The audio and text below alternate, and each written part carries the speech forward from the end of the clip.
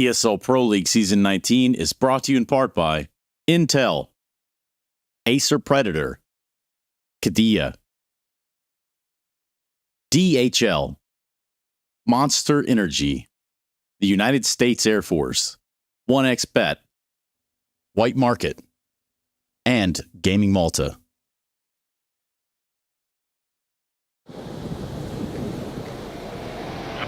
Hey, Chad.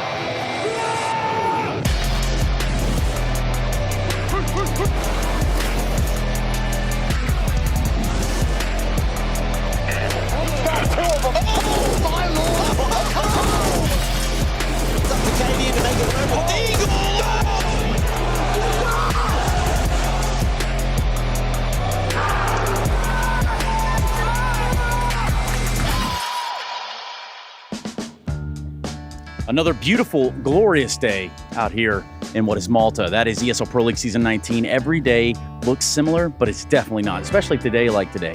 You know why? See these teams? These are playoff-bound teams, and they've got a whole mission today. That is to just win their game, survive in a death bracket.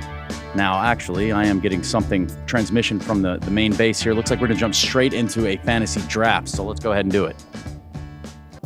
Welcome to the ESL Pro League inaugural fantasy draft for season 19. We're all gathered here today to celebrate everyone's favorite first-person shooter being played at the highest of levels. Today, we are going to be drafting 10 teams, and we have assembled some of Counter-Strike's biggest and smallest minds to be drafting their teams today. As the commissioner of this league, I would like to present to everybody playing at home and in the studio today the coveted trophies that we will be taking home as the winners of today's tournament. Well, it's going to be running all week tournament for the draft. Now, we do have the small plate for the third place. These are the highly coveted Monte plates. You guys may remember them for the bowling tournament once upon a time. The slightly bigger black plate. And of course, Alex's favorite. Yes, this is Sir Gerald of Gozo. Sir Gerald of Gozo Yes. is the first and grand prize that will... Metallic. Beautiful. Okay, so just a few rules to get out of the way for everybody before we kick it off today. There's no budget. Right. Each player may only be picked once, right? There's no multiple ZywOos in this draft, and it's a snake draft. So to do that, we need to kick it off with the order of picks. So without further ado, Mr. Richardson, my clerk, could you please have the first draft of season 19? With pleasure, Chad. It's Sponge. Okay, well, look. Come on, man. I promise.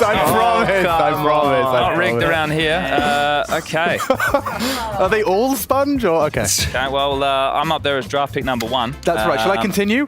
Well, let me go and make my pick. Oh yeah, please do. If you can get my face up on the whiteboard, that'd be great. Thank you, Alex. Look at this guy, man. The first pick, the ESL Pro League Season 19 draft for Team Sponge is Monte. Oh, Powerful. Not bad. it's a strong pick. All right, let's get draft pick number 2, Mr. Richardson. Absolutely, Birchall. Let's see what we've got here. I'm going to go.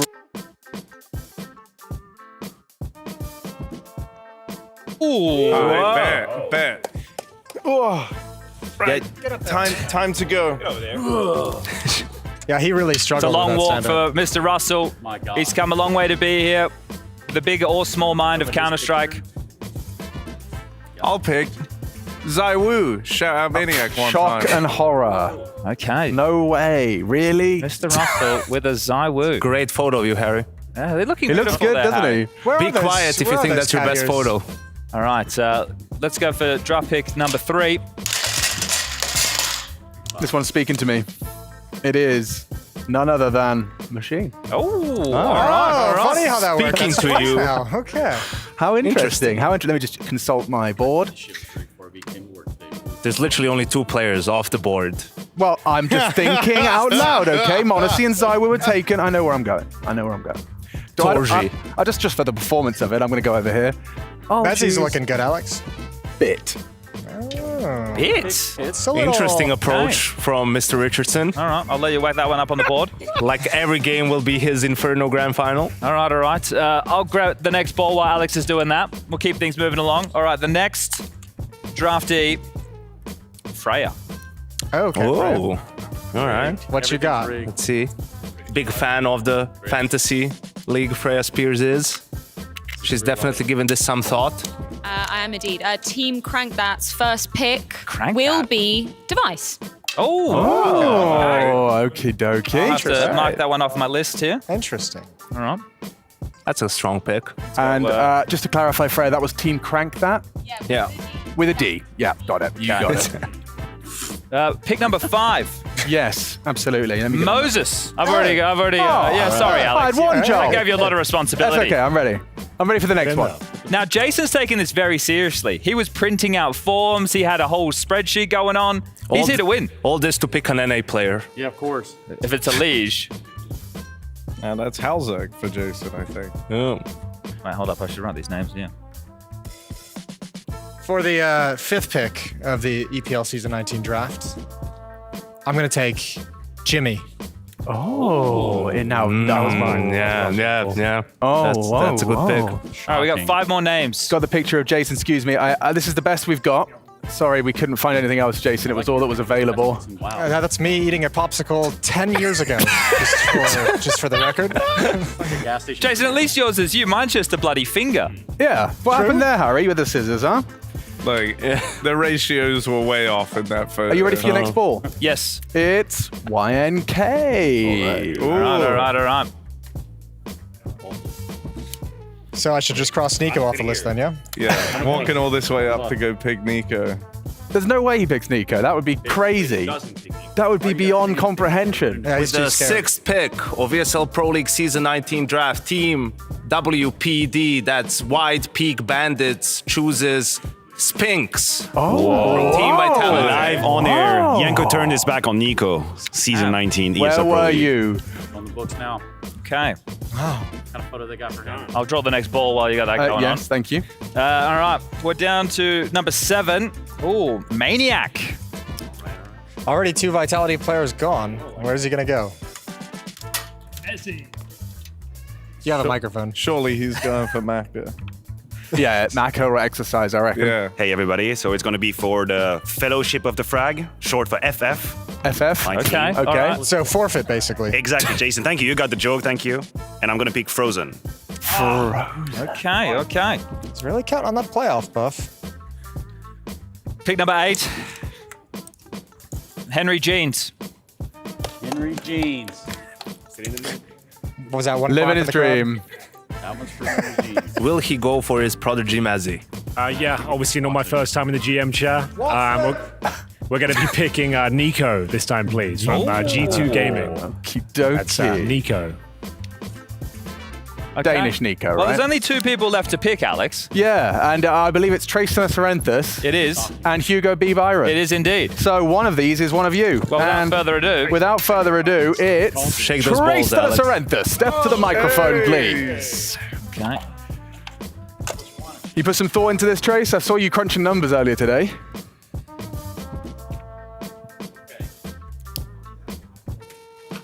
You cool? Yeah, I almost lost it all right there. I just want to apologize to the sponsors. This is going to be a tough pick, but with, I think, the 9th round of the draft, I'm going to go out of the box, and the Shakas are going to be picking Kerrigan. Carrigan. Oh, he's already given up. Why has he gone into What the that? hell? Surprised he's You not. know the team doesn't actually play Well- together. You don't need an in-game leader. Hugo, come and fix this mess. Can we check the ball? Can we check my name's actually in there? But Yeah, I will, sure, I man, will stand yeah. up out of liberty. I'll prove it to you. There you Integrity's go. sake. You see, Hugo B. Byron. You can take a look yourself, mate. All right. You do get 2 You picks. do get 2 picks. Is he prepared for 2 picks? 2 picks. I had a little think. All of my picks are gone, obviously. I'm going to go for the difficult side of the bracket, and my first pick will be from FaZe Clan, Brokey. Roki, good choice. That's a good choice. Second pick, are you ready for this one? Please. Another out-of-the-box, high-rated player, underrated player, Astralis, Stare. Okay. Ooh. All right. Okay, Stairs off the solid. board. All right. Well, whack those in, Alex. Trace, you can do this from over there, mate. Who's your next draft pick? You know, I've already got a pretty heavy hand in the first round, and therefore I'm going to What go is with... that picture? Holy shit. Sorry. picture is it? It's a real image. That's aggressive and scary. It's not been tampered Trace, with. we're going to have to Gonna push show you for a Dirty pick Naff. here. Nasty Naff. Okay. Ooh. And then we're going to go Henry G. I'm going to mix things up here. A bit of a curveball. We're going Hunter. Okay. Yeah. All his quality in the playoffs. Cousin. Matthew. We're going to go for Stone. Okay, I like that. Down. Okay. Yanko That's what we're at. Paunovic up next. We're gonna go with the magician, Russell Twists Van Dalken. That's not bad. Oh, that's bad at all. Wait, it doesn't have 2. We'll fix it in post. You've done well. Jason. Popsicle Fiend. Well, you know what I'm doing. My boy Elige. Coming home. Yep. Freya. Tumalta. Team Crank That. Device and. Have we already had Rops? No? Can I have Rops? I think so. I think you Lovely. can. Alex, you didn't put your Great. pick on the board. Oh, I wiped it out. Not because I'm ashamed or anything. I was just moving the Ghiblies around. Okay. Yeah. Yep, Who yep. did I pick? That's a great question. I got no. it. I got it. I obviously know who I picked. Don't worry, guys. It was Bit from Navi. I remember that. Who's your second pick? Great question. Wonderful. No, I'm going JL. Okay. Mr. Russell. Put me down for Brolin. A Brolan. Not a bad pick. Yeah, I think that's a pretty good one. On that side of the bracket, it makes a lot of sense. Yeah. I'll take a Yabby, please, Alex. You won Yabby, sir. There we are. And then I get to go again. Yep. Who would it Let's go outside the. Let's go with Flit. be? Ooh. That's a good pick. That is a good pick. Harry. Put me down for Exertion. He's got the casting buff. Oh, that's true. Yeah. Why didn't I pick him first? I know, right? You kind of fucked up. Yeah. Fine. Alex. Again. Oh, how exciting. I'm going to go for Wonderful. I wonder how Navi bottom of the fan. barrel we get here towards the end. Freya. Just a Navi fan. I go for a rain. You can. You That can. didn't sound confident. I didn't like No. the That tone was- there. That's- We've got Jason. Oh, we have Jason. Yes. I'll take a flames. Oh. Oh, Okay. okay. So it's a mouse complexity vitality hybrid. You like that? Not Yanko. bad. I'm going to go with Torji. Okay. Everyone's sweeping into the mouse players now they've looked at the bracket. Matthew. Microphone for me somewhere. I'm gonna go with James. Okay. All right. Henry G. Don't pick Put me down Hooksy. for Shuey, please, boys. Okay. Even with the food I don't poisoning. know how to spell his name. Even with the food poison. Didn't know that, but even with that, we're going with it. We're locking it in. Trace? Shuey. The Shakas are going to select electronic. Good pick. All right. Byron with 2. wait. I get 2, do I? Yes, sir. Okay, my first will be the GOAT of CS2. That is indeed Norbert of VP fame. Actually strong. And in GOAT of esports, the best esports player ever to touch any game. And then second, I'm going to be doubling down and going for Flit. Flit's already been picked. Flit's gone. took it. Sorry, How's first that mistake. Sorry, who picked Flit? Me. Chad. Okay, I missed that one. Okay, well, I've not been stumped, and so I will be going for, hopefully, okay, I see he's on the board already. Going for a strong pick. You know him. You love him. Fuck me. It's going Kimbo's out to there. be Fame. Fame. Okay.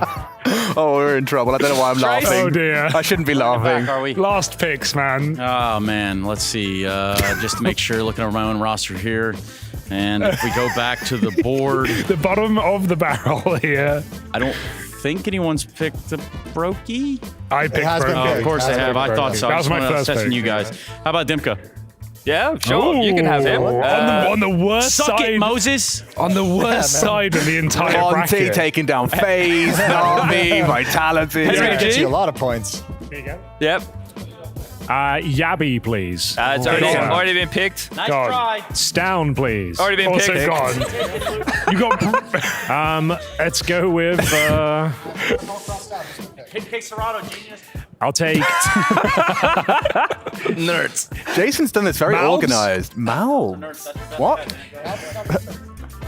That would be great. I'll go with Imma, please. Imma. Jason's got the actual stats. He's got the ratings Alex's printed. Navi team rule. Henry sniped my roster. Matthew. Out of left field, I'm gonna go for Senzu. Okay. Well, yeah, all right. Sure. That was close because my pick is going to be Blitz. Yeah, Ooh. solid. Okay. Jason. I been would, thinking about I it. would like to take, Grin. with my pick of the draft at this point, Crimbo from Big. Ooh. Okay. Well, first rounded now. What are of you course. giggling about? They're going to beat G2. Freya. You're gonna get destroyed. I'll go for a Cadian. You can Cabian. have a Cadian. Cadian. Yeah. If you really want, yeah. Canadian. I don't know whether I want. Alex, late back now. to you. Great. I've been thinking about it, and I'm going to take Don't like how I've done this. Grimothy. Has he been taken? No, Grim's fine. Grimothy. You can have a Grim. He should be fine by Thursday. Yeah. He was playing out of his mind when he had the the Wibbles. bucket next to him. Yeah. Yeah. Harry, we're over to you. Techno 4K. Okay. Would you like me to include the 4K on the Yes, board? please. Yes. That's his proper name. Understood. Throw that out there. So you're not cool with me calling Norbert Norb either? No. No. Well, we'll have to figure. Yeah, look, we'll get Alex working on that. I'm going to go with Inns. All done. It's another good one. choice. That is a good choice. Okay, and I guess this is my final pick. So, Yep. Please. Obviously, it's probably between Liaz and. yeah, obviously. Oh, what about Yeah, Alistair. Yeah. Okay. Hanley, I'll write it down for you. No, that's all right. You can keep that for a second. Okay. Just one moment, if you please. Take your time. No rush.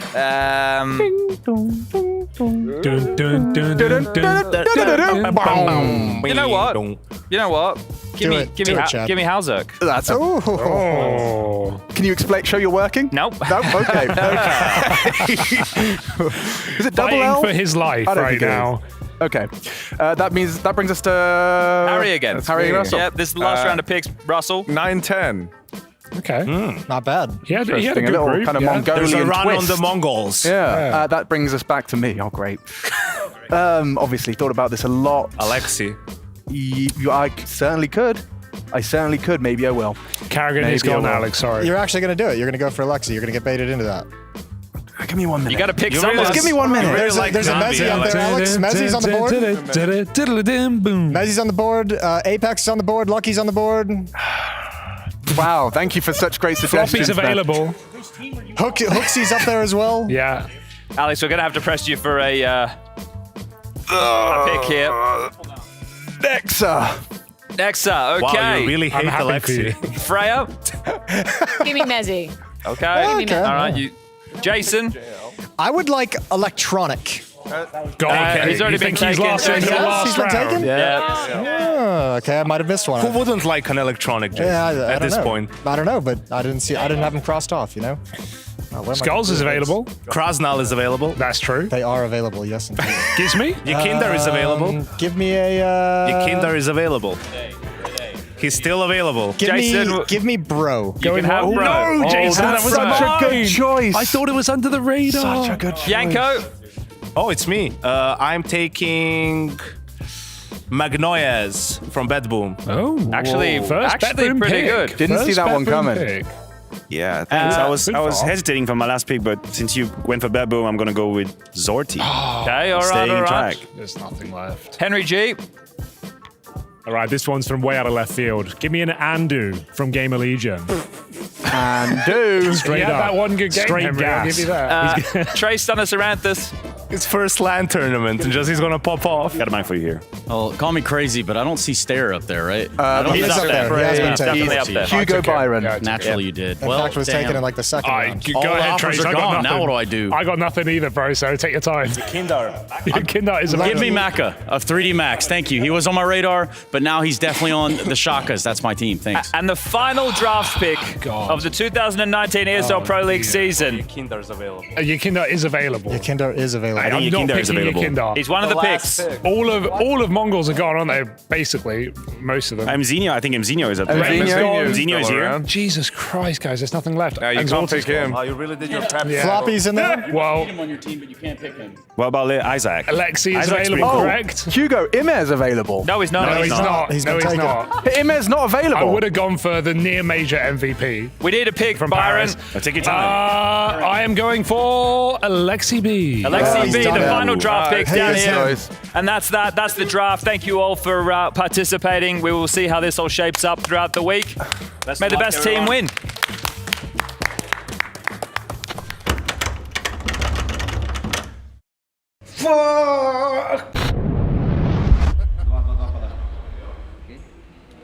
All good, bro. Chill out. Yes, welcome back to the 1xBet Power Rankings. We've done this each week for the group stage, and obviously now it's going to be a lot of fun. It's the playoffs, so I'm joined by three. Is the fun mandatory? It's not mandatory, but we would enjoy it. We'll if we have could it have anyway, Chad. We have to have fun. I just received some bad news before we started this segment, so I'm slightly pissed off. No, okay, you're Chad, it's fine. gonna We're be gonna fine. figure it out. We're gonna figure it out. It's okay. Whoever Wormy is, I'm going to find you. You're gonna find you in I'm the gonna world. find you, and I'm going to come. Don't well, encourage let's that start by behavior. finding the 16th best team At the very bottom. in the playoffs. Let's start at the bottom. Work our way to Okay. the top. I would not like to put FlyQuest 16th. I would like to offer up Monte or Ooh. 3D Max Yeah. or Okay. BetBoom It breaks my heart. or Gamer Legion. Oh, No, Game of Legion, that might be a little. Yeah, but they're dead if Isaac's joining NIB. Yeah, that's okay. Yeah. I had 3D Max and it breaks my heart. I like the boys, but 3D Max? I He said did it. have 3D He Max. said mean, it. They had a nice run in the group stage. We're gonna put him there. Yeah, Do him dirty like that. I All right. mean, That's they know Maniac. I'm an honest man. That's Maniac. Let's move on up to the top. Number one. Oh. We're going to bring you all around. It's going to be crazy. Okay. Is the food poisoning enough to move Miles away from number 1? Because I had Miles, and I would still be inclined to put him here as well. For me, it would be Miles then Astralis. Yeah, I agree with that. I would put Mouse as well. Okay, Mouse is Mouse. number 1. This is their environment. They're the defending champs. Let's not forget that. That's true. And it's not an arena. It's just a nice little stage. Not really relevant for a power ranking, but hey, an argument here we is go. an argument. Yeah. Is there any pushback on Astralis Yeah, at 2? I wouldn't have Astralis there. Okay, where would you have Astralis? I would have Astralis, at least in my list, I have him at 4th. Okay. Where they are So right you now. have the Vitality up there, I And assume, in FaZe. FaZe. I have FaZe at 2 and Vitality at 3 in my little list that I took the time to Yanko, pick. how are we feeling on that? You were pretty gung. You were okay with the Astralis number 2. I am, because they are like the hot team in CS right now, and Vitality wasn't in Chengdu, and they had an easy group. Like they didn't really have opposition, so that's the problem. How do you rate Vitality because of their opposition? Sure. Yeah, it was dominant, but against who, right?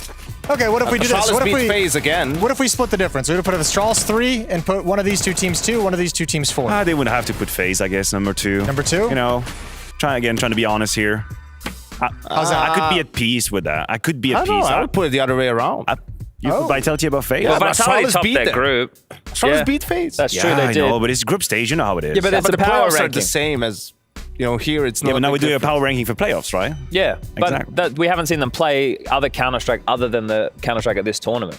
So I can only really go off recent If history. you talk about power rankings, FaZe was in what, 4th place in their group? they or came or third. third? Yeah. Yeah, put them on number 4.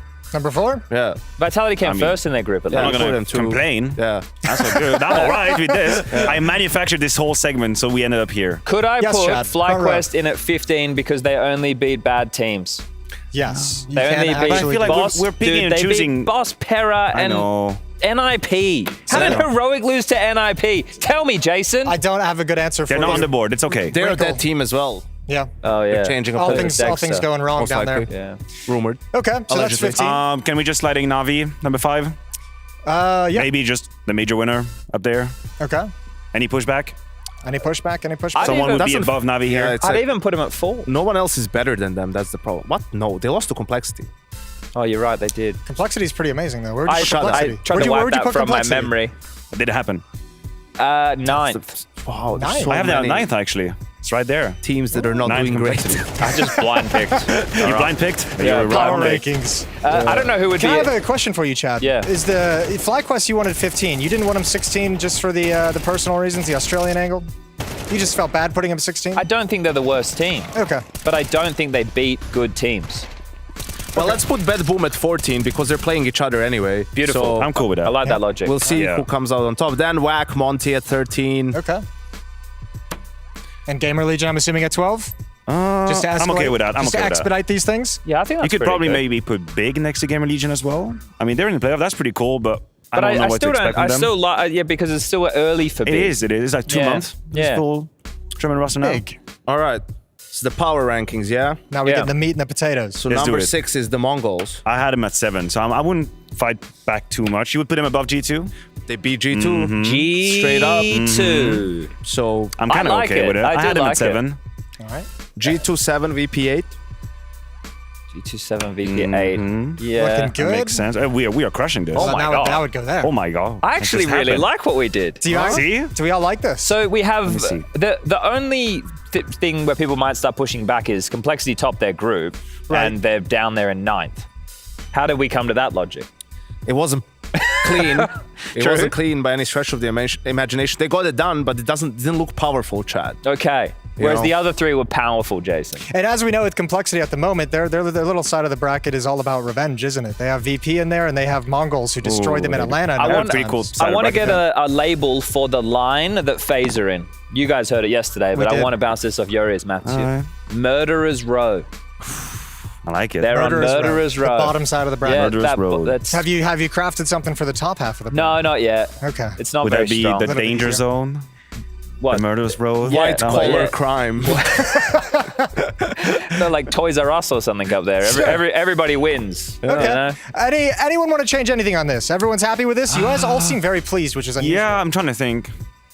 I mean, no, I didn't even put up a fight for 3D Max. I'm not going to try and say minor now. It's too late. Cool. Well, that is the. Wait, that's it? That's it. That's it. You guys nailed it. Are we all good? Yeah. We can be efficient when we have to. All right. I'm happy if you're happy, Jason. Are you happy, Jason?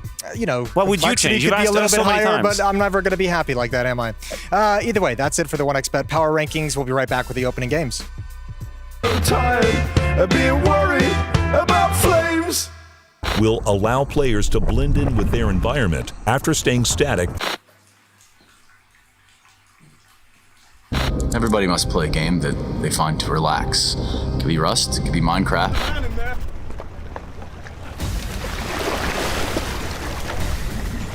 And now, moving on to the monitors. You guys ready for me now? Let's go, guys. Shit, man. I thought you were gonna save. Yo, Good job. Rookie, wake up now. Hey, chill. One eco and we win, okay? What do you mean, Nico? Just run around. What the hell you mean there's another map? Hey, what's going on there? Fuck it, bro. Let's go.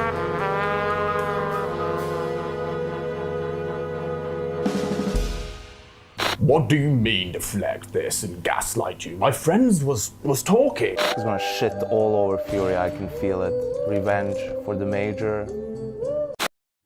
And All the right, show so- continues here, of course, ESL Pro League Season 19. These are the playoffs, and our pre-show is on the way. I've been tasked with a very important challenge here to catch you guys up on stats, facts, numbers, as we see the images of the players getting settled. We are starting the playoffs round of 16. We see here the images, a little bit of G2. We see Bacon here as well, Surson on the camera, and the pre-show is live. I have this beautiful LED behind me, and we are gonna do stats check. I also have a bunch of fun people on the sofa. You guys are cool over here? Mics are cool. Nice, there we go.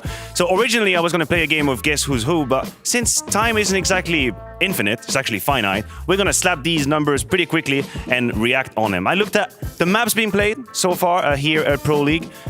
What is the situation with Vertigo, guys? Vertigo, most played map, 18.8%. Anybody saw that coming?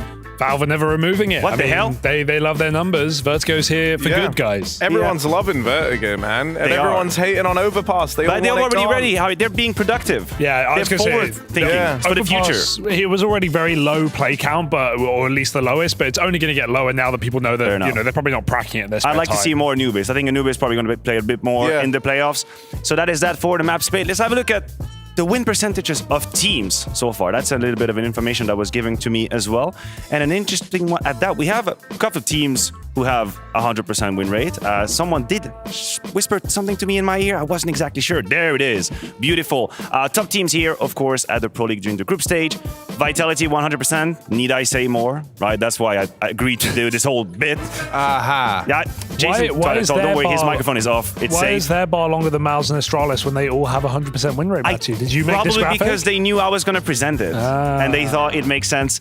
We have here 6 maps played, 6 maps. Well, that's I also don't the see case for G2 on this Astralis. graphic. Yeah, Yanko, G2 would probably be somewhere down there, right with my foot. That would probably be In here. the basement. Probably, yes, indeed. What do we have? Astralis as well, just absolutely running amok, 100% win rate. So, question for the couch. Vitality, Miles, Astralis, 100% win rate so far. Who loses the streak during the playoffs? Who loses the map first?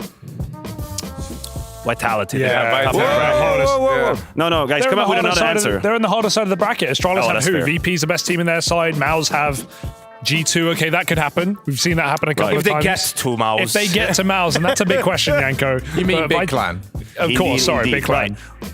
We've 3D done Max. teams now. We're going to do players. Let's do a quick temperature check on the leaderboards of this Pro League. I wonder who will be on top. Yeah, listen, spoiler alert, there's going to be a name up in here a whole lot. Also, these are only players that are still in the playoffs. So in some of these boards, you will be maybe missing players like Kisarado, for example. I think Malbs was number not 1. in the playoffs. So best rated player still in contention for the Pro League as well. Zaiwu 1.72. The group stage merchant. It's done again. Jimmy plays very well in the studio as well, Matthew, doesn't he? He loves multi-studios. It's going to get better. It's going to even get better for Jimmy.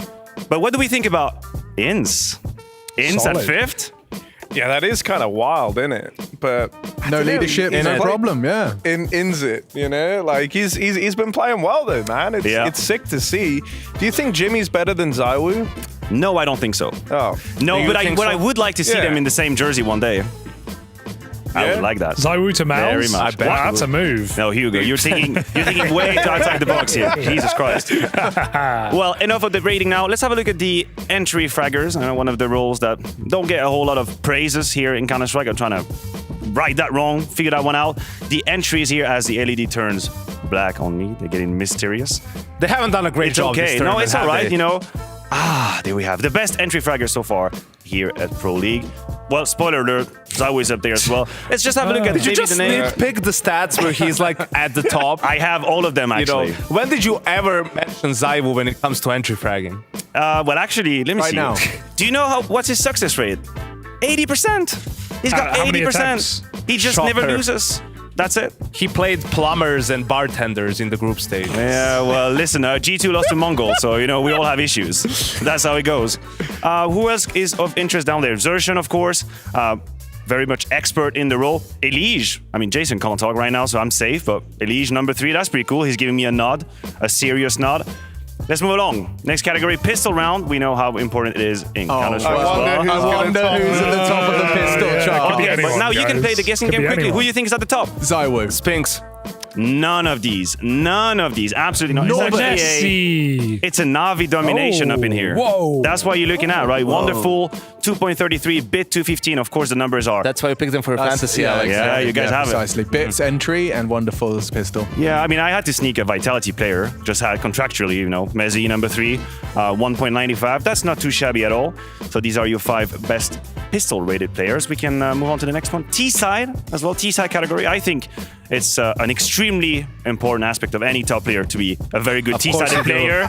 I just think it's amazing to be a good T-sided player. It's got really takes you to the excellence of Counter-Strike. Zywoo, 1.83. I wonder how his CT side is looking like. Do we have that question. maybe? After beating Sharks, it's gonna come. It's gonna come. The CT side is gonna come, and the name is gonna be the same. Who else is interested? Well, Brolin actually.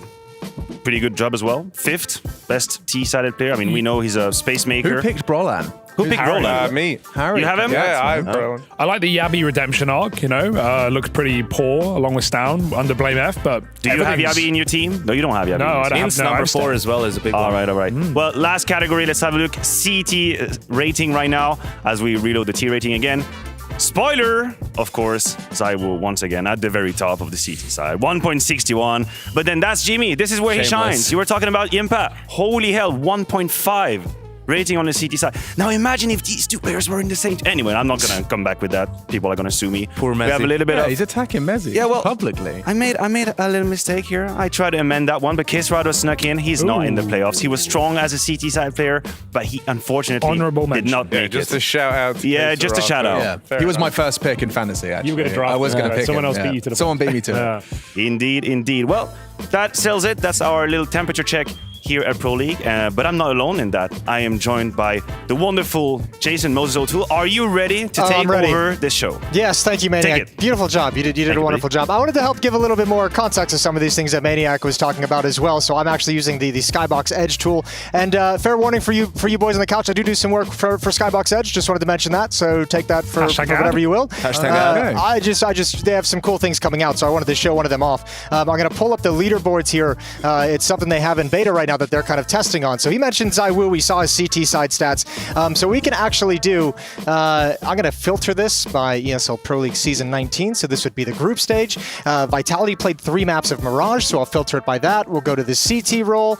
We're going to punch in Zywoo right here. So we have him pinned at the top. And as you can see in this can filter by role that they play on bomb sites. Zywoo is a mid player.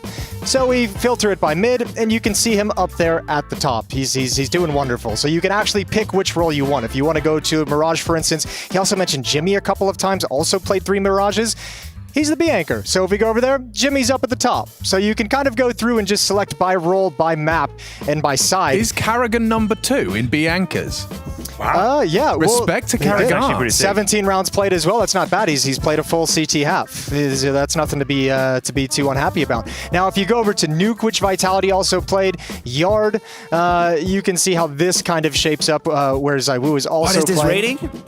You see that? 223? 23. Holy hell. And you can also filter it by opponent teams. So for instance, Matthew, as you didn't mention up there, maybe the one detail that might have just slipped your mind, Vitality only played one team in the top 20 throughout the group That's stage. not an information that I thought was relevant for the conversation. So you can actually filter it by top 10 as well. And these are the players who did well against the top 10 teams. He has no rating Yeah, all of a sudden. He had to have opponents. Yeah. Didn't have opponents. It's true. He did not have a single top 10 opponent in the group stage. Now, one thing, you also had K-Serrato up there, so I'm gonna whack that up there as well. Because one thing you can also look at is something like K-Serrato will take the top 10 filter off. On Nuke, he plays a door. And he's going to be ranked 4th at the moment. So that's kind of where he falls on the CT side of Nuke. But the fun thing is, if you go over to the 2D replayer, you can actually... Oh, that's not what I wanted to do. That's not it. That's all right. There we go. It's okay. You're back on full vision. We got it. Everything is safe. All right. So if we go to put in a Furia here, whack them up there. We want to go to Nuke. Let's just go the last, 7 days when they played Nuke. And you can kind of actually highlight and zone in on exactly where K-Serrato is playing. So we can also filter this by buy type. Let's do full buys against full buys, and you can see like how K-Serrato actually plays towards Squeaky Door in some of these rounds when you see him moving there as well. So you can scan through. Let me do this actually. I didn't actually filter it for CT side. That was a bit of a mistake on my part, but here we go. So K-Serrato is going to come in towards door, and you can see he also kind of flirts with outside a little bit. So you can see who's playing well in these roles and what kind of attention they're playing and how they react to certain situations. So it really does a good job of allowing you to kind of focus on certain positions, certain players, certain roles, who's playing well, and get a quick deep dive into exactly how they want to play the situation. Are there any roles on maps that you guys would like to take a look at? Yeah, I'd like to see Zyvo at majors versus top 10 teams. Okay, well, now he's given me a little bit of a challenge here. Well, I was thinking like Maniac is going to jump in and say, "Oh, we're out of time for this segment. It's going to have to be for a different time." It's all right, the majors. Nico, that never really happened. The joke is it's going to be a blank again. He's going to have no ratings. Let's do all maps. The best team Zywu has ever beaten in major playoffs was Cloud9 at Copenhagen. That's the best team ever at major playoffs. There you go, Yanko. These are all the players against top 10 teams at the Copenhagen Major of 2024. Both sides, all maps, all positions. That's 114, right? That is 114, yes, indeed. Compared to 172 here at ESL Pro League. So he's having quite a tournament, isn't he? Yeah, he's playing so great here in this environment. Anything, Alex? Alex, I know you've been doing some research in some positions that you like to play. Anything you've got in mind? Well, I'd like you to be able to tell me whose demos I should watch for A Anchor on Anubis. Who should I be researching? Who should I be? Okay, CT side, A Anchor on Anubis against top 10 teams. You've got Bit, you've got Nexa, you've got Siren as the top 3 players against top 10 opposition. Bit is not a bad shout. In the last 3 months. Respect to Bit. Okay, I'll check him out. I've already watched his Inferno performance. I watch that demo every day. Harry, Hugo, we got about 15 seconds. You want to look anything up? Go on, Hugo. 15 more seconds. I think... Yeah, no, after you, Harry, I think. Ins on Ancient. Oh, wait, I was going to ask about Overpass, but it's getting removed, so I don't care about it. Okay, well, I think that's... that was it. That's about the 15 seconds. Cut us off. That was the bit I was going for. Indecisive. That was good. That's fine. Great segment. Shout out Skybox. And now, moving on to the monitors. You guys ready for me now? We are back with another session, another quiz of post-veto clarity. Have you guys ever played this before? No, I saw it. Okay, so you kind of know what's going on. Do you have an idea? Basically, I'm going to ask you a question. You're going to hit the buzzer when you know it. And if you don't know it, your opponent gets a chance to take it. Now, these questions will be about yourself in this matchup. And if done right, guess what you can get, Taz? An ejaculation of information. That's right. Thank you very much. Let's go ahead and jump into what will be our first question. What is your opponent's permanent van? Mirage. Is that right, Taz? Hey, we didn't ban it. Okay, one for the big side. Let's go with who is the highest rated player on your opponent's team? Monese? Yeah, it's checking out. So far, the numbers are there. Taz, you with us? Or you test it, make sure it works? Just make sure it works. Let's see if it works. Okay, it works. You're doing good. Okay. What team did your opponent play against prior to this match? Matey? Yeah. That was easy. We played against them quite a bit. Yeah, it was 50-50. You played half of your games against them. Yeah, true. Yeah, I mean, I guess you're not wrong. Let me just flip my little handy-dandy paper over here. What do you receive for winning this best of 3 in the playoffs? What is our seed? No, what do you receive if you win this game? Top now, 8. Top 12? Yeah, you're both wrong and right at the same time. Imagine that. Good job, guys. You did great here, Gabi. What are you thinking about? What's on your mind? No, I thought we are in the round of 16. 12, 16, somewhere around there. Yeah, it's all good, man. Yeah, it's all fine. Good. It's all good. It's fun. Yeah, but what was the right answer then? Yeah, well, I mean, that was the right answer. You got it. So it's like 4-0. Taz is on 0. It happens like that. It's not a big deal, man. I thought that we are friends. I was going to ask this question, but it might be too soon, so I'll just move swiftly past it. What player on your opponent's team has the most accomplishments? I would say Nico. Okay, you want to give it a shot? Thank you for playing properly. Yeah, I would say Tapson. Damn, that's a close one, but Nico definitely wins there. Taz, you're in the hole right now. You wanna get yourself a point on the board? I hope so. Say something mean about your opponent's team. You have beautiful long hair. Oh, that's pretty mean. That's abrasive. All right, you wanna try it? You soon join this club. Yeah, that's true. That's true. All right, we'll round it out with something nice. I mean, obviously Gabi has won this one, but say something nice about your opponent. How about that? You guys have known each other for about 500 years now. I think you guys had good balls to not ban rush. Ooh. I like the attitude. Yeah, confidence. I think you guys have a good dust too. Perfect. Yes, it's coming soon. And I know you're excited about that. And I remember from Ian in Dubai. We 2008, twice, 2008 we played. We lost first time, and you know what I did? I picked it again. Because that's what you do. That's a Taz maneuver. We took second place. You guys place, shake and I'm hands. proud Look, of it. say anything nice you want to say to each other. All that. Of course. Good luck, Have brother. a good game, man. Yeah, let's do it. That's post-veto clarity. Whether you got your information or not, well, that's to be determined. Nice.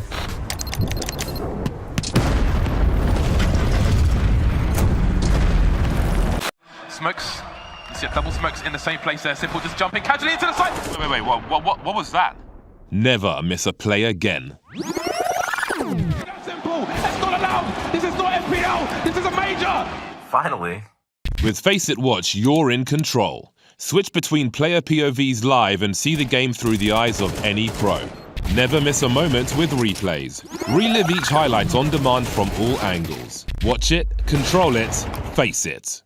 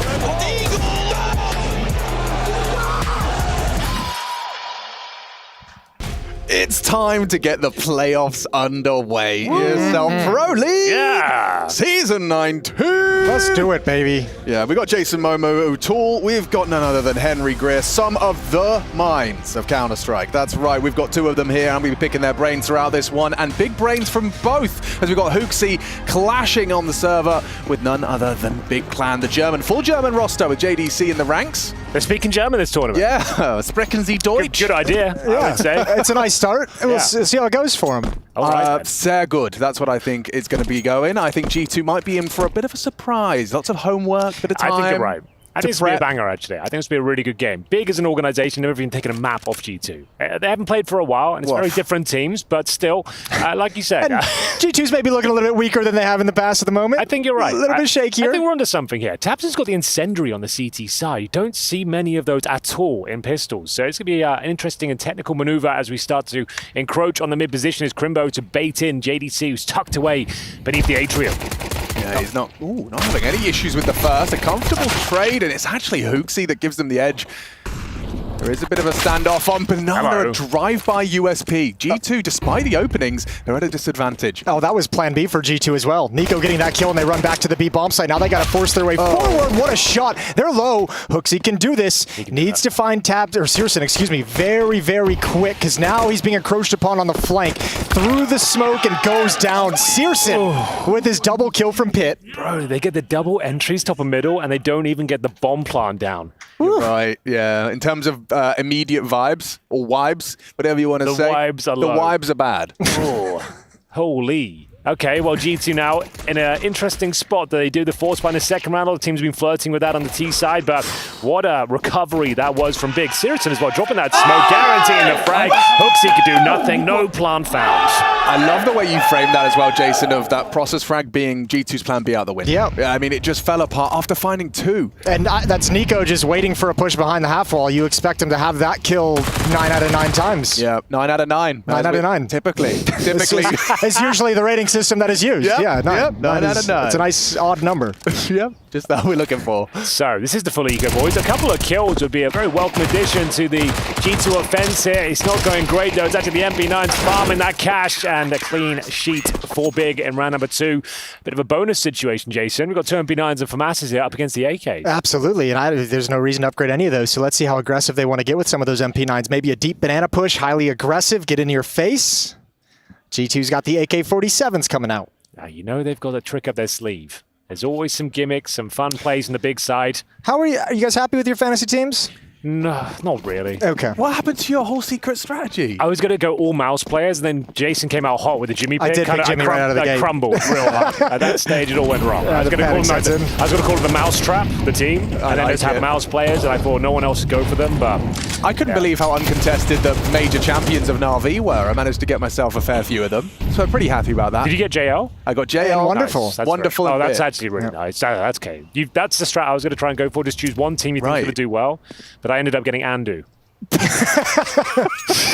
My strategy really fell apart. He's straight gas, bro. Yeah, he is. And he actually got a 1.20 rating in the group stages, so you never know. You never know. What a shouting going on over there. There's the B-Stream is playing here for the first time as well inside the studio. Side by side. Yeah, all up on the stage. Okay, Bet Boom Fly Quest could be a good game as well, but be sure to check that out. We got 2 screens, 2 eyes. You can watch both games. And for now, a 4-on-4. Not much territory taken on the map whatsoever from G2. They've got 3 smokes remaining, however. Monte investigating the banana, and we've got 2 players making their way towards the end of the apartments. A bit of a contact play here, Jason. I think this is cool because I think they realize there's so much mid pressure and pressure to hold mid from the CT side. They're like, all right, let's go at holes. Like they're still at crossfire set up at 35 seconds. No noise being made. Monte's going to lurk this because there's no contact at the A bomb site. Damn, and G2 have a great read. This might be done already. Touching. Yeah, he's in trouble. Monte's in a lot of trouble. Wow, sis, and that is a ballsy maneuver, and it's found them the advantage. Now, it is conceding the A site. A bit of a role reversal now. Retake is on, and they're all so close. Surely this is a very hard one to defend. No utility, though, Al. They're going to have to just hold this off with straight-up headshots here. Hunter can't deliver his. He does 99 damage to Crimbo. 4 versus 2. We've got Nico alive and well. Not the cleanest spray, but next will join him and find the second and the third is going very well now. Great recovery from G2. They find an open bomb site. It gets a little bit dicey of Monte going down in middle, but they hold strong and land the shots that really count. Yeah, that's why you pick Nexa, folks. Pay attention. True. Yep, that's the one I got right Nico there. as well. Straight gas. That's a couple of kills for him. We'll take that all day long. This was the moment I thought it was all done for, though. Okay. It's a really good clear from Big, right? You have the B push coming in, and you're just like, well, you guys can have the bomb site. We'll take everything else, and we'll go for this retake. But you can see how hard it is to retake Inferno, even in man advantage situations. But that was the bonus rounds. We do have the Cirrus and AWP coming out. The rifles are intact. Couple of MP9s absolutely fine on Inferno. Famous LAN player Searson with the He has looked pretty good this one. I know. I'll give him that. I'm in. I think I've memed my appreciation for Searson into existence over the years. Let's go. I've always admired his rather stylish approach to the game. Tabson's managed to find Hooksy. This is going to be a brawl. This entire map, this is going to be a recurring theme. Hooksy and Banana. Yeah, especially Hooksy and Banana on CT's side. Yeah. He loves to push down there. So yeah, this is going to be a bone of contention for both teams as we enter a 5-on-4 advantage for Big this time. Tabson scoops one up, giving the M4. And at this stage, it's a recovery once again for G2. Nico down to 50 points of health. They still have a couple of smokes. They want to be deployed towards Library. Takes away a lot of vision there. It's a very efficient smoke. Covers the corner, the Library, you have to jump across. And The fact that he can get info like that, though, true. Bit flawed, because JDC's calling that smoke as a non-issue. Look at that smoke as well. That's a big boy. Yeah, which allows Tabson to stay pinned at the B bomb site. He'd shifted back to CT spawn, but he's already back deep in the B site. So G2 going to go for a set piece. 2 Molotovs. They got one for each of the back corners if they want to use them. They put Nico in first. They were happy to do a contact play out of abs. They might go for a similar approach here. One smoke in, flash over. Are we going for the full commitment now? Everyone's here. No lurks whatsoever. Took a lot of time getting this, so third defender is here. JDC ready to come through the smoke. No more flashes. It has to be guns. Tabson spotted out. He's in trouble now. Nico Hunter looking for him, gunning for him. Push through the smoke. SMGs find it. They're so low. Still at the back of the site, and they are bleeding out. Big frag from Nexa, but he can't get past Crimbo. A big round. Captain is loving that. Off Tabson gates. stepping up. He got that opening frag, and they set up an absolute fortress in the B bomb side as well. There was no utility on the CD side. You see, there was no smoke. G2 had some open runways getting towards the B bomb side, but 3 players there. JDC with a brave play as well. As long as he gets one and causes chaos, he discombobulates the offense, and the smokes go down. Crimbo mops him up. Very clean round, and you'd have to assume it's the eco now from G2. That's Big with a weak buy, standing tall up against the Deagles, and not much Kevlar, Jason. This is actually a full eco pretty much. Yeah, they need everything they can get moving forward into the next round. And you guys are talking about the aggression on the CT side of B. I want to see how G2 is going to be taking Banana from the T side, because that little jump through a smoke into a Molotov, that's not going to be fun. You don't like doing that for a whole half. Part of the reason why I think teams have not really enjoyed Inferno of late. Okay, Nico's Deagle is present. Process feels its wrath. Grants himself a little bit of piece of utility as well. One smoke grenade might be able to facilitate something, but just peeking into an AWP is not going to end well. I don't mind that push from Process either. That's like kind of just sending the message, I'm going to be willing to do this. You're in a 5-on-3, you know it's a low buy, takes a risk. It doesn't work out, but you've given them the idea that he is going to challenge you at the base of Banana. Hunter tasked with bomb retrieval. Nico tasked with hitting a 1D. Nah. Batman. I did kind of improvise that, didn't I? Yeah. Well, if they get past Tabson, there's... Sorry, I'm sorry about that. I apologize for the things that I've done. Shouldn't have even started that conversation. I really didn't mean for that to happen that way. But if they had, their bomb plant might have been on the menu. Instead, though, Nico finds himself with no armor, a Deagle and MP9, and 30 seconds to try and make this costly. Not really much he can do here, I'm afraid. Best case scenario, gets killed the MP9 and farms a bit of extra cash. Got to go with the Deagle instead. 20 seconds, needs to die here, doesn't get the one bang, and it will be JDC to mop him up. That's going to be 4 on the board here for Big. Bear in mind, this never taken a map off G2 as an organization, and it's a great start. That's flying a 6 start. stat. Henry, I just want to say, I admire that. It That's a 10 from me. 10s across the board. Who are those guys? Yeah, guys. 10s. 10s across the board. They like the stat. Bruno Tognoli. Yeah. 7. 10.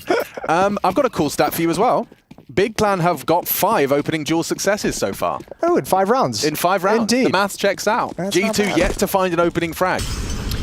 Sirison hits the thigh of Hooks. He nullifies his efforts as Nico bravely pushes through the initial smoke.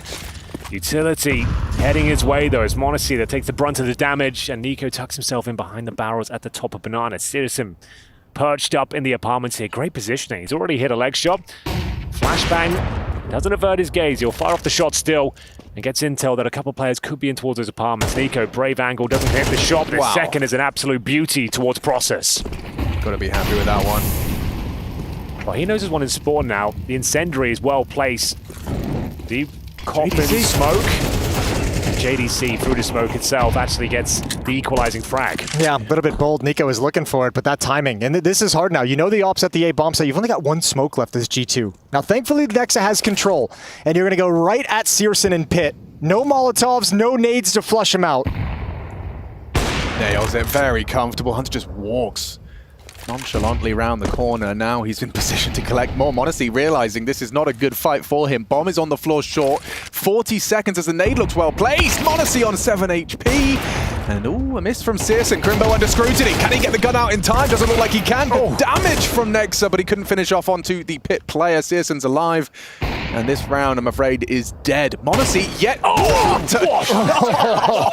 damn! That's his first frag, but it was a stylish one. Bloody hell. I even had the read on JDC's peek from Library. There's a universe. He gets 2 quick taps there, but Big's defense looking solid. They didn't recover the AWP, so that is a kind of notable frag, I suppose, in the economy game, but nowhere near the round. It will be G2 giving another one up. Great round from Searson overall. Solid as ever from Crimbo. JDC to close things out on Monte after he hit an absolute showstopper. In towards that Pit position now. Tactical timeout used. G2, only round they've picked up is against the bonus so far. His MP9s and the FAMASs. Everything else been pretty convincing for Big. 5-1.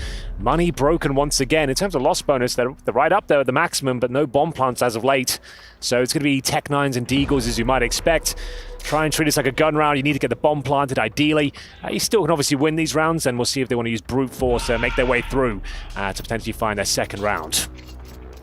A lot of teams favor the apartments pop here, Jake. You come out, yeah, they do. You come into this timeout, I think, in the next gun round, I think you continue moving forward with Nico and his AK-47, playing Banana at his pace and how he wants to do it and how he wants to take control of it, because we know he's a monster there. So if you're G2, I think you got to be a little bit patient in Banana if there's going to be that deep early utility, and give Nico whatever he needs to get control of this part of the map, because that's the opening kill you have. Nico into the B bomb site. Hooksy, he's been having a tough time on Banana. They've had his number. Flashes, pushes, clears, and Process has found him this time.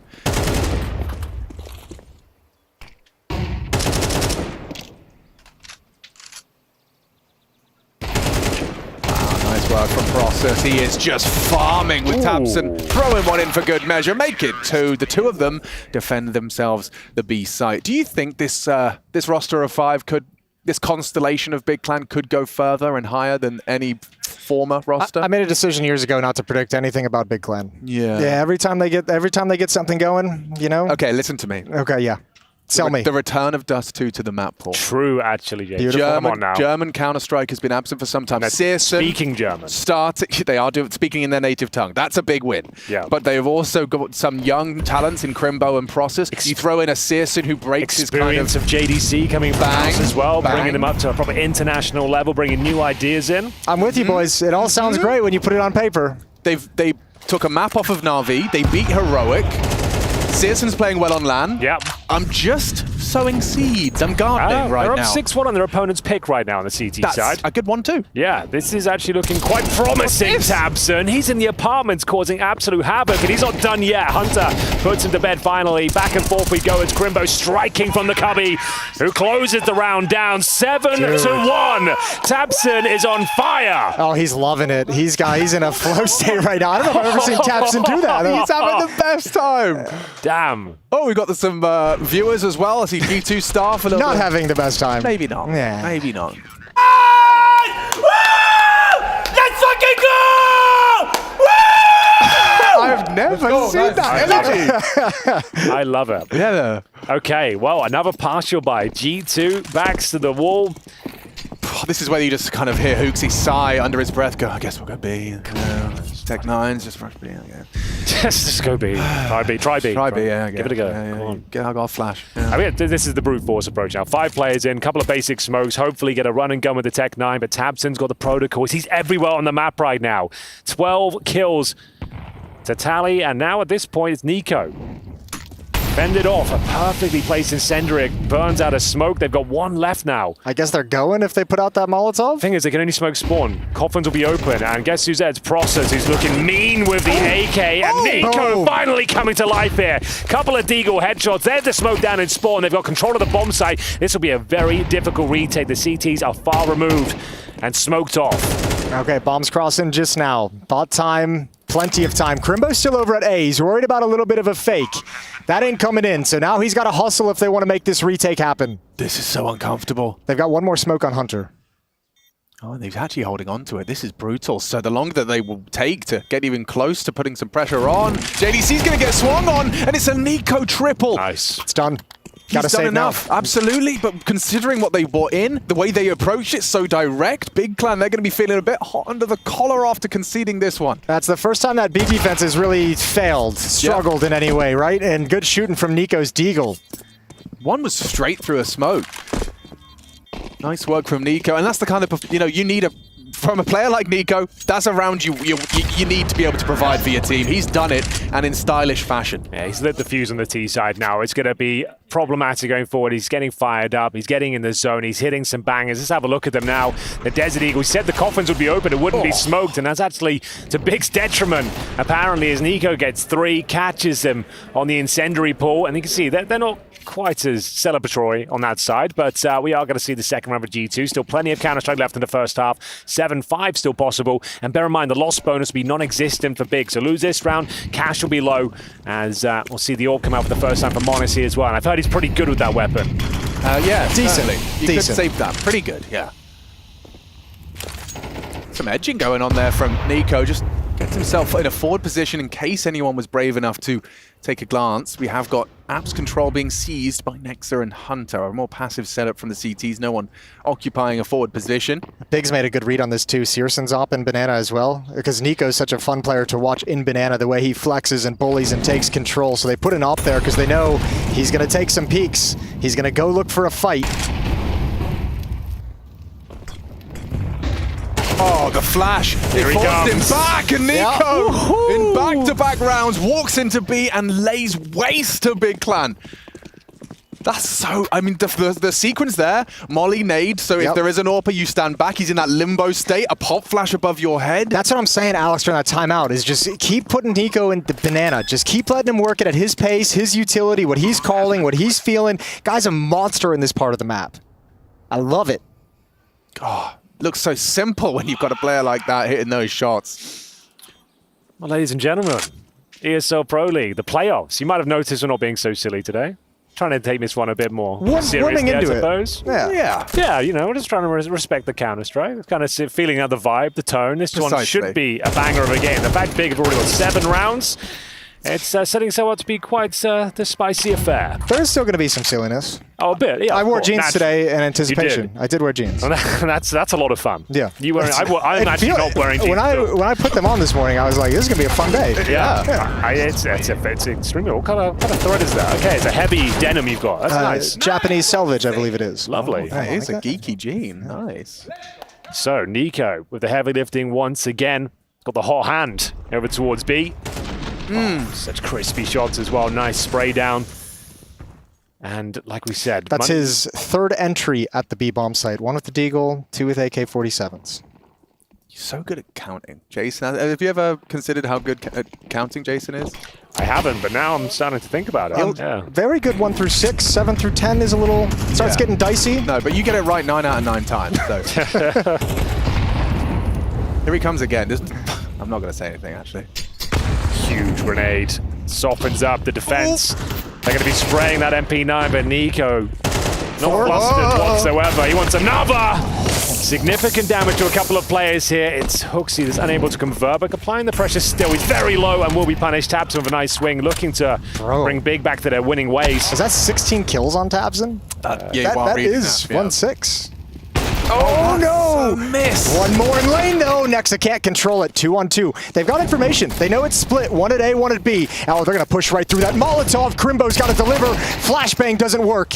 And plenty of time to get a plant and feel out this 1v2. You can say that again. He couldn't be further away if he tried at this stage, so he's got a lot of work to do, JDC, with 50 points of health. He's got the kit, the AK-47, and the money is so busted, he might as well give it a look.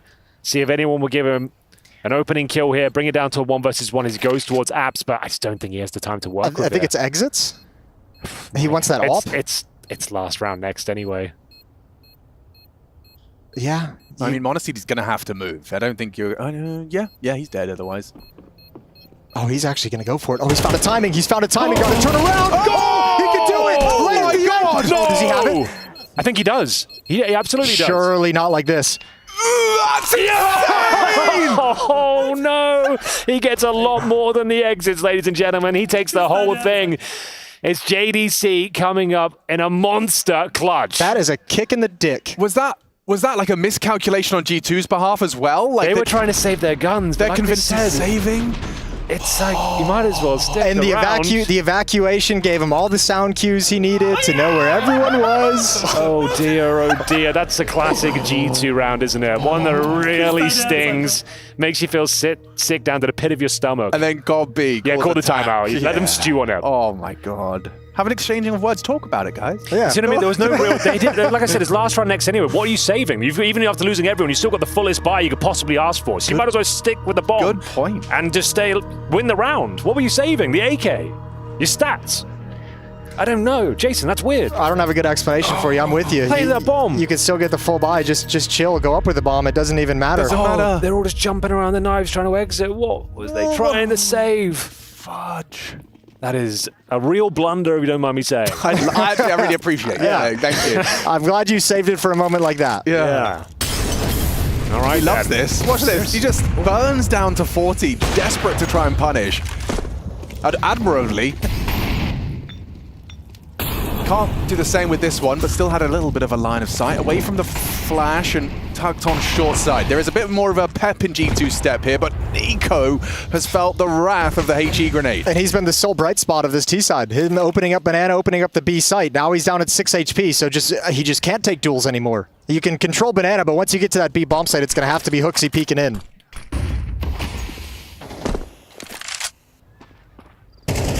I do love that pause as well. Just enjoy your TeamSpeak vibes.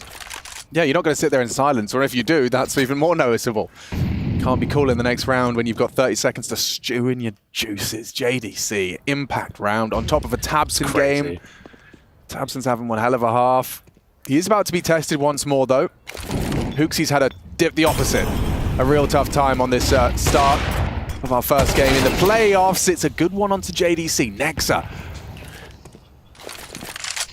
He's taken full control of brackets. They have got a lot of pressure applied now to the two CTs here. That is the first opening for G2 by a player not named Nico. See, I told you about his counting. It's very impressive. Yeah. I didn't know you had this in you, Jason. I've been saving things over the years, you know? Saving it for the playoffs. Tabson, this is a... yeah. Oh, he's done well. He's done well. They might think this is open. Crimbo normally comes up huge in these scenarios, but hasn't got the HP to work with, unfortunately. We're down to the 2-on-2. Sirison is trying to deny. Go for it. Ooh, he was covered. Hunter stops him from pulling the trigger. Another Had him on his sights. Another 2-on-1. I don't even know if I hate that play from Don't save your weapons, G2. Go down with the ship. It's fine. It's the last round? Yep.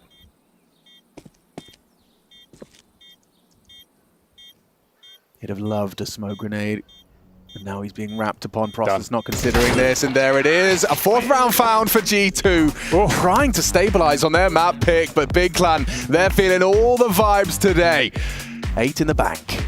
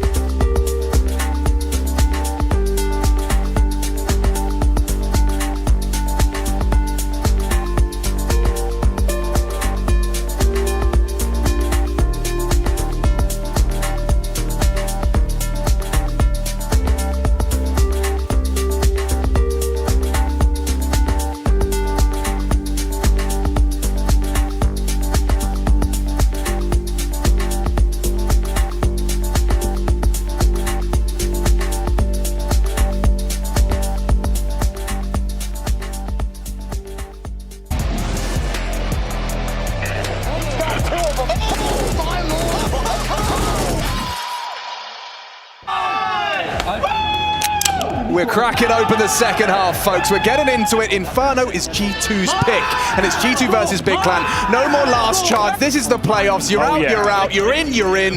Big Clan clashing with G2, and they've come to play. tabseN's got the energy, and he's got the frag. 17 on the first half of play. Nico at the top of the G2 scoreboard. Some absentees. Monte, where are you? Where are you? I'm not sure, but tabseN and co are all fired up. I'm getting goosebumps from the energy in the arena today. You can see what it means to Big, looking to prove themselves in the world circuit once again. It's been a while since they were near the top, Jason, and actually looking pretty good today. Yeah, it's been a minute, but as we highlighted in the first half, they got a pretty solid team composition, so let's see how this puzzle gets put together. 3-man stack for G2's defense at the B bomb site, including utility, so they've got a absolutely lovely setup for this. Yeah, the God Flash from HooXi, ready to be deployed from the coffins. It's Monte, the jeweler, leads on first oranges here. Nico with the smoke. As soon as he feels pressure, that smoke goes down. Here's the flash. Lovely. And a great opening frag from Monte as he dismounts. Oh, actually, that kill through the smoke. They might actually decide to go through after that, but they know the dualies are on the other side. Monte. Oh, there you go. Nico picks him out of the sky. They tear everyone apart for a moment, but the rebuttal is there for tabseN and Crimbo. Here we go then. Bomb down. 2-on-2 initiated. No kits, no utility. It's Nexa and Hunter working in tandem. They're split up right now. One in CT. Spawn spotted. That's Hunter. Great shot from him. Cuts it down to size. 2v1, but Crimbo, one of the best in the business when it comes to the clutch. Especially on the pistols, man. Can shoot. Got that dynamic movement as well. Just clearing out his ruins. He's going to be swung upon. This is his first opportunity. Things get a little uncomfortable now. The defuse is going to be held. Hunter on the 10-second. And Nexa's got a lot of responsibility. Cuts the noise for a second. Finds and isolates the headshot. Gets Hunter off the bomb. It's not enough. No time. No time. Is there time? I don't think there's time. It might be right on the button. I think Jason's right. Oh my lord. He's done it. No way. Nope. What a beautiful clutch from Crimbo. That little delay. So you saw Nexa kind of glance at CT for a second. Yep. Then he comes out. Yeah, he's got to be happy with that one. Huge round for them to pick up. It's Big back on the board, back to their winning ways, 9-4. And as you said, Jason, there was a flurry of frags there from G2. It looked like they had done enough there, put the blockade up with the utility, the dualies firing off. Down to the 2-on-2 though, 2-on-1 in fact. And it's Crimbo coming out on top with a nice cerebral clutch. Didn't have to do anything too fancy, just run the clock down. I think it's another round where G2 in their head is just like, how are we getting this unlucky? Like HooXi goes down through smoke spam. Like he's just trying to transition to a new position and gets caught through smoke. There is a lot riding on this investment, and you've only got CZs, 5-7s, a MP9 for HooXi. Monte's tasked with holding middle with a Deagle against jumping Mac 10s. I don't fancy his chances, does he? No, he actually got to be backed away. HooXi through a smoke. We've been seeing a lot of that. Timing it quite well, but Process, he was ready. He was ready. The aggression. Oh, with the smoke again, though. Oh, straight to the dome of Nico. Might as well go for it now. Hope for the best. Drops another smoke. He has got Hunter behind him as well. He's got the CZ. Bear in mind, there's 4 spy. If they give it up, they'll be 10-4 down with a full eco ahead of them as well on their map pick. It's been a bit of a disaster here on Inferno. A classic G2 round in the mix as well with that fumbled 2v1 from the Palace, from the apartment. Yeah. Classic G2 game with that fumbled post plant. Yeah. And a Nico Deagle, double Deagle entry. Yeah. Deagle, double Deagle, Deagle, Deagle. Double Deagle. Double Deagle, double Deagle. Bum, bum, bum. Is that Chuckle Vision? Chuckle Vision, yeah. I try to bring that into the broadcast as much as I can. Yeah, well, from me to you, why don't you take this one away, Henry? Searson, he's having a little look-see. The bomb's on its way, smokes are in the air. Here we go then. Everyone rotating over. G2 have got a good read on the situation. Flashbang deployed, but it's the Mac 10s that do so much work at close range. A couple of kills found. They know exactly where Hunter is. He's isolated behind first orange. Does good damage. Still might not be enough, though. A couple of frags, and again, Nexa couldn't be further away from this ordeal. He's got the 5-7 and a flash. Crimbo and searson to find a bomb to defuse. I guess you give it a look. Yeah, saving the 5-7 is not going to do too much for you. Might as well hope for the best here. Another smoke goes down. It makes things even harder. He has to go for ruins now, and guess who's waiting? searson probably gets a bit of a freebie here, and indeed converted. Double digits for Big and full eco for G2 coming up next. We might be on the way to a first in our first map. Big Clan as an organization, never taking a map off of G2 as an organization. That's a Henry G nugget, and I absolutely love it that to start off this battle in the playoffs, our first game of the playoffs, it might be a first for Big Clan. They're up to 10, couple of rounds away. This is G2's pick, make no mistake. And a second tack timeout taken by GobB.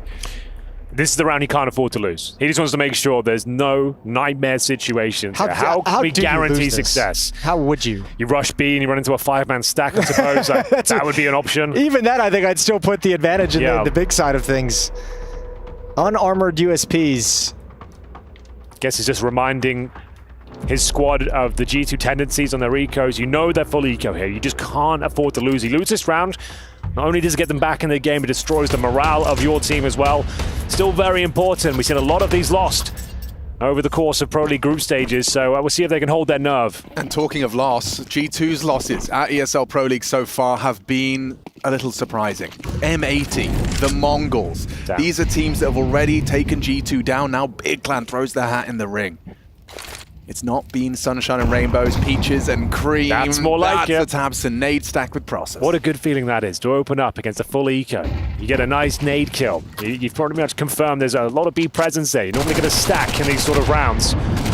And the CTs drop an HE and going to rotate everyone back and gamble in towards A. I think their job is done at this stage. They've managed to stay away from these pesky USPs as we see the smokes deployed on towards the corner. Same smoke we saw in the first half. Searson to lead the charge. Searson's going to farm it. Ooh, boosted up over the top. They need to get there quick. Searson spots one, and he's going to push into arches. He's hunting this down, and he's got the kill. Okay, well, I guess this is kind of the G2 we've all come to know and expect, right? Looking flat. Looking flat as a pancake on Shrove Tuesday. Okay, they did it. Only one player going down. That's what GobB wanted to see. 11-4 has to be the perfect game now from G2, which they can still do. They're very well versed in Inferno. Doesn't look like it. Not right now. CT side, they've lost a pistol. They've gone through the rigmarole, the force buy. They didn't work out for them. That was the full eco. Now it has to be perfect. You don't have the luxury of the Monte AWP. Yeah. 5 and 12 with 26 ADR right now. Not ideal, but still, they can break through here, have a clean round. There's every possibility they can still do this. We'll have a look. Process to set the tone. Half full smoke. This is actually thrown by Big Clan. JDC launched this for Process, and it's not netted him a frag. They're running him down. Nico's so blind. Well, the MAC-10 finds him. That's rough. That's a massive frag for Big. Because not only did they upgrade the MAC-10 now to a rifle, it's a 4-on-4. Still favors the T side. You can see they're scrambling here. Nice grenade from Hunter, though. The significant damage. Yeah, but I don't think they realize that Big is actually going to just... they want to pull the trigger on this. Hooksy tries to make the run, and Tabson swings out, so it's all on Hunter and Monte, but way too many bodies. Smoke blown open, but Flashbang takes him off the angle, and that is going to make this a rough round. Nexa is just now leaving pit. It's map points already? Yeah, I can't quite believe we're already here. I mean, they got to go for this. For sure, but how are you getting back in? Monte and Nexa. At least a smoke for Nexa if you manage to get close to the site. That's if. But this one already, that time is ticking. It's against G2 in every way, shape, and form. Monte audible. Yeah, they're not giving him any fights, so now you kind of have to change your mind and save. Might have to use that smoke to allow Monte to get out. They're holding it though. If there's a peek, Monte's in trouble, and this M4 is everything. Sticks around, goes down, and Nexa backs away. You needed that M4 going forward. You desperately needed that. Like, the T's have been farming cash of MAC-10s. Their money's fine. They could have lost everyone there and still be comfortable. And now just next to the M4, they're going to have to buy, of course. It's map points. So without the Monte AWP, especially, he's going to be down to a FAMAS, I think. And it's do or die time at this stage. 8 in a row required. Doesn't seem possible for what we've seen. For overtime as well. Exactly. Not just even fighting for the victory, just for OT. Yeah, and for what you've seen, I think you're right. They're looking very flat. It is a best of 3, admittedly. They're getting warmed up. Not their best look. Looking a little bit tilted as well. Yeah, really frustrated. Yeah. One of those days where just nothing's going right. Oh, Nico's health just evaporate, but he pushed Banana for it. Maybe the element of surprise. Not with this health, though. Oh, he's just spammed his gun away in the full flash. We do see a Hooksy trade. Hooksy gets the info. Careful. That's now. way too deep. Way too deep. They're ahead of it. They're pushing him. He does well to find one more. Process brings him down. Oh, miss smoke. Okay, there is a chance. No, I don't think the read and the communication was there. If no one from G2 is even close to being able to hold on to that B bomb site, like there's not even a third player in the realm as this bomb gets planted. They're just now arriving to set up for the retake. Crimbo's watching for a mid push, so he'll be a little bit late to get back to the B bomb site, but you got one kit on Nexa, and he still has that smoke. Oh, they've got the Molotov as well for Ruin. So if JDC deploys that like now, it's round over. That's going to force JDC out into the line of fire of Nexa. Good team play from the Incendiary. Now it's all about Nexa getting onto that bomb. He's setting up now. Process, crossfire with Crimbo. It's a good headshot from Hunter. Crimbo in the clutch. He's already had one. Can he find another if he just knocks him off the bomb? He gets the first, controls the spray, can't find it. Damn. We will see another round of play. Valiant attempt from Crimbo. Gets 2 of the 3 required. Just couldn't quite tame the spray. Find that defuse in the smoke.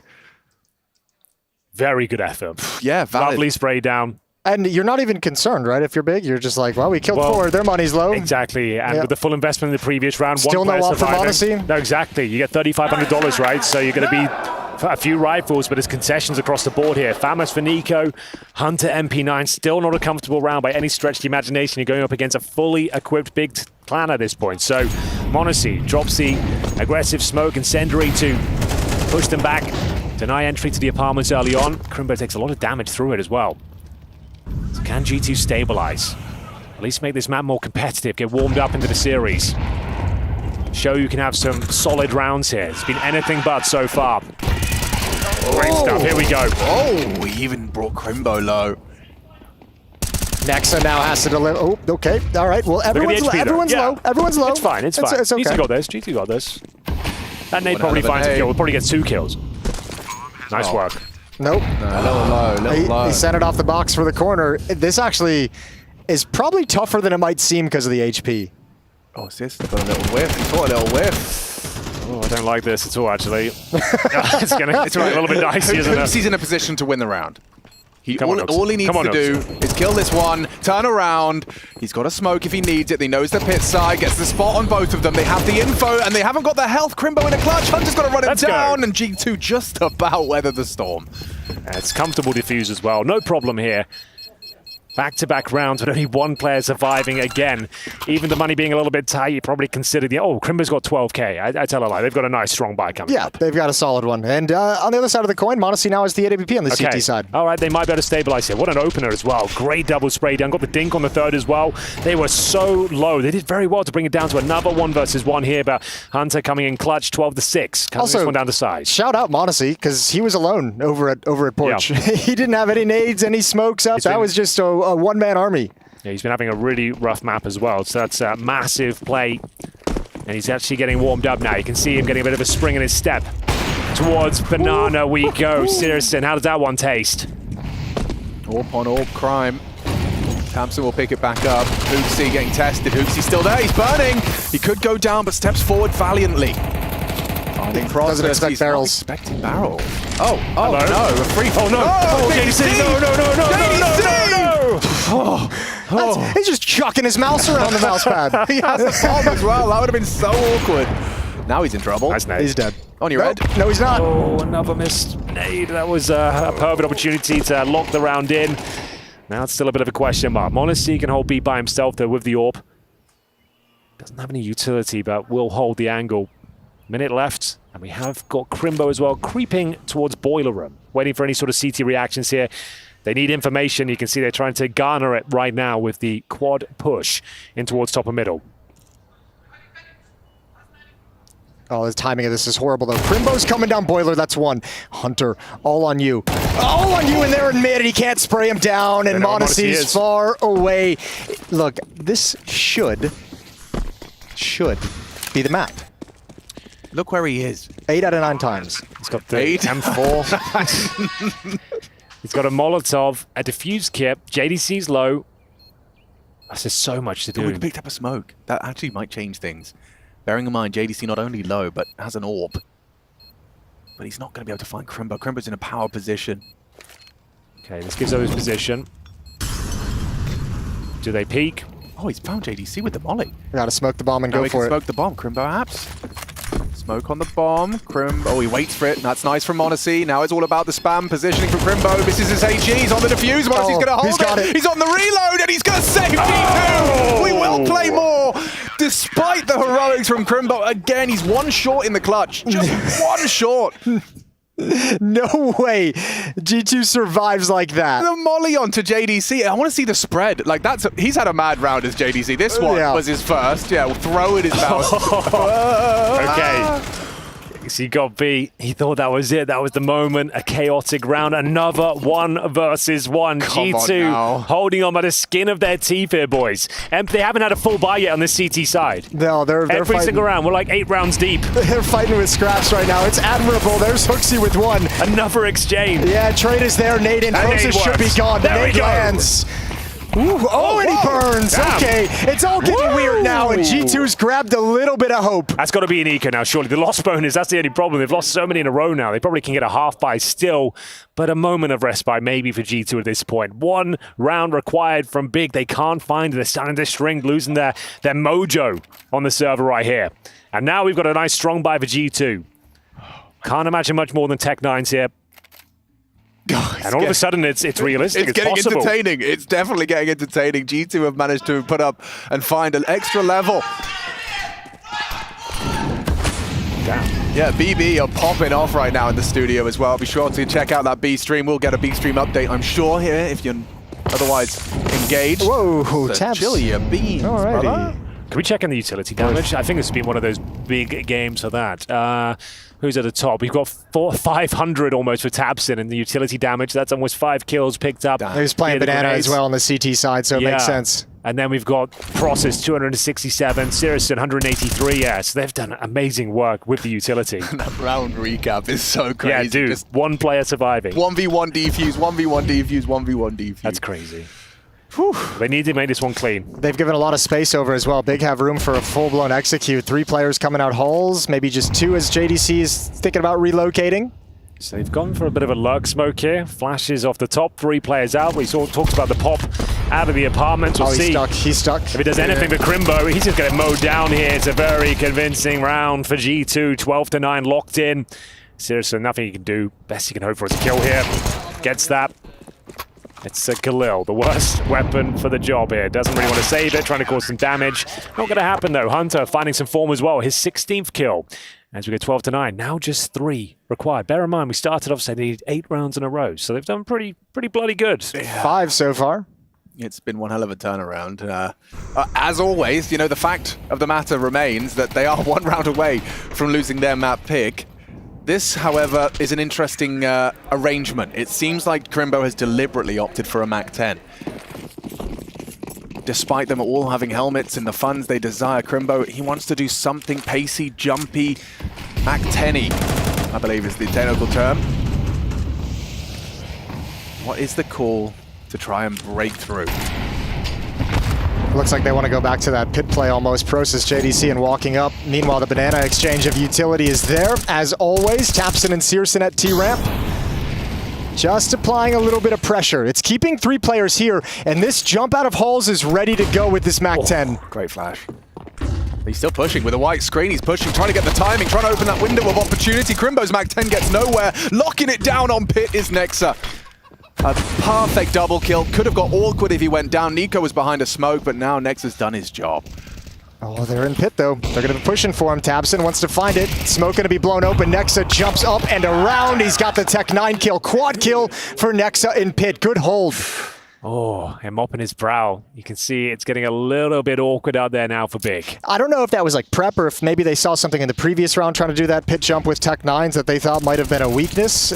But I mean, that's kind of a cool idea, right? Tapson and Searson distraction at B, keeping as many people in banana as possible, and 3 people kind of get a jump on that in halls. It's an awkward timing, just well managed from Nexa. Yeah, I mean, that flashbang couldn't have been better timed. The fact that they were about to pop, suddenly they have white screens. They want to keep that timing window. And it cost them the round. Nexa, big round from him. Quad kill, as you said. Now just back to Tech9s and Deagles. Crimbo, though. But he does have the hero rifle. Maybe that could be a way in. Is Hunter trying to push? Oh, this is on a knife's edge. The op is obviously protecting it. Okay, Hunter's going to back off. That's a crazy thing to do against pistols. Yeah, at this stage, Now, here's your answer, too, for the MAC-10, Alex. The fast pop-out hauls, obviously, but Crimbo's now got a hero AK-47. Certainly could be a way in. The setup is very tight from G2 at this point. They're giving you mid. They're saying you can have it. Let's see what you can do with it.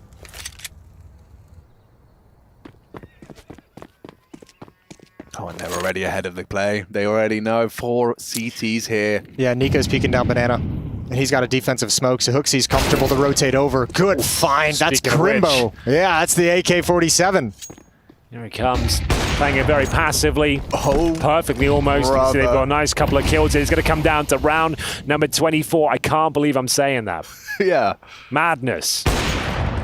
First round of the playoffs here.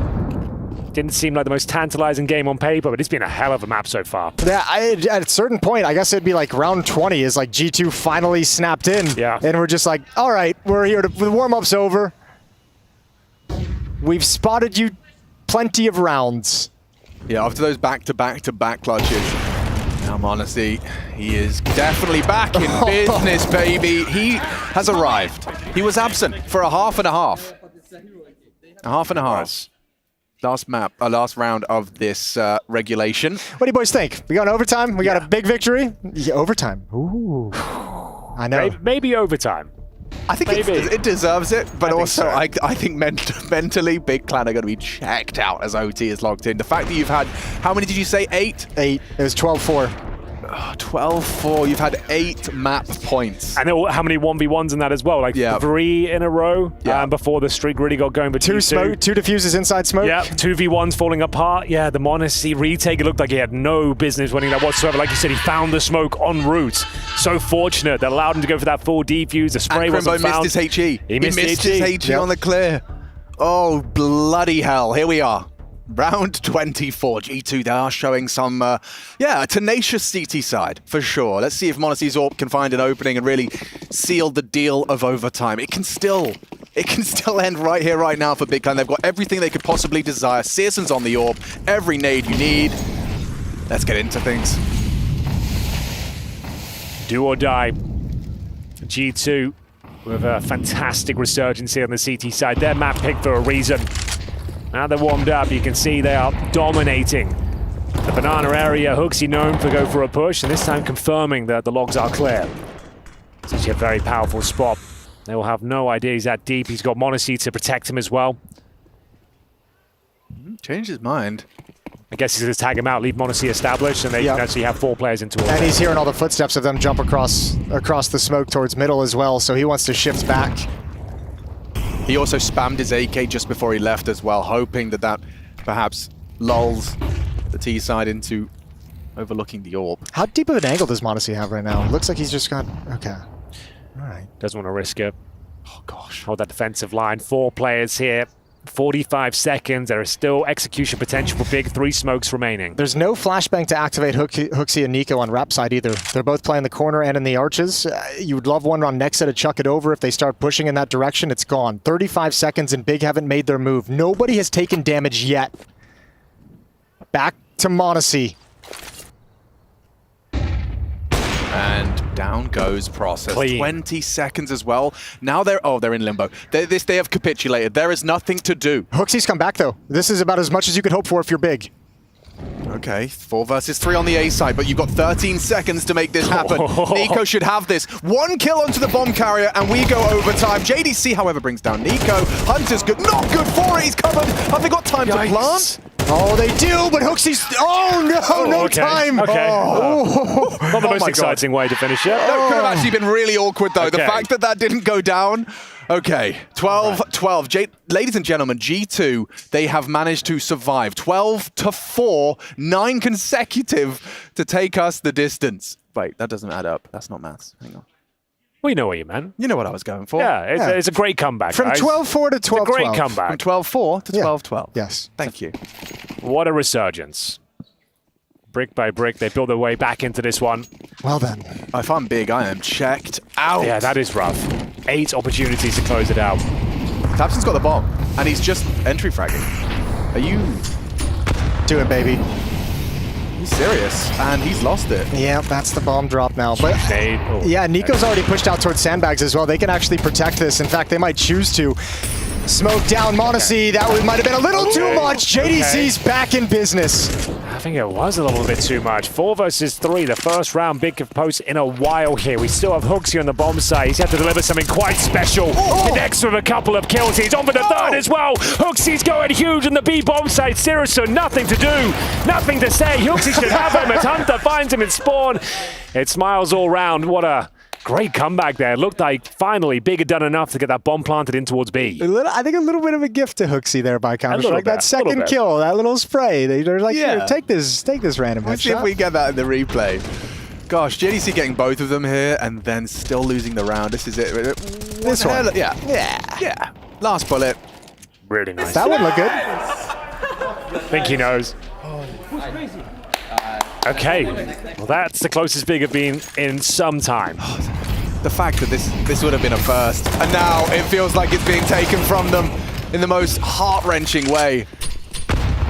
Just taking a map off of G2, it would have been something they've never done before. He's done it now. 12-4 now, G2 have taken OT. They've taken the first round of OT. Does he go through? And now he's doing it for the throat.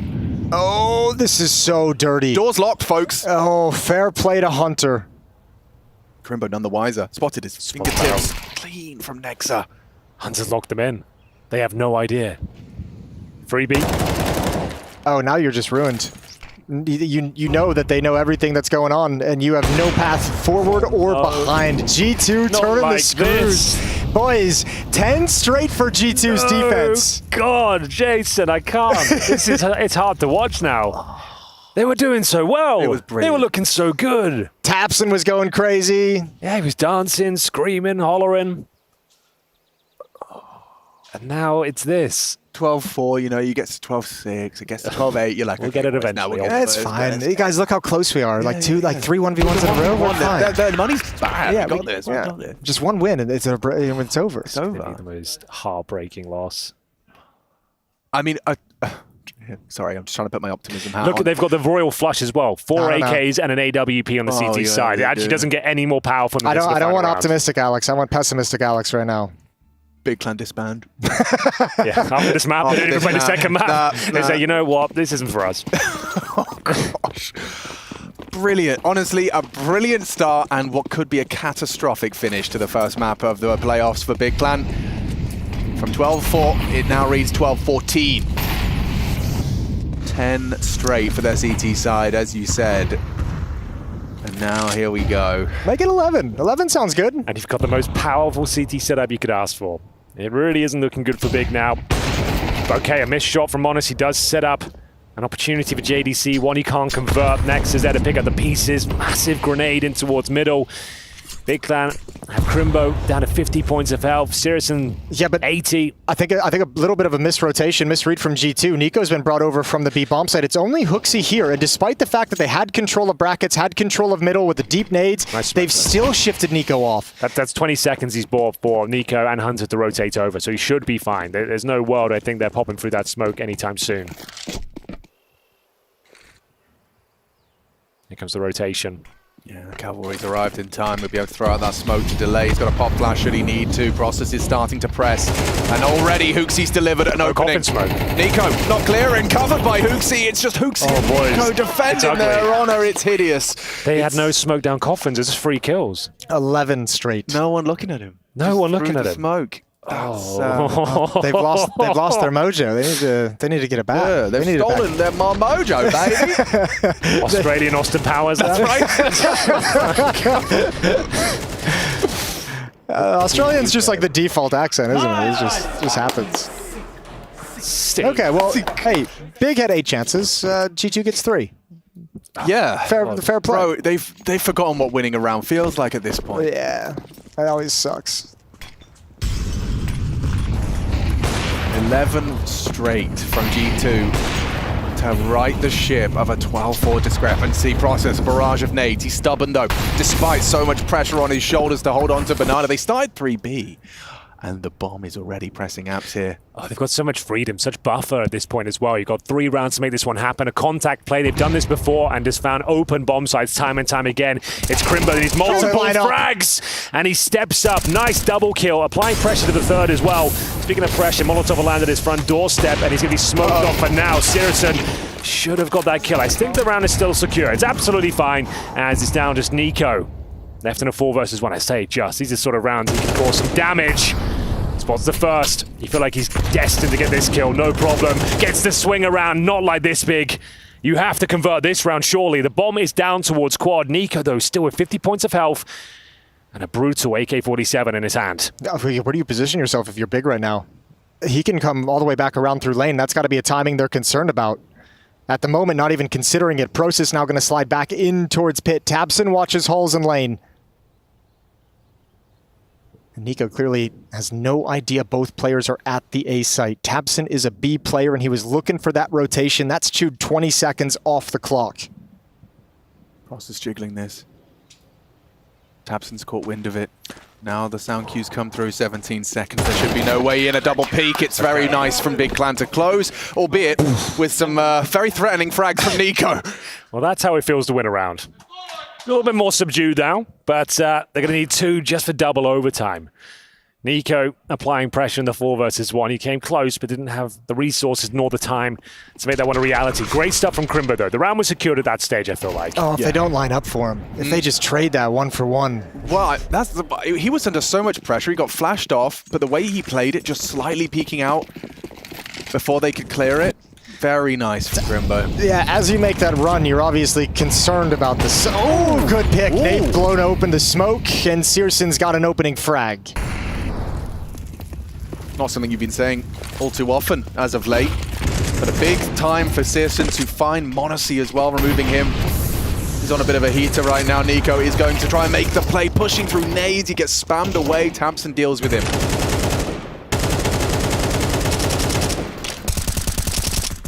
Losing Monte and Nico as the 2 openings as well, that really limits some of your playmakers. Hooksy might have to step up to the plate. They're parking in B. He's just going to be listening, regaling his team with rotations as the rest. They start to put pressure on towards A. Smoke towards the library side. Start with 1. Start with just 1 kill and see where you can go from there. Nexa's going to just dry peek it, tries to jiggle out the shot. Searson's ready. 2nd kill for him in the round. And there goes Hooksy. So 15-14 in the favor of G2. They've squandered 2 of their own chances to close out this map. 1 more remaining or we've got double overtime. I think we deserve it, lads, for this game, to be honest. Well, Hunter, what have you got for us? 1. Not even. Okay, big starting to come back to life here. They get to double overtime. I think they'll start feeling themselves once again. The CT sides are strong from both teams at the moment. Yeah, absolutely. You see, the money should be fine, even after losing 2 in a row. Hooksy's got 7K. So it'll be rifles across the board. Might not have the AWP, but even Nico getting destroyed through a broken smoke as well. 2 frags from clearing smokes that round. You see Monte was frustrated, and Nico. So it's a very frustrating way to die. Tabson played it well, Searson the same, and now we find ourselves in the final round of OT. Or perhaps we need some more. Let's find out. Taz looks sad. Or maybe it's the music. Maybe I think the music is a contributing factor. Yeah, why does this feel like an in memoriam? I don't know. In memoriam of G2's undefeated streak against Big. Right, yeah. Well, they're 1 round away from keeping that afloat. Oh. It's not sad anymore. No, maybe it's a little uplifting, a little melancholy. It's like something's coming. Something optimistic. Well, it all comes down to this. Deep CT smoke enables some aggression down towards second middle where they fancy it. JDC, nice HE once again, just tickles Nico and absolutely destroys Hooksy. Down to 51. Opening advantage goes towards Big here. Nico will still probe towards the banana area. Flashbang coming over the top. Incendiary fails to land. So they've given up banana control. Allows Nico to get to the top here. Call is clear. Sirison will rotate over, deploy some utility. Drops him over, I'd imagine. Nice half-wall smoke. Slows the round down. Well, the question is, what do G2 do while that smoke is up B, right? Because Big's saying we have about 17 seconds when that smoke goes, and 18 seconds where they can't actually take control of cars and top banana. So G2 going to try and gain some space elsewhere, challenging up mid, forcing JDC back and Crimbo back. So going to leave Sirison in towards the emo position. Oh, they're all over the place. Yeah. Back we go. It's weird. You can't, like, leaving it up there alone, there's no warning system. Full A execution. Smokes down towards Library, Arch, and the pit. G2 have to come in off the back of this. They've deployed so much utility. They've got a lot of room to work with as well. Wrapping the bomb site. It's down to Crimbo. Nice position in towards the graveyard area. Frost is trying to take the aggro for him and steals a frag away. Crimbo to be activated now as JDC contributes with a nice frag with the AK-47. It looks like they've held them off. Double overtime is on the horizon here. 3 versus 2, unless Monte can step up. Nice shot. JDC passes his first and his second. More overtime required. Important and a high-octane moment as well. Had Monte hit that no-scope, could have had an opportunity to extend play with a plant. Instead, we go again. That kill on Hunter through the smoke from Library is so brutal. That's a death slamming moment in such a critical round at a critical moment in, and when you're gonna, yeah, that right there. Couldn't see anything at all, and that takes a lot of the strength out of that hit. Ooh, clean. Okay, they're back. 3 in a row. They have to play more. Can I get out of this map, please? That's exactly how he's feeling. Nico on the warpath. Quick boost. Oh my god, there's so many there. They line up for Hooksy. Expect one more. Expecting a third. Okay. It's actually kind of massive from Process here. Knows he can't relinquish full control of this stage. Still fighting back. It might cost him his life. He is going huge. Switches over to the USPs. Ran out of bullets here. This one's to cause damage to anyone else. And it's actually man advantage G2 now. JDC trying to close the gap. The flank coming in from the bottom of Banana. Smoke goes down. We heard Nico's comms. They could be close. They're expecting it to be at the B side, but Monte is ready. Get out. Okay, G2 will post their first T round here. That's actually such a dirty peek. Wow.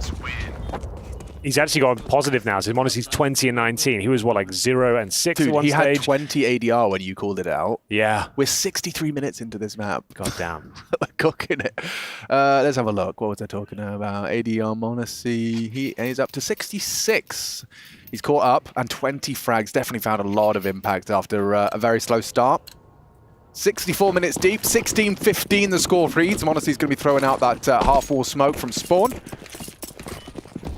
This constant battle to and froing. The CTs, Big Clan employing that FaZe mid-smoke. And actually already into the bedroom, or was. Hunter, he's given away a sound cue there.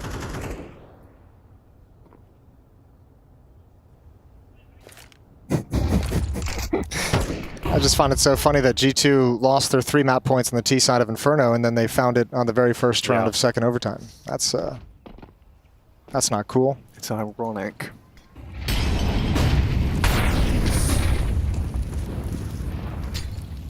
That's an aid. Nico, 66 and counting, still not shy. Whoopsie. A couple of oopsies with the HEs today. It's okay. Look how much pressure they can apply on the B bomb site. Like, because with Big knowing that Nico is willing to peek in deep, it's like you have to put that smoke out immediately. That's not a challenge you want to take at that stage in the round. So the bomb's direction will give us an indication of their final objective. You've got 40 seconds.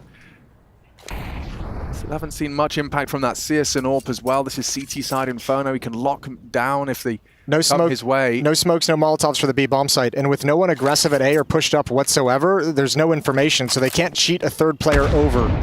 Oh. Well, in we go. Nice flashbang position here. Tabson should be hooked up with a couple of kills. Gets nothing, though, for his efforts. It's down to Process, though. Sirison from spawn finds one through the smoke. 4 versus 3, 8 seconds remaining. Yeah, time is of the essence. Might as well try and deny the plant. Not gonna happen. It might cost them the round, boys. Oh, Process is hating himself right now. How is Monte still alive? 5 HP. X on the backstab as well. It's got to be quick. All 3 in ruins. Nice angle from Searson. Profits onto Monte. This flank from Nex is going to become Instrumental. Good intel from Nexa. He can call. They're all coming from ruins here. He needs to at least find one here. Crimbo will clear him. Nice control from Hunter. Ready for a second as well. JDC clears him. Oh, it's Nexa, baby! Double spray for 17. Thank God he saved the day, because that flank, that lurk took so long, and if that didn't have an impact, G2 was done. 2 straight now in double overtime on the T side, and those rounds are worth their weight at this moment. Damn, Process, if he just denies that plant, it's all done. It's all over. They win the round. The next the backstab from Hell. He activated the perfect time. You can see how frustrated they are. 2-0. Money becomes an issue, actually, on the CT side. Sirison will have to go down to an MP9. It's serviceable, but certainly not ideal. You have the kids, however. And looking for another 3-0, this time on the T side of Inferno. G2 firing on all cylinders here. Let's see if they can close it out clean.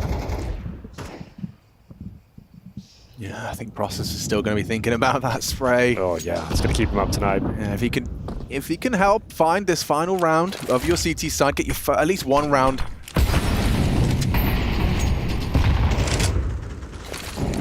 Yeah, this is big saying. We played last round without information. We don't want to do that again. Good opening from Hooksy, and this time the spray from Process works just fine.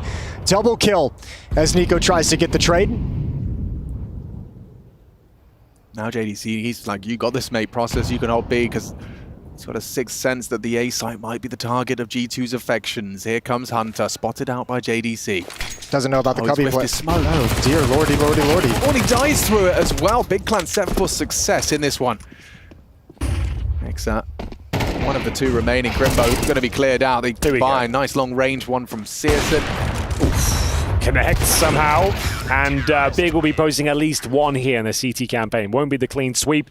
I think Gobby's called for an early timeout as well to kick off the second half. So 2 more rounds of G2 will do it as they switch over now to their CT campaign, where they've looked very good, to say the least. Yeah. Nicely done from Process. I think Hunter was going to go no matter what. Unfortunate just about the smoke that we had to catch on cam for him. What the fuck, it looks like it. All right, tension's high, 17-16. What have you got for us, Gob?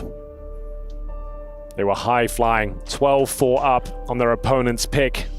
That's all gone now. We are deep into Inferno, double overtime.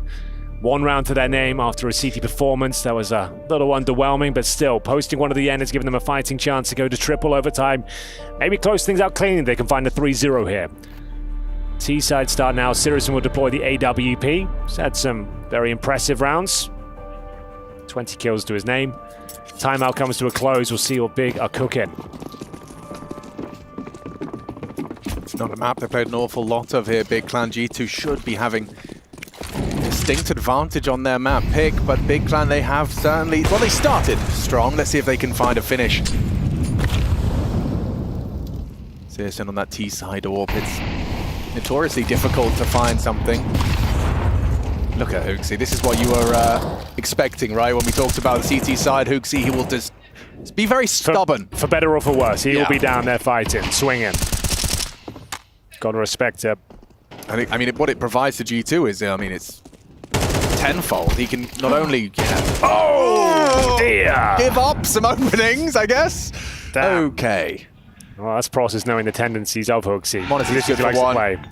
He's at least good for 1. He stands in the flame and does deliver onto JDC. And they can't follow it because of the Molotov they just used. Nobody else can swing at a boiler and try and punish the fallback, so a good equalizer found. However, Big does have control of brackets to a certain extent. Hunter still over in the cubby, just spotted an arm and now a Molotov.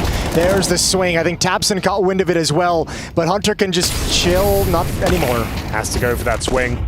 It's going to burn. Otherwise, what a backstab this is from Nico. Map point has been found for G2 once again. Can they close this one out in style? They've got 2 opportunities to do so. It is 1st to 19. Chances 5 and 6 overall? Yep. I got you guys. You good. Yeah. 5 and 6, okay. Let's see if you can do it this time, Big. Good move, Nico. Fucking sick. Yeah, very nice move. There's a 5 and 4 recovered. Nice shot. Okay, 4-man start at the B bomb site for G2. They want to make sure they control Banana when all is said and done, when all the nades have subsided.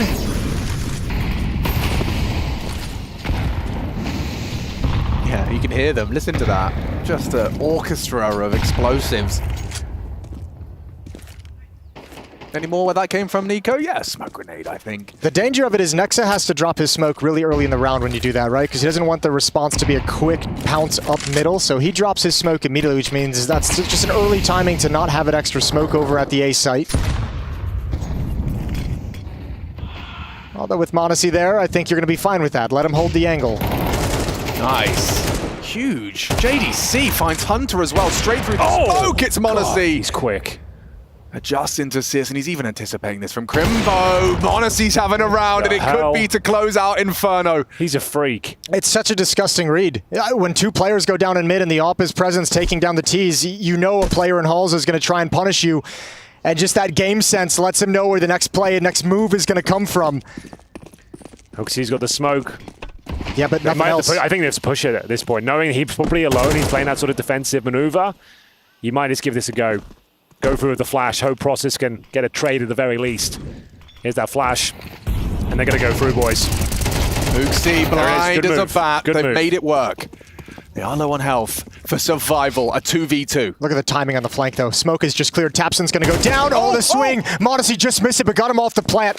And he's going to push forward. Process over the top has one. It's on Nico. Oh, this is unbelievable. Big nade. He's got him. 1v1 now. Nico can close it right here and now. It's Tapson versus Nico for survival. Big Clan, one hell of a game here. Didn't spot his shoulder. Didn't spot him on the jiggle. Tapson just go, timing. Nico repositioning.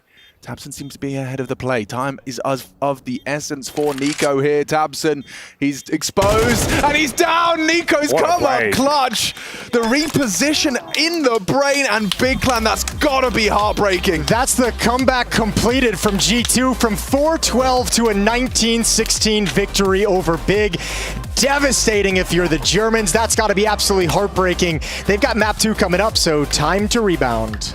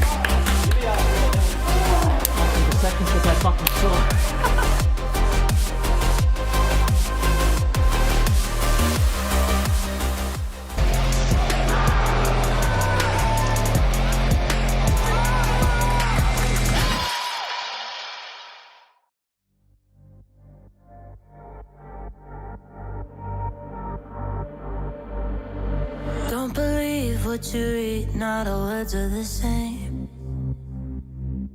Not everything you see, you can't trust anyway.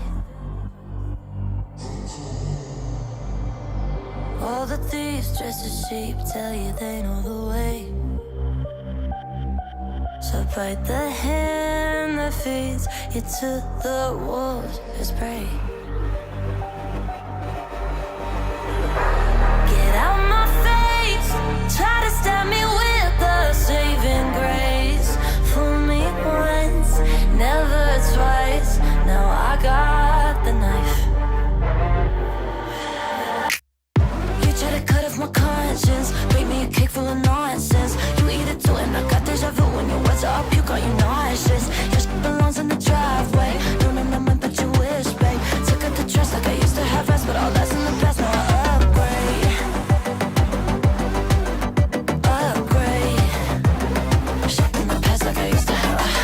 snap to see on the pictures, they flash on the page. Now they're pleading on the fifth and last mistake. But I know that these secrets A revamped matchmaking and in-game ranking will have your queues popping again and again and again. Why should age determine expectation?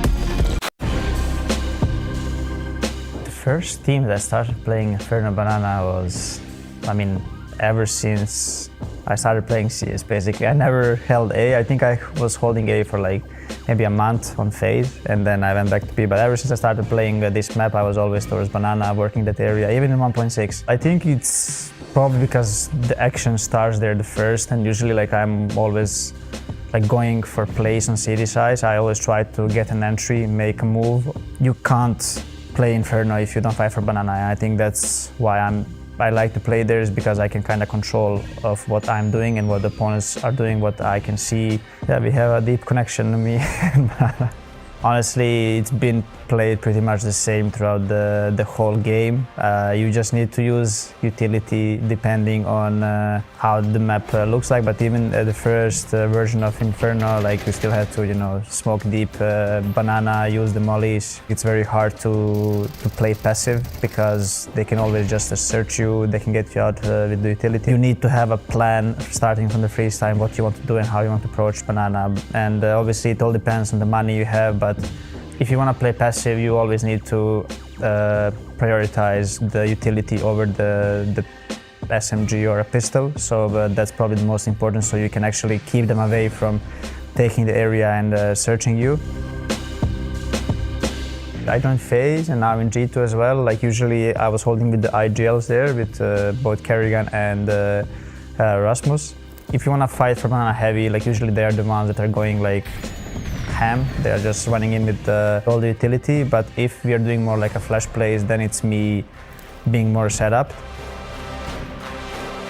The hardest thing about holding Banana is if you're not good with utility, I think that's probably the hardest. If you're passive and you just keep throwing your utility without a reason behind it, you're probably gonna get abused at some point of the round.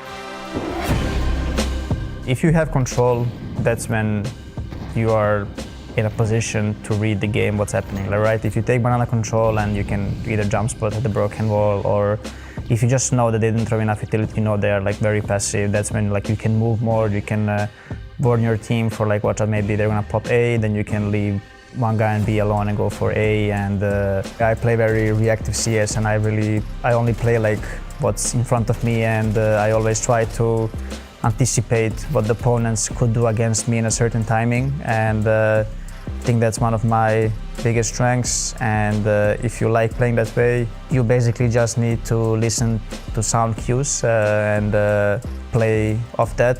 Yeah, that's probably the most important tip from me.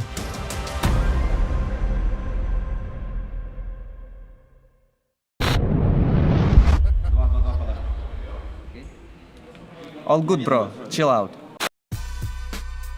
Wait, sorry, that last game turned my whole world upside down. Nice. Yeah, look, Hugo, that one was kind of crazy, wasn't it? Yeah, 12-4. It felt like Big had it in the bag and they lost in overtime, Harry. Oh my God, what's next? Well, we got Ancient coming down the pipeline next, Hugo. You know I love that pipeline. Big, it's their pick. And so we figured, you know, we would kind of educate a little bit about what we're going to see on Ancient. Okay. Because if we learn anything, CT side's pretty important. It's almost half the game. In fact, you could say it is half the game. It was the whole right, game buddy? for G2 on that CT side comeback. And considering it is Big's pick, G2 should be starting CT, right? They should be. So that's probably a good place to open up, right? So I'm going to start by just showing you where these guys are going to play. We all know this fella. That's Nico, if I'm not mistaken. True. He finds himself over here towards the B site as a bit of an anchor man. Meanwhile, his famed IGL, Hook Z, he'll be over here in Cave, and Correct. he'll be locking it down there. In any mid pushes, he's probably going to be the guy to lend a helping hand. Who do we have over here towards middle? Slash A rotator. Going to be this guy, Hunter. Keep your eye on him, spamming through the red smoke. He does love doing that. He gets Meanwhile, a lot of kills. I'm hearing you ask, well, where's Nexa playing? Good question. Good question. If you're playing along at home, though, you already know the answer. Nexa, he's over here towards A. It's not a fun spot, Harry. No, it's probably the worst spot ever in the history of video games. Lastly, in Spawn? Monte. He's not actually in Spawn, but I'm putting him there because he gets to go wherever the hell he wants. He's kind of the all-round guy, and that's a freedom that's afforded to AWPers for some reason. Yeah, they get to go wherever they want, sometimes supporting Donut. You think Monte, you think that, you know, old school Na'Vi Academy making the highlights around here. Yeah, he certainly likes a bit of Donut action, right? Who doesn't? Chow down on that. So is that your G2 breakdown? Yeah, this is sort of the G2 breakdown. Hooksy's pretty aggressive, isn't he? Yeah, he likes to play over here in Jag a hell of a lot, so keep your your eyes peeled for that. He likes it when the smokes are down, when cave's meant to be off limits, and he'll kind of lock it down.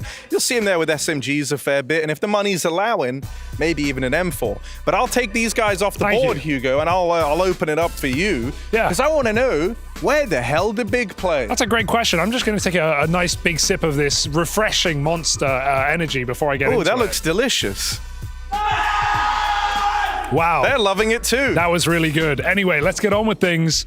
Oh, I spilled it everywhere. It's okay. I've already drunk most of it. Right, there's been some position changes for Big, because obviously there was a couple of roster changes. Let's look back a couple of months. It was Sin going. He's now on M80. We had Mantu leave. So they bring in old boy Searson, a new boy JDC to the block. Process, who was typically a B anchor. Oh, psych. He's now over on the A side, Harry. Oh, that's a rough change. Not a great position, but it's allowed JDC to go hog wild in the cave, the position that we saw Hooksy in for G2, joined by star player Crimbo over the B bomb site. Same spot as Nico. Going to be seeing him take those long peaks. Love this B setup. On top of this, you have Tabson, who's kind of donning that hunter role in middle. Now, you're seeing mid takes on CT side fall less and less out of the meta recently, less and less relevant. You know, you don't need to default to mid every single time. You can play heavier B at the start of your round. And so we'll be talking about that in a moment as I place my final player, Searson. Oh, he's doing the same thing. He's playing in bloody spot. No, he's not, man. He's going wherever he wants. Now, Searson openers, what you're going to see a lot is him going for the A main picks, I imagine, like either setting up on a deep line here or setting up on a close line so Process can take some space and get that A main control, freeing up Tabson, who is that mid A rotator, to go where he wants, including Searson. JDC going to help out in mid from time to time as well. It's all open for the taking here for Big. There's a lot of things to like about this team, apart from that previous map. Well, I think we did a pretty good job of letting everyone know how Ancient's going to look, at least in one of the halves, I assume. Yeah. So, yeah, stay tuned, because Ancient, that's coming up in just a moment.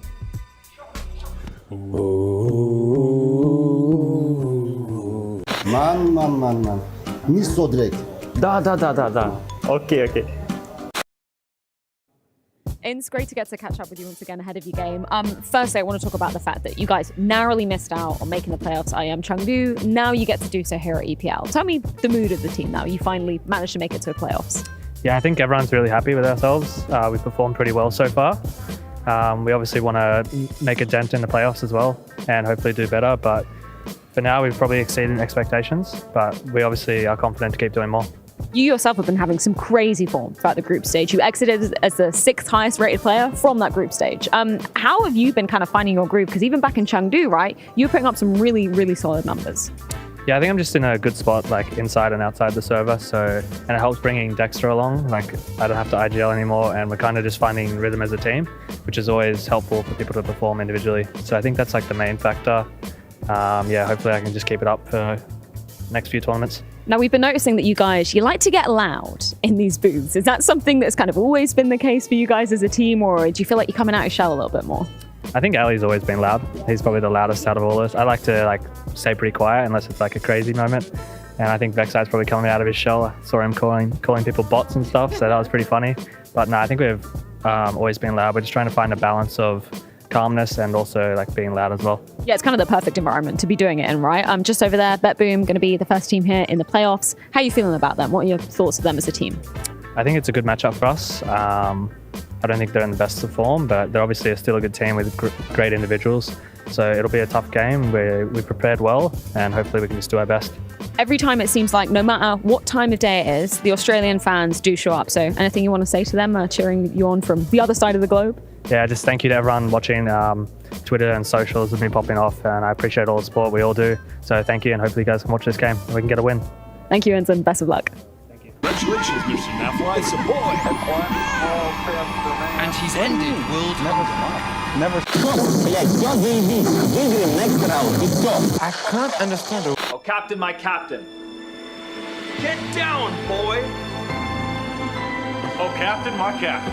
Sit.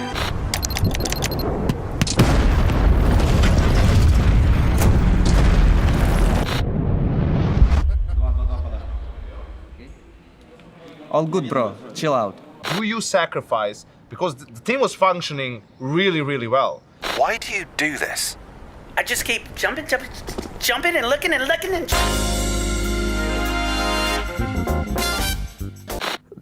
Could someone take a photo of my face? Is that all we're doing here? It should be a human right, and a right is one that is afforded to all.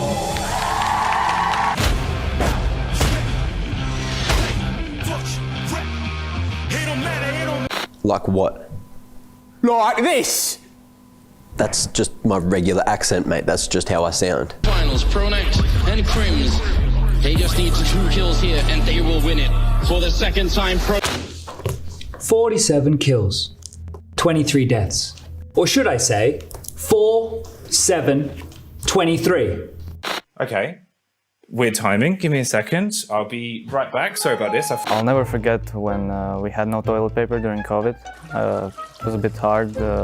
We all went outside, but James never had that problem. It's our first date. Oh, okay. Pressure some vodka then.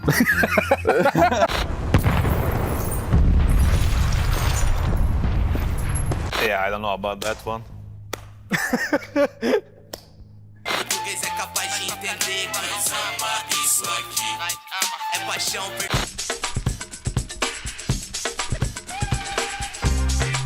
Smokes. You see double smokes in the same place there. Simple just jumping casually into the side. Wait, what was that? Never miss a play again. Simple, that's not allowed. This is not FPL. This is a major. Finally. With FaceIt Watch, you're in control. Switch between player POVs live and see the game through the eyes of any pro. Never miss a moment with replays. Relive each highlight on demand from all angles. Watch it, control it, face it. ESL Pro League Season 19 is brought to you in part by Intel, Acer Predator, Kadia, DHL, Monster Energy, the United States Air Force, 1xBet, White Market, and Gaming Malta.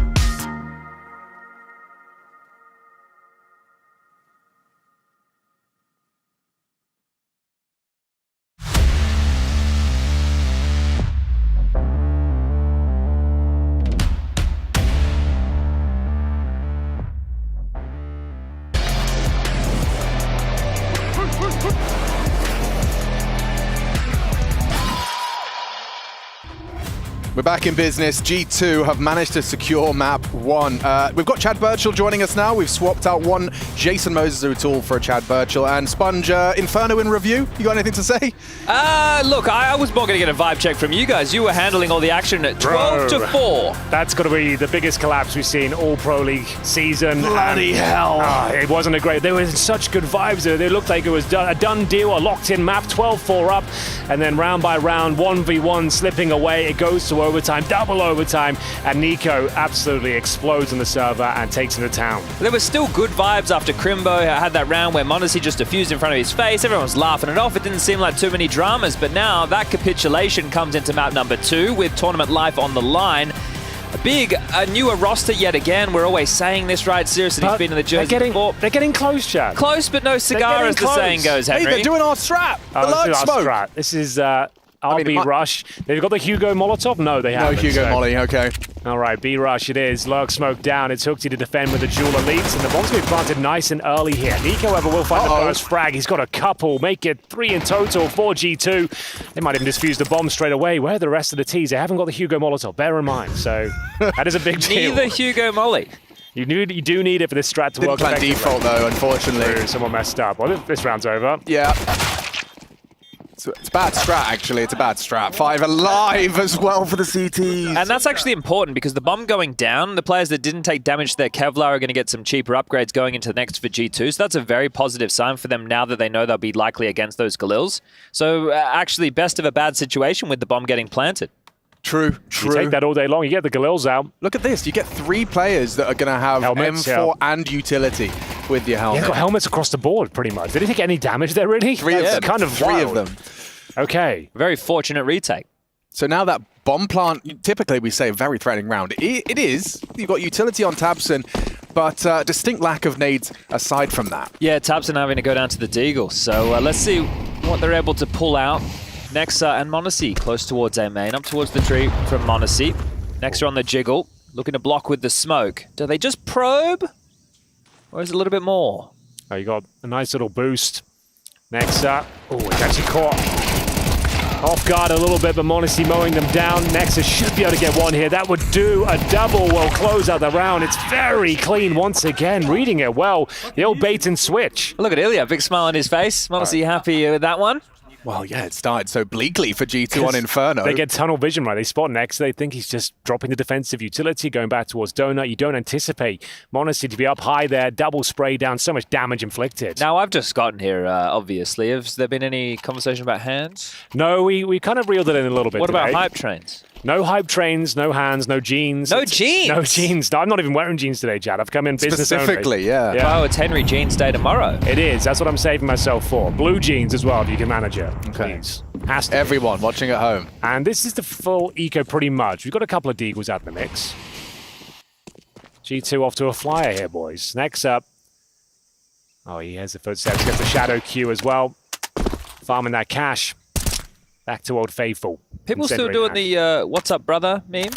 I don't even know that's a meme. What's the meme? It was big on TikTok for a while. I'm sure you saw it, Alex. It's from that I've never been on TikTok. TikTok.com, to be honest. What's up, brother? Yeah, but I don't know his name. I don't know his name Stitch or either. something? But it was people was popping off for a while. Yeah. I think we're a bit late to the party. Yeah, trends only last about 12 hours now, so got to keep your finger on the pulse. What about the mailbag? You plugged the mailbag? I haven't even touched the mailbag. We haven't, actually. Well, the playoff mailbag, it's a different looking mailbag. We change mailbag in and out. But it's still the same address. That is EPL mailbag at efg.gg. And, well, we've got a 3-0 style. Show that that's USB a pretty again. knife, Tabson. I like that. Oh, he changed away from it. God, I'm still tilted for Big Clan. Coming into this one as well, this is your map pick. It felt like such a done deal, didn't it? It really did. It really did. 3 back-to-back 1v1s. This fell apart. Defuse, missing your name. For the game. But I mean, that's not you can bring up the 1v1s, but the fact that you also had another 8 rounds after that to you try bottled and it. close it. You bottled Yeah. it. Yeah, and you know you bottled it. And you know you're not the favourites in this one. And you carry that mental residue into this. You still got a bit of resentment, Henry. You wonder why, Crimdo, why didn't you have full ammo when you're in that 1v1 against Monash? I don't know. It's a good point, actually. And you add the context Henry threw in that Big Clan had never beaten G2. Organisation v organisation. That was theirs. That was theirs for the taking. So close. Maybe Ancient could be. Processor set himself up for a cheeky edge. Well, so much cash available here, but no Hooksy. Aggressive, of course. Likes to force the issue. We saw it plenty of times towards Banana. Doesn't work out towards Cave. Early advantage for the big clan, but Hunter snatches it away. That's big. And he can peel away. 4 smokes invested by big clan. Not a single one remains.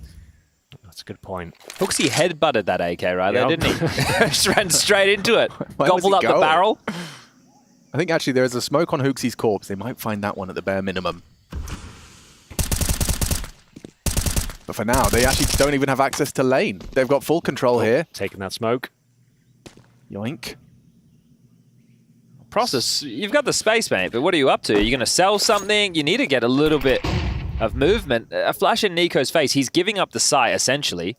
B-lane space being grabbed back now from Big. 50 seconds on the clock. It's all going to come down to the fights. Yeah, and they're not buying Process's presence. There's the info. Nice Nexa. And now the smoke. Huge smoke. 20 seconds. They can't really do anything towards the ledge now. They just have to finish up towards B at this stage. It's wide open for the taking, but they're so hesitant to walk up that ramp. It's a scary prospect. That's a big frag from Process to post. His first contribution on Ancient, and it's on to Monte. Time is of the essence. 25. Now starting to... What are they doing? Headed towards the ramp. Next is going to be in a position to contend with this. On his intermittent spots, they are going to play retake B. Guys, we do need a plant. Tabson needs to plant safe. He will do so. Okay. Looks like it's under control. They've got the man advantage. The bomb planted here. 2 players in towards the cave, however. That's going to be Nexa. Tip of the spear. Got to watch out for Process on this flank, though. And Hunter, not the right angle to do the job as Nico. Impossible scenario. Can he keep it costly for Big, though? That's the question. Picks up an AK and bails. Interesting. Well, they will have enough money to buy into the next round, so it's all good in the hood here for G2 as far as the finances are concerned. They had 2 MP9s into this round as well. It was always going to be difficult to win it. Oh, does Nico hold on to this? Crimbo's on the hunt, and Crimbo takes it away. All right, good job from Crimbo there to wipe the board clean. Now, Harry Russell and Hugo B. Byron, they were doing the 2D printout. They were showing everybody positions, and maybe that's what Big was scared of. Didn't want to just walk up in the ramp to Nico, who was actually over towards A for that entire piece. Process doing good to grab a lot of space, really. Coming in late, low HP, full cave control. So good job to Big to get on the board, but you're going to need some rounds to go really right for your mental to start to be repaired. Let's have a look. Process denying the heaven jump up. Molotov down, trying to keep them entertained. And it's a default spread across the map here. Next up, looking for the spam for the smoke. Eventually getting some heaven control as well. Process slowly but surely emerges from said smoke. Who goes down? That's such a freebie for Nexa. Can't believe his luck. Comes up. Nice. Can't find the same, but Nexa will get his double. Down to the USP, Tabson. Oh, good trade. We'll take it. This round is already getting a bit out of control for Big Clan. They know where the bomb was. They got Tabson low. Searson's the one that's been asked to make a play. Tabson, however, has managed to find himself in red. They're cognizant of this slip. And Hooksy's even found him just before he could tuck in. Huge kill. Yeah, bomb lost, round lost, I think, as well. Soon to follow. Searson's got 60 seconds. Okay. And a smoke right in front of you. You're not pushing that one. What's the lost bonus, that, Chad? For Big, yeah, 2,400. 2,400. There's our buy. He's going to give it a go, though, surely. Look at all the time on the clock. The thing is, getting through middle up towards red, smoke is about to fade. Surely give it a look in, mate. He's having a sniff. Oh, Nico's push could be perfectly timed. Especially now the info's there. Yeah, not really much you can do with this one. Maybe you can find hooks at this point, call the nade out. The backstab rings true. And it's a very, very clean round for G2 there. 3 players surviving. Monte back on the AWP. A couple of AK-47s, a good measure as well. Taz is loving that. 2-0, looking quite nice. Now, Alex, you were planting seeds in the previous game. I want to plant a couple seeds now. And I'm getting steps ahead. So we're not going to beanstalk this situation. There's no giants, especially on this side of the bracket. G2 have 3D Max as their next team. And to start, 12-4 down, your map choice to bring it back, to win in overtime, feels damn good. Now you're going into Ancient, a map that you've had troubles on. If you take Big down that you've mentally already toppled, right? You go forward, you take on 3D Max, Mauser next option. I don't think there could have been a better way for if G2 came in and they just won easily against Big. Sure. This Vax, they already faced adversity. I see. Yeah, some character building here. Yeah, day one. Yeah. I mean, because it hasn't been fantastic for G2 as of late. right, in terms of teams Well, they were the 4th team out of their group. They lost to M80 when they were here. That's true. That is wild. Then they did beat M80 just to set the record straight, but they also lost to them. Yeah. And I guess an important decision needs to be made here. How much are we investing, Big Clan? Not all the bells and whistles. We're going to have a Crimbo AK-47. Saracen full eco for the AWP going forward, so an impartial investment here. Hero AK, some Deagle's armor, and an A execution. Now, is this the machine strat? They're going to drop 2 smokes in the corner. Not even. Yeah, there it is. There it is. It's the machine. Yeah, okay, that's what we're calling it. The official term. Yeah. The machine. The machine execution. Is this the one? My question is, Chad, do I throw CT or donut first? Is there a preference? Probably CT. He's going for CT first. Tamsin, I think Tamsin agree. Yeah. I guess it depends on how you want to scale. True. And what your flashes look like. They don't exist. You should flash behind big box as your players are coming out because it keeps the donut guy blind. If you do a deep donut smoke, if you're doing a standard donut smoke, then I would probably flash to deal with sight guy and temple guy. Yeah. And they haven't... And a flashy gun. He's only thrown 1 smoke. And no flashes. In we go. Okay, it's quite an effective smoke. And an effective first. Nexus gone down after 1. Monte's dead. This is getting a bit out of control for G2. Weapons are falling into enemy hands. Searson goes shopping, finds himself an incendiary and a bullet in the ear. Oh dear. Boys, plant the bomb. What JDC, the hell what are you up was to, that? bro? Get the bomb down first Smoke's before fading. you start. Smoke is fading. That was looking so good for like 10 seconds. And then the push through the smoke. They royally fucked that up, didn't they? Yeah, they really did. Holy moly. Red beans and indeed ravioli. It's going to be a bit of a damp squib around in the end. That is rough. Bigger kaput. Yeah, that is kind of confusing. That is confusing. What was the play there? I don't know. Saracen also with the incendiary, it's like, well, hey, buddy, if you backed off, you could have used that. You buy 7 seconds in a choke point for your boys. Oh, no, they got that gift of Monte through the smokers. At that moment, it's like, okay, like, are we throwing this round? It's a real goof there. I mean, at least the bomb's gone down. Everyone's going to have every single... Barely, huh? Yeah. Yeah. Sure. Yeah, look at even Searson gets to treat himself to a bit of utility That was with the his objective, AWP. right? Get the bomb plant. Yeah, I mean, a round was there, though. There's no denying. There was a round right there for the taking. You're lucky that wasn't in face it. I'd be going off my tree. Yeah, that's true. He would be. I can't confirm. Bravely did so much damage en route. Oh. Admirable. I mean, that's ballsy. And they've got mid. They actually can call mid clear. Is it a boat or a submarine? What's that? He said Admiral. Bloody hell. Right. We did say the Hunter gets a lot of damage through that red smoke. Good spam towards Process. Nico, he knows there's some kills here. He can smell them.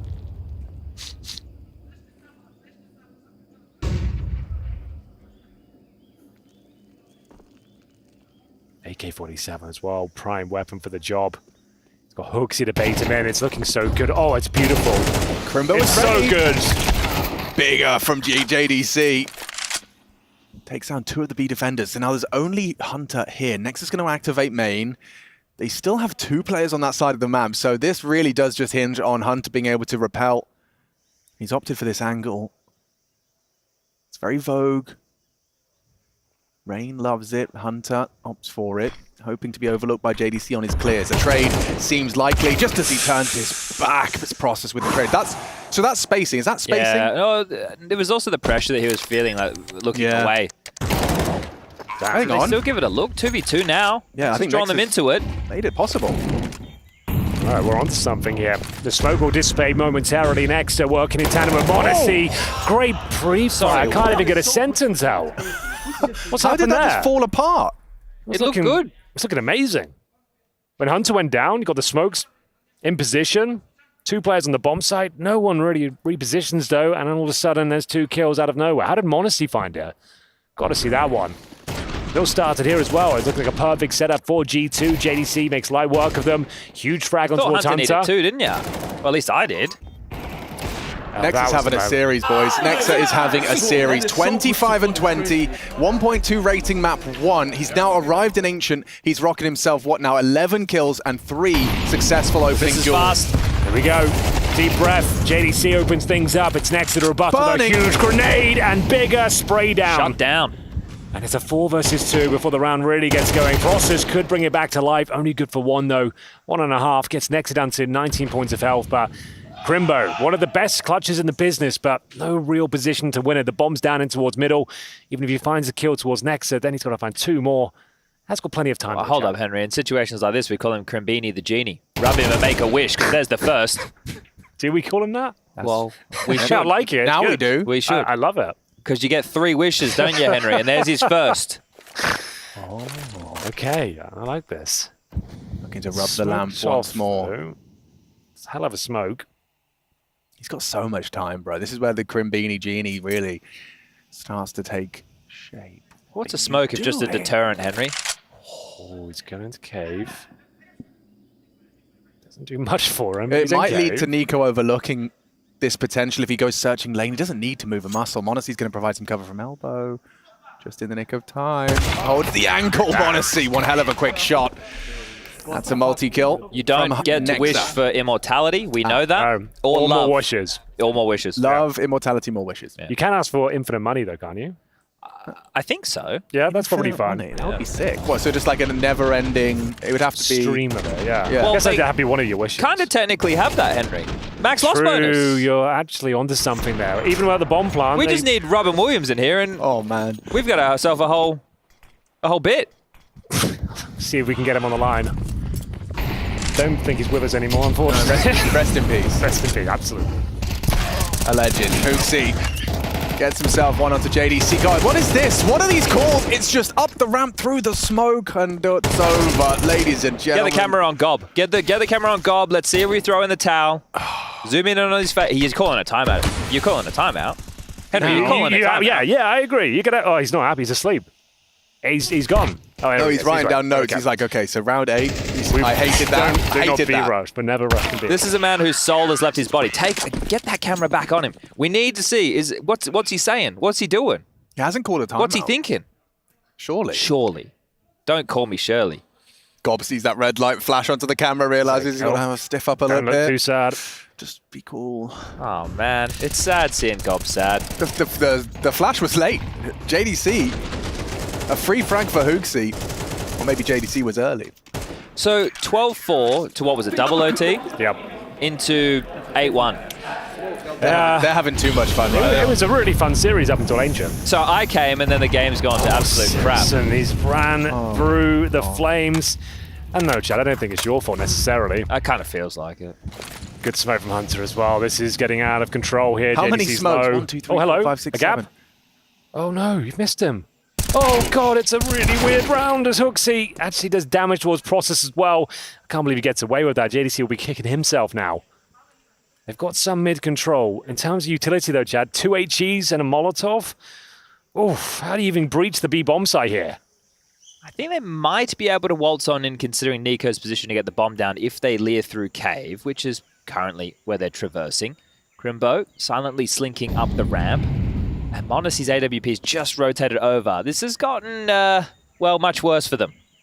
Significantly. Crimbo spotted. Great headshot onto Nico. Good molly. Monacy spotted. Oh, repeat Hunter there with him. That's Process gone. Nice Tabson down to 10 HP. At least he's got the bomb down. If Tabson can at least provide one, maybe Crimbo, come on. Can come alive. They are so dead, though, if they walk past this line drawn by Monacy. He's patient. They're just waiting. They're waiting for Nexa to arrive ramp, and when he does, they're in trouble. Discomfort grows. Good find from Hunter as well. Tabson finished off a 1v3, taking shape as Crimbo's aware for the third. The flank from Nexa. He takes the fight, takes them in his stride. Crimbo takes a slice out of G2. Or Crimbini the Genie, as we're calling him around here. Just a round late. Well, 2 rounds late, and he's pulled it off. It's exactly what we were looking for. But is that enough to get their engine started for big? Only 2 more rounds possible within this half. 4 kills within the round. That Nico kill was brilliant. Damn, what a clutch that was. It's only their 2nd round on the board here. Job arguably already done for G2 at this stage. We'll take a tactical timeout. The GOP special. When a big clutch, slow it down. To see him trying to raise morale here.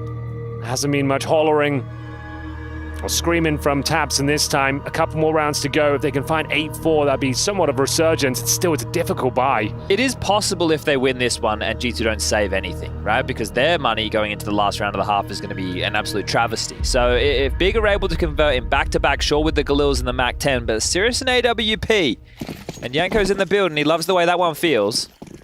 Searson's AWP. He's been 100 to 0'd by a Molotov in this game. Is that double smokes in towards Red Room? Maybe. I think you might be right. Could be possible, yeah. You hate to see that. You really don't like to see that at this stage of the game. Because your comms are bad at the moment. You double smoked us. You've wasted a smoke. You've got one left for the exec. Oh, boys. God, B did not say to do that, I'm pretty sure. All right, well, JDC in cave, 3 towards long, process dealing with middle and A. Nexa has so much information by already being deep up in A main. It'd be sick if you had a couple of smokes right now, actually, wouldn't it? Yeah, smoke off short and long and then walk up the ramp. Or you can just smoke short and have the AWP cover long. Well, there's some info.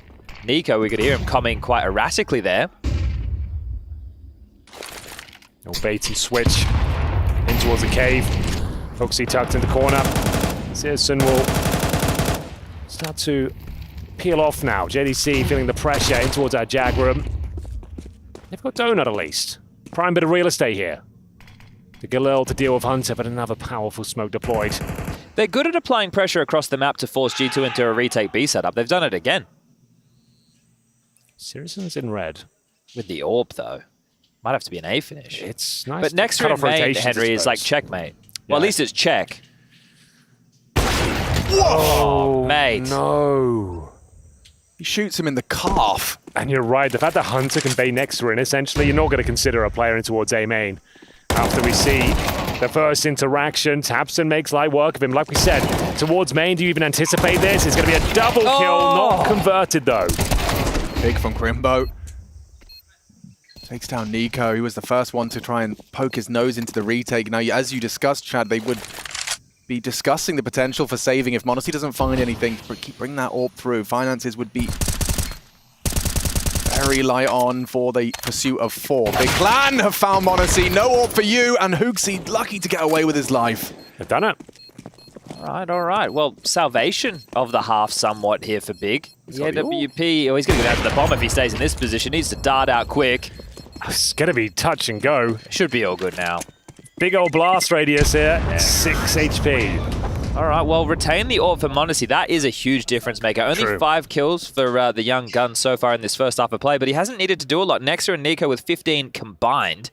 Sorry, 30 combined, 15 each. There you go. Yeah, maths is hard. You should get Jason back here. He's killing it with the maps. Oh, yeah? Yeah, he's counting to 10 and everything. It was crazy. one can count like Jason. No. Wait, he got to 10? He got to 10. We kind of bottomed out there, but yeah. Amazing Normally, I'm just doing it in a 5, 6, 7, 8. My boots, baby, driving me so crazy. My obsession for the Western. A dance all day. A rodeo. Cowboy go from head to toe. I think it's rodeo Romeo, guys. Yeah, I think he's right. He's right. B-rush. Monte. Yeah. Round over, half done. AWP's already on the floor. And fourth for Big Clan imminent. Unless Nico's dig hits more than that. He's got 2. Oh! Let's go! Oh, Nico! That is abhorrent! 4 with the deagle, make it 5 and ace from Nico! That is insult to injury. G2 9 at the half.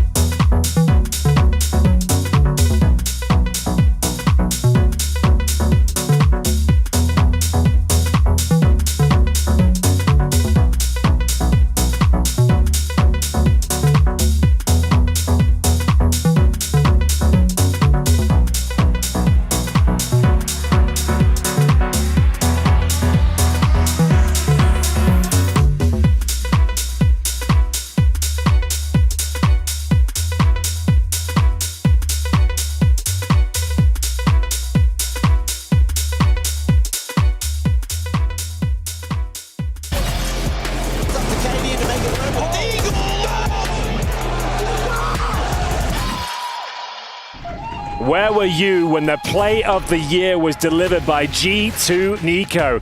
Alex, you put it very aptly. An abhorrent play here with the Desert Eagle. Absolutely stunning ace there from Nico to send them packing 9-3. Chad, it's got to be a done deal. 2-0. That's got to be it. Well, when Nico's enjoying CS2, you know that things are probably over for Big. We thought they were rocked after map 1. They had a late resurgence into map 2, but someone's got to call it now. Big, how do you pick yourself up after that? You don't, Chad. You just don't.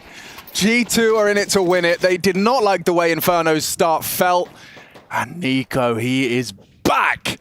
20-4. It'd be nice to have him on a fantasy team. Oh, wait. I've got him. I've got it locked in. Shout out to Wormy one time. God. Oh, no. Don't worry. Don't give him a shout out. He doesn't deserve one. No. We all know why.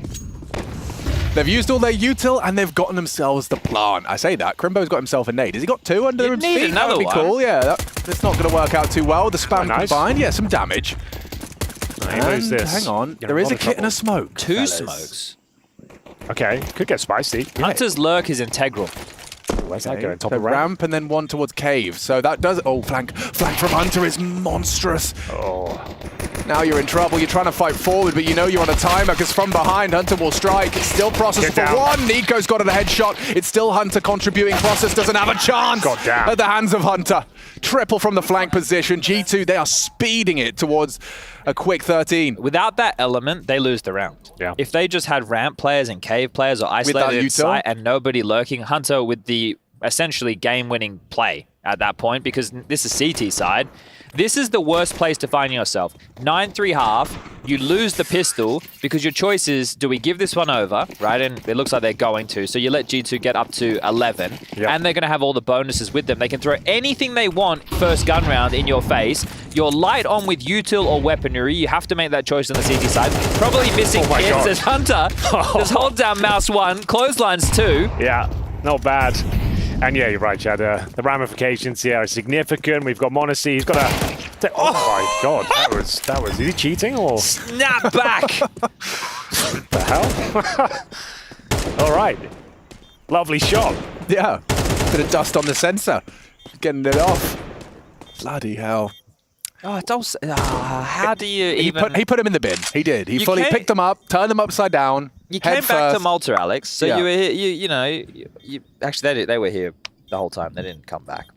They didn't go on an adventure. The last 2 groups, right? So for them, no issues in that regard. But you're starting in playoffs round 1, round to 16. It starts 12-4 on your opponent's map pick, and now you're knocked out. Tabson was genuinely jumping out of his chair. I mean, they were in such euphoria, and now such...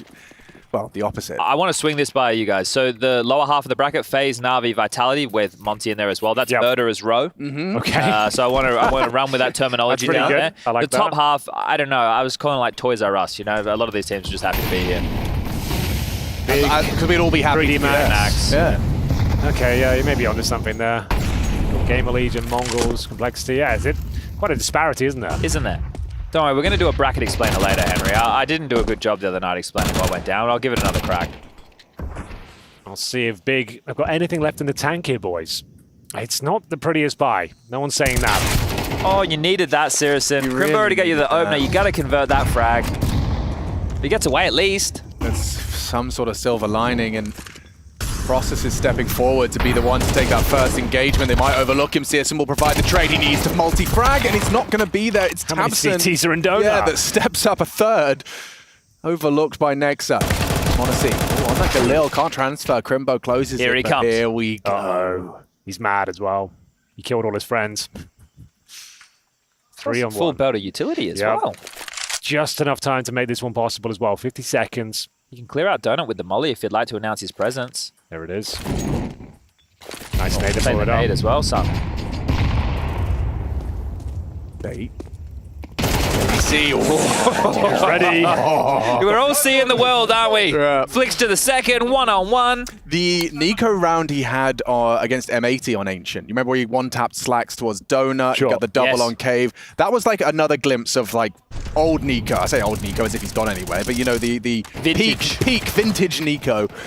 We've seen elements of that and it seems to be more and more frequent. It does seem like he's growing accustomed to the new engine. It was something he was quite critical of initially, but his game is back. He seems to have benefit him more, right? With his tappy style. Yeah, his headshot accuracy, his first bullet accuracy. I can't quite believe it, but Tabson's got 2 here. And that's a good start for Big Clan to dust themselves off. Make a game out of this still. A role reversal of Inferno. Oh, we did forget it is G2. They have to make it entertaining. Anything could happen. We saw a 12-4 fumbled in the first map, but hang on. 5v3? Okay, yeah, this really would be the end. And this kill could decide him, honestly. Lads. Quick with it, clean with it, and they do have a somewhat of a chance. They are towards ledge. Oh my god, all right, well, forget all that. We tried. Forget all that. We wanted to will it into existence. Forget all of that. My old you when Searson got his 5th. The best clutch. 6th. I think it was 7th. 2001, and it was online. He's spots the barrel. He's out. Hasn't cleared short. Hello? He's right next to you. Oh, Searson.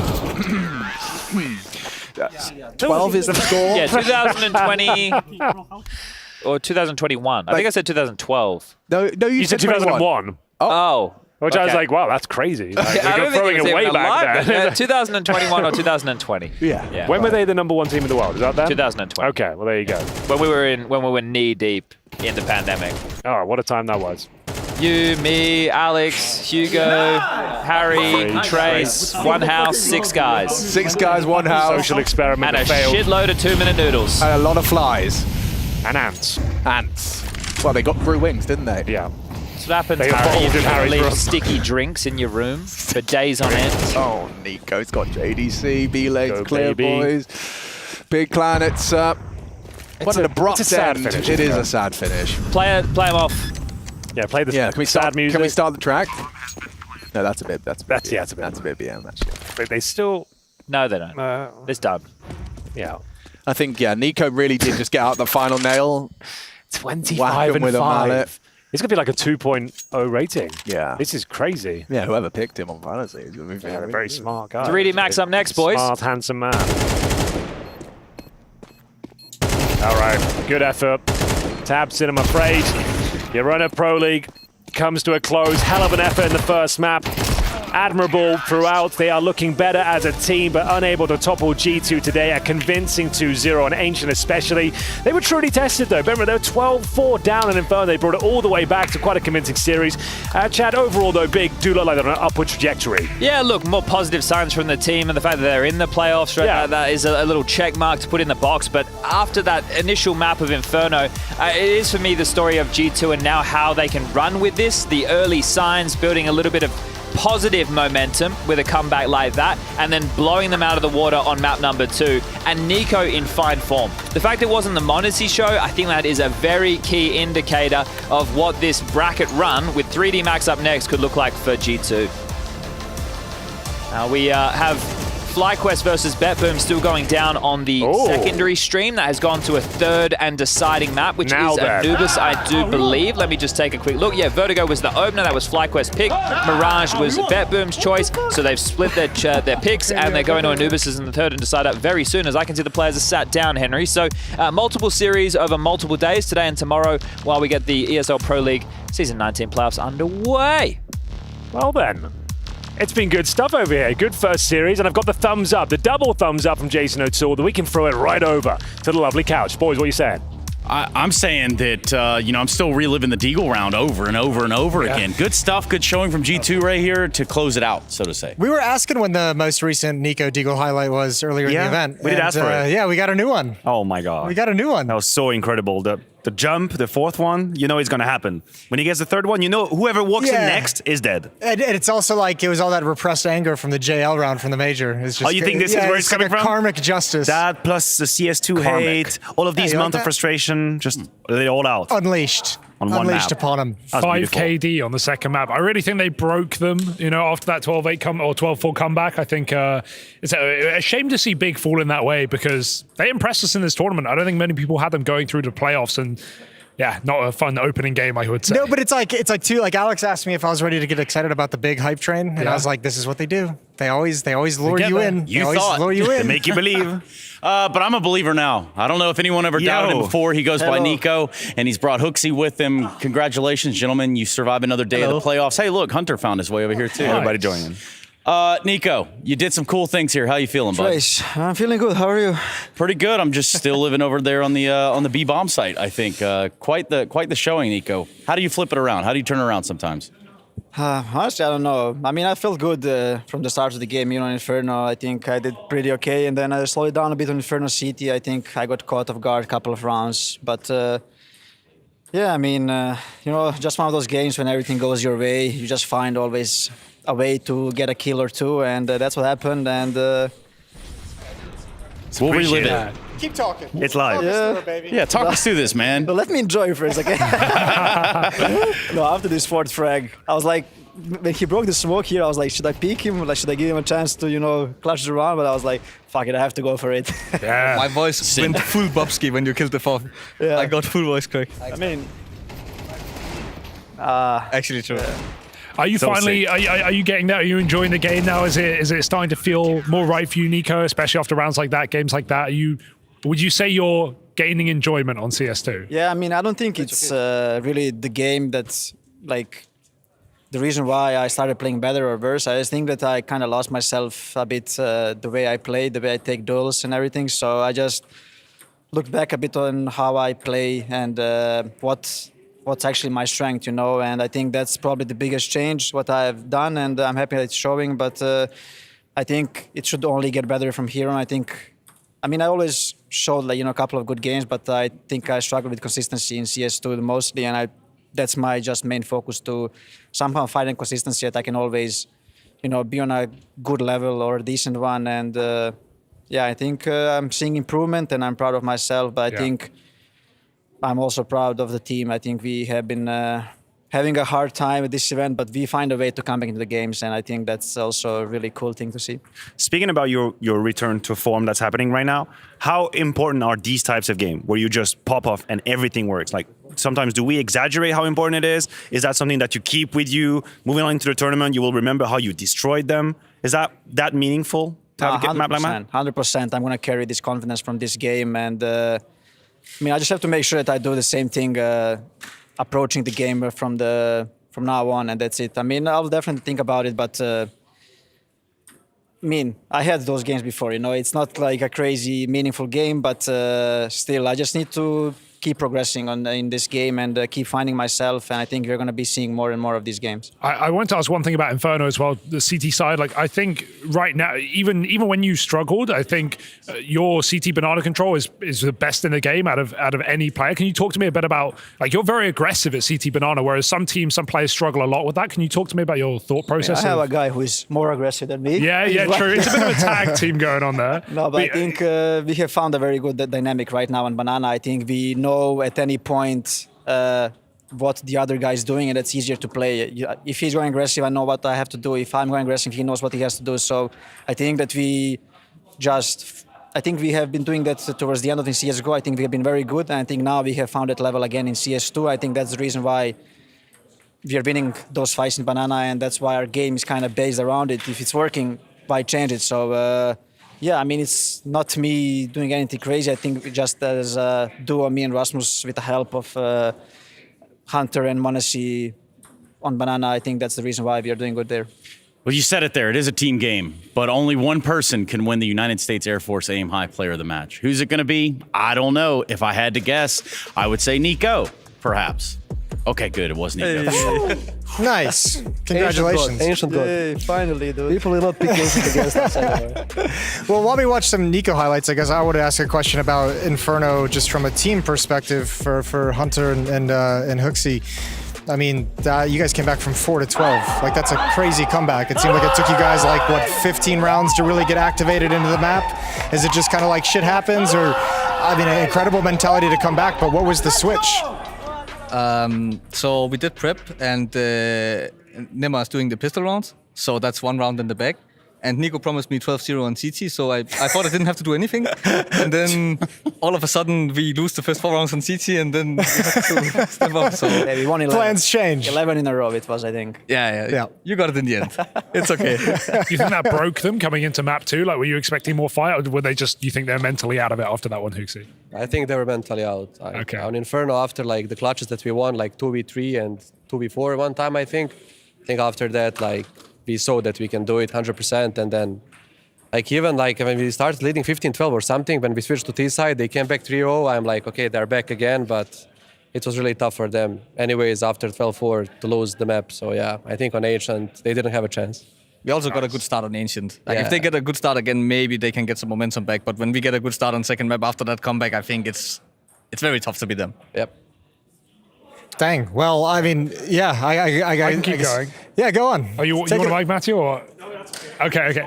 You going down your bracket, you got 3D Max next, right? You know, surprising team to see in the playoffs, and then you've got, if you keep going, Mouse as well. How are you feeling about a potential Mouse rematch? That has been one of the more exciting games recently. Maybe I'm jumping too far ahead, but I don't know. Any thoughts on the Mouse game? Looking at how we played so far, you're jumping I way am too far. One game at a time. We're taking one map at a time right now. Okay. There's no way Nico and Monte and Hunter and Nexa and even Huxi. There's no way you guys lose to 3D Max. Of course, there's a way. We are G2, man. There's a way. What is it going to be, like a Everything ninja is possible defuse? with us. When JDC won that clutch late in the bomb timer, was it like a oh shit, here we go again kind of moment? You know, like another late round bomb. I was mostly pissed that the game is bad and I didn't have this bomb timer sound. I thought he had no time. Oh, gotcha. I mean, we had like 1 round left to play after that, so we had to focus and try to win that round. Because every round that we won before it was like very scrappy, so like we had to grind the rounds out, and we couldn't really focus that we lost this stupid round, and I'm glad that we won the next one, I think, right after, so that helped us a lot. Yeah, for sure. Well, Big Money Monte isn't on the sofa with us, but you guys didn't need him today, right? Like that's what is that in the bag? Is that in the pocket for you guys? I mean, we always need him. Yeah. It's always good to have him, you know? Of course. I think they were avoiding him as well a bit, Yeah. honestly. But yeah, he's a bit sick, and today he didn't feel well. But yeah, he has one bad day out of 90, so tomorrow he will be back. Yeah, but speaking about Monte, I'll jump on the topic as well.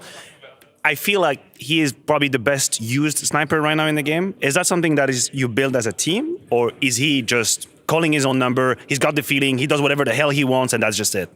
There's a reason he's number 1 on FaZe. It doesn't matter who you put him with, he's insane no matter what. Of course, we try to use it, but I think we cannot take credit for... No. He really is. He's just insane. So you build, he comes in with like ideas, he says, listen, Rasmus, I want to do this thing, this is working, and then you build something coherent around it? Or is that the other way around? It's a bit back and forth, you know. Like sometimes he comes with ideas, sometimes I give him ideas, and Nico, everyone basically gives him ideas, and both before the games and also like within the games, if we see something we can use him for, Nice. we send him every time. Have you ever said no to a move he wanted to do? Yeah, sometimes he's 19, you know. Like sometimes it gets a bit wild. Then you have to. I'm 30, and then you say no to me a lot. So yeah, he's saying no. He's saying no. But mentally, bro, you're 19 as well. Fair enough. That works for me. Yeah, I did have one more, but I've lost it now. Oh no, where'd it go? Do you want to take it from me, Trace? Sure, man. I got you. I'll bail you out, Hugo. Gentlemen, I'll get you out of here unless you want to... No, unless you guys want to say anything to the people at home, or otherwise I'll get you the hell We'll off. talk again tomorrow. Yeah, we'll talk again tomorrow. I like what you've done there. Just I like what we you've did done a there. reverse G2 Go today. to break. There? Yeah. Okay. It's Phil Baxter. Now we're going to have to lock you out and throw it. Time for another installment of Were You Paying Attention? Taz was paying attention to the rules of this very game. Gentlemen, you're going to be going head-to-head. Just questions on the game you just played. I know Ancient was very, very quick, but I do have some questions about that, mostly about Inferno, though. Fingers on buzzers, gentlemen. What win rate, rather, did G2 have on Inferno before this game? A percentage I'm looking for. 82%. I'll give it to you, 80%. You were close enough. I like the 2. You should know that, yeah. Who won the first pistol round on Inferno? My buzzer's not No! Okay, broken buzzer. Okay. I think you won that one, though, Nexa. What's your answer? Big. Indeed, they did win. 1-1. By round 5, how many opening duels had Big won? Still with you. Literally, yeah, all 5. In round 11, JDC clutched a 1v2 and got a last-second defuse. How much time did JDC have left on the bomb when he managed to get the defuse? I'll give that to you, Nexa. 0.1 second. I can't believe it. You've absolutely hit that bang on the head. 0.1 seconds. How many rounds did Big win on the CT side of Inferno? 8. They did indeed. And who was the first player to hit double-digit kills on Inferno from either side? Go on. From either side? Yeah. Thompson? He was. How many rounds on Inferno did you guys get back-to-back without breaking one on that CT side? Go on, Taz, I'll give it to you. In regulation. 8. 8, nailed it. What was the final score on Inferno? We had 19, they had 16. Nailed it. Who ended Inferno with the most kills on your team? Monte. Incorrect. Nexa. Still incorrect. Hunter. It was, and how many kills did he get? 27. There you go, your buzz is lighting up, and you were bang on the money. 27 kills for Big Man Hunter. Which map did Big ban in this veto? Do you know? Actually, no, I placed it. Mirage. That is correct. And what side did Big begin on Ancient? T or CT? T. That is correct. On Ancient, how many kills did Nexa get with the MP9 on round number 3? 4. That's correct. Nice little 4K. Was it the USP kill? No? No. No, you bought an MP9. Yeah. In terms of the oldest players in the server, only players, who was the oldest and how old are they? Thompson was the oldest. Yep. How old is he? 29. Bang on the money. How many kills? No. If we went to all 3 maps in this series and we played the maps in reverse order, tell me the maps from 1 through to 3. Anubis, Ancient, Inferno. Nailed it. What team will you face in your next game? I'll give it to you, Taz. 3D Max. That's correct. And finally, the most important question, which I think winner will take all from this. How would you describe that round from Nico to end the first half of the second map? He's playing CSGO again. He's back, baby. Nexa, I think you win that one. Thank you so much for joining me, gentlemen. And yeah, best of luck in your game. Thank you. Thank you.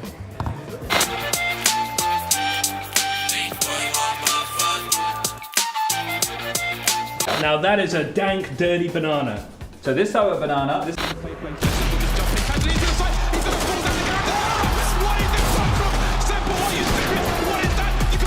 Save your skin with the all-new Potential.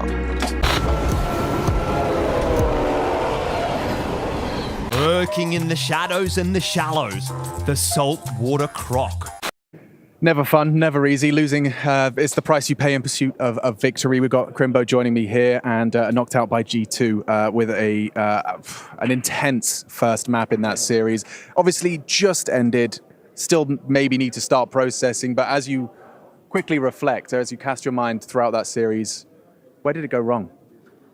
I think in general, I mean, we played Inferno really great. I mean, we're leading 12-4. I think you can't lead, like it wasn't same game. I think in the end, it was like, we lost some clutches here and there. I also lost 2 clutches where one time I didn't find the guy on B through the smoke, and the other one I felt my nade for the smoke.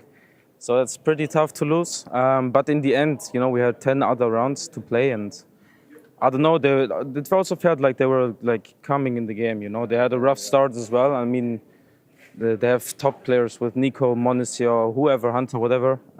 If they keep rolling, you know, it's always not easy. And yeah, if we close it out there, I think it can go another way.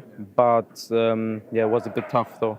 And after that ridiculous first map, was it hard to shake it off into map 2? I can't imagine myself being able to turn that off and focus on the next map when I know how close I was to being, you know, on the other side. Yeah, sure.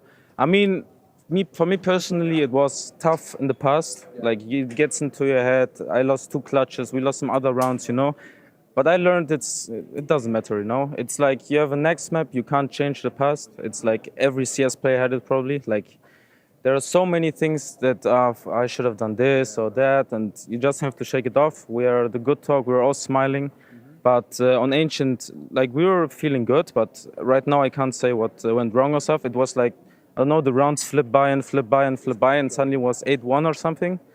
And then we got 8-3. We lost the pistol again, and if you lose pistols, and it was a bit rough second map. But I think our mental was good.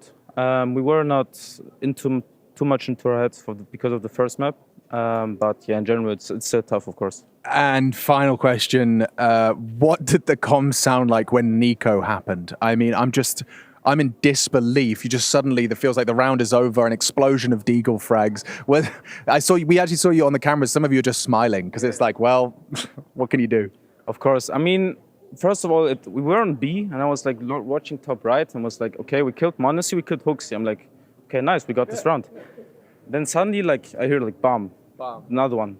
And then I'm like, okay, the other one already said like, whoa. Yeah. And then I just jumped through the smoke, wanted to help my teammates, also got one. And then we were like, you know, he's the best rifle of all time, in my opinion. And if you get these rounds, of course, team play here and there, and you should have won the round. But I mean, you also take it with a bit of respect, you know. Like, it's the best rifle of all time, and if he does a round, it is what it is. As I said before, you know, it's like Inferno. You can't change the path.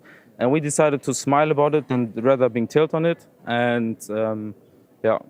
No, and you guys have been making such great strides as of late. Obviously, you know, reintegrating, getting your teammates back up to speed. It's still very early in this new Big Clan project.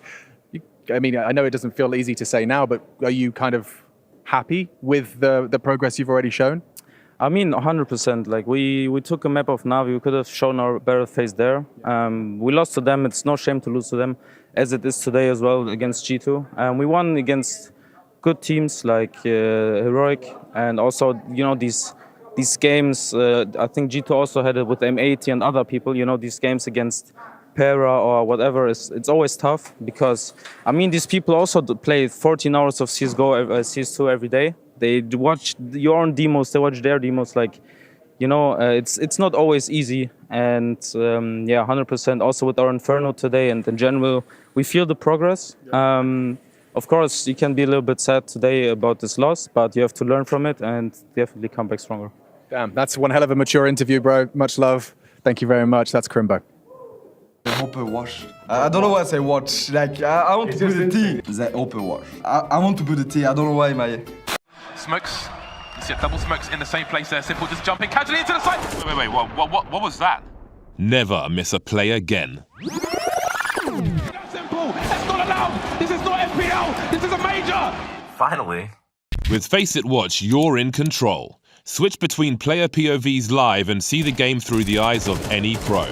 Never miss a moment with replays. Relive each highlight on demand from all angles. Watch it, control it, face it.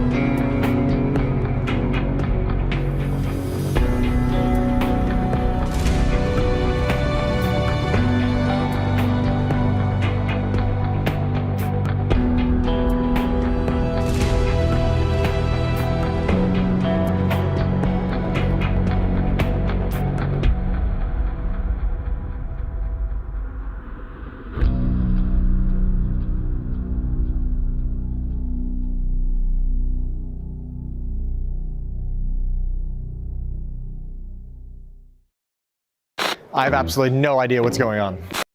It is time to get quizzical, as I have two experts, self-proclaimed experts of the Intel Grand Slam. That is the theme for today's quiz here at EPL Season 19. Self-proclaimed? Yeah, you came up to Self-proclaimed. me in the break, right? We had one day off, and Maynet was like, yo, you know what I'm an expert in? It's not French CS, it's not Vitality, it's not even Zywoo. It's actually the Intel Grand Slam. And then Yanko rised up and said, I can beat you, right? That's exactly what Where the happens. money is, Freya, that's where I am. I don't have So money he's following for me around you. all the time. No, I mean, the Intel But- Grand Slam, it's $1 million prize, right? Like, I want to be around that. Yeah? Maybe one day I'll have a chance to win it. Yeah, why can we not participate? I don't know if we maybe at the desk of the event or something. I think a side that quest. would be Predictions. Yeah, something with the massive veto. conflict of interest. You need to guess the winner of like Katowice or Cologne and 3 smaller events.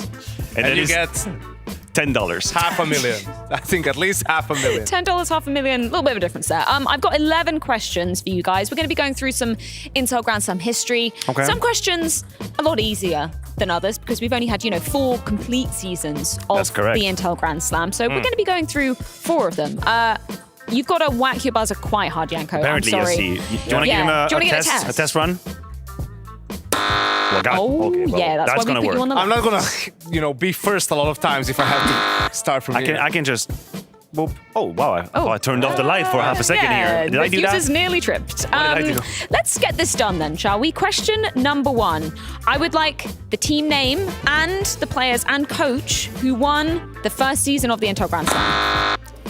The team name, the players, and coach. Yes. 5 players, the coach. 5 players, the coach, and the that team was name. Astralis. Yep. And so, let's see the whole team. Device. Dupree. Magisk. Yep. Xipnix. Yep. And Glaive. That's correct. And I imagine the coach would have been Zonic. That is correct. And I well win? done. 1 point to match you. It's that easy, man. I'm You an just got to expert. answer the questions correctly. Yeah, you're living up to I am your an expert. bold claim. Nice. Question number 2. So what events did they have to win in order to get that? There's obviously 4 of them. Give me some names. We're going to start with the event that actually got them to win, which I believe was a Pro League. And that would be, was that season 7? That is That was in in there. Odense. That's not the That was one in that they Odense. won on, though. That was 8. In there you go, Odense. 7 and 8. Oh, so they won both actually. They They won won 7 and both. 8. Yeah. Right. I gotta say, I'm kind of running dry on the rest. What would they have won at that time? Would they have won a Katowice? No. that was after. That was after. Yeah, that was a bit I'll after. pass over to Yanko. I don't have the 2 others. Half a point. Can you Half get a another point, half thanks. a point? DreamHack Masters Marseille Yes. and Chicago. That is correct. I'm going to give him the full point because that's more Whoa, you just impressive gave me than half your- a point. No backsies. I don't make the rules, I just follow them. These were the Question tougher ones. number 3. Who did Astralis beat in the grand finals of DreamHack Marseille to get the first notch on the Intel Grand Slam belt? What team was it? Ooh. Think about the time, 2018. It was. And it was a Navi with Zeus, Edward, and Kane coaching. And Simple Zeus won the and MVP. Edward. Despite losing in the final. He would have loved that. I wish I was Edward. there. I think. Psych. Edward. Yeah, man. We're rolling back the years. Throwback. Yeah, it is a throwback. Question number 4. Okay, so Astralis could have got their 3rd notch on the Intel Grand Slam belt at DreamHack Masters Stockholm in 2018. But who beat them in the final? It was Would a that classic. would that be the MSL op of North? The MVP winning MSL all in-game leading. The man does Absolutely. it all. He did everything. Except win the Intel Grand Slam. He broke the game at that point in time. Just broke it. It was great. It was a great final. He inspired a lot of people to take the MVP even if you can't. Just suddenly out of this success. Question number 5. Liquid were the quickest team in Grand Slam history to complete the Intel Grand Slam. How many days did it take them to complete from their first event win to the last? 63 days. That's bang on the money. That was crazy quick, right?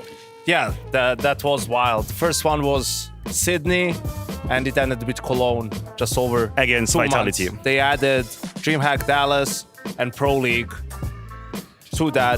4 tournaments. Wham bam, thank you, man. See ya. Absolute insanity.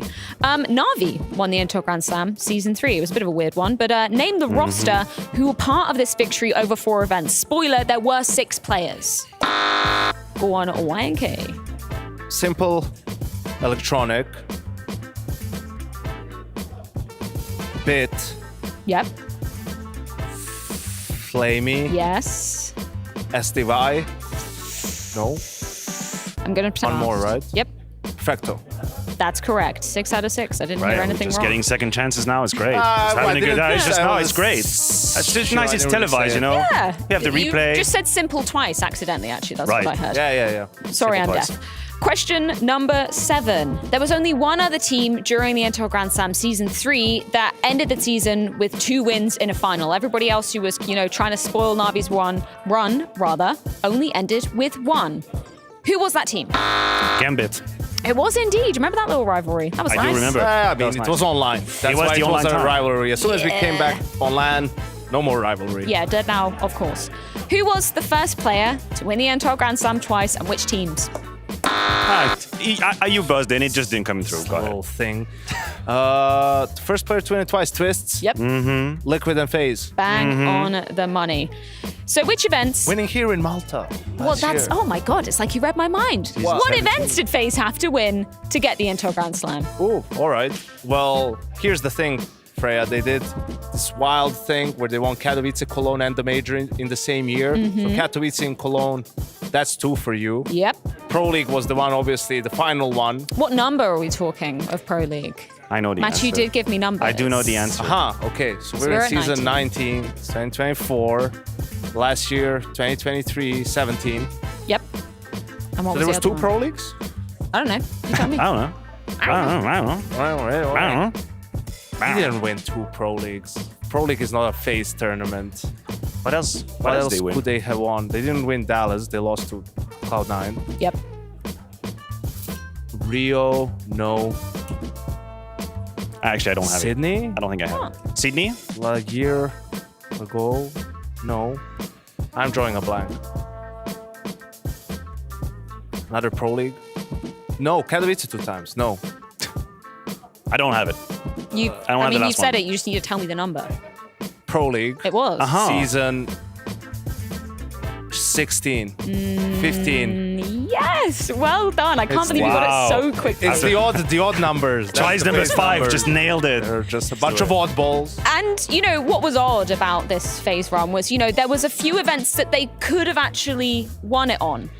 How many events between their 3rd and 4th event where they managed to win it could they have done it? I want a number. That's a horribly worded question. I'm sorry. Well, I mean, it's okay. I think I reverse engineered the question. Yes. I used the grammar. So they won Cologne, and then they won EPL season 17. How many between could they have won it on? There you go. I got there. What would be in between that? Just gotta think about the calendar at the time. I would imagine there is at least 1.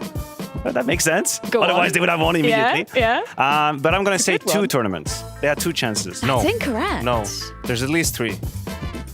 At least or more? Maybe 7. There was another season of Pro League. There was the Rio Major. That would have counted. But was there anything like what else? No, there was the RMR, so they didn't have a tournament after that. Yeah, and then Well, think about it. Cologne 3 tournaments. Yeah, Cologne 22, EPL season 17. You're looking in 3? That's correct. Yes. I'm glad you stuck with that. Well done.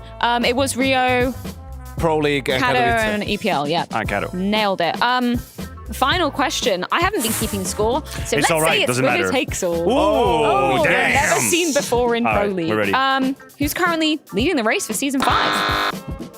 The race leader in season 5 are the winners of I Am Chengdu, which is FaZe Clan. That's correct. They've got 2. They could do got a 2. 3rd here and then maybe win it in Dallas or maybe Cologne. Imagine I wouldn't mind that. I wouldn't mind rolling in Cologne with the possibility of winning a Grand Slam. Or That they adds something. could Next season of Pro League in do it Malta. next season Pro League. Yeah, that would be absolutely League. banging. Giving out 3 Inter Grand Slam out of 4 in Pro League. That's 3 out of 4 wild. were actually secured at the Pro League. Yeah, maybe Spirit should attend more tournaments and Be in the race. capitalize on that Katowice win. Yeah, who'd have thunk it? Yanko, does this feel as good as maybe winning the Intel Grand Slam? I guess we wouldn't Probably know. better even. I think probably better because probably anyone harder. can win it, but remembering all the minutia details about it is what true champions strive It's better for. than $1 Freya. million.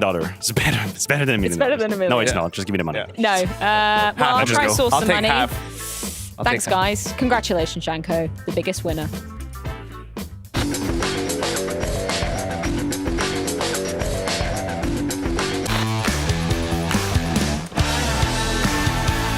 Well, we really backed up for this one. Oh my God. That's the #1 player in the world, ladies and gentlemen. Measurements. Measurements, yes. The measurements never lie. Never. Like a pendulum where all the swings are blessed, but to play in this part. Everything fights for its time in the sun.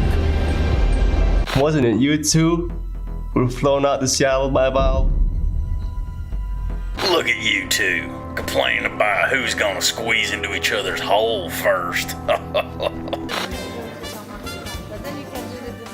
Of course. Talked highs, now let's talk lows. If any cold callers... Perfect, actually. Alright, so we're gonna pop this flower. Potential defends against the 4 symptoms of underachievement. They say the Dexter's out to get.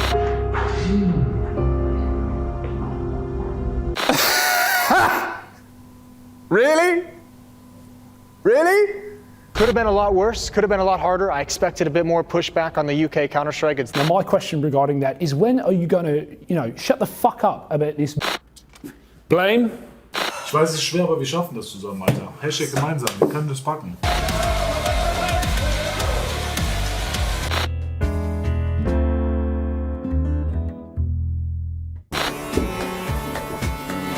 Tell me about... Harry, I'm about to lump 20 on. You cool? Look out for a few surprises. No, Chad. Is that a raincoat? Yes, it is.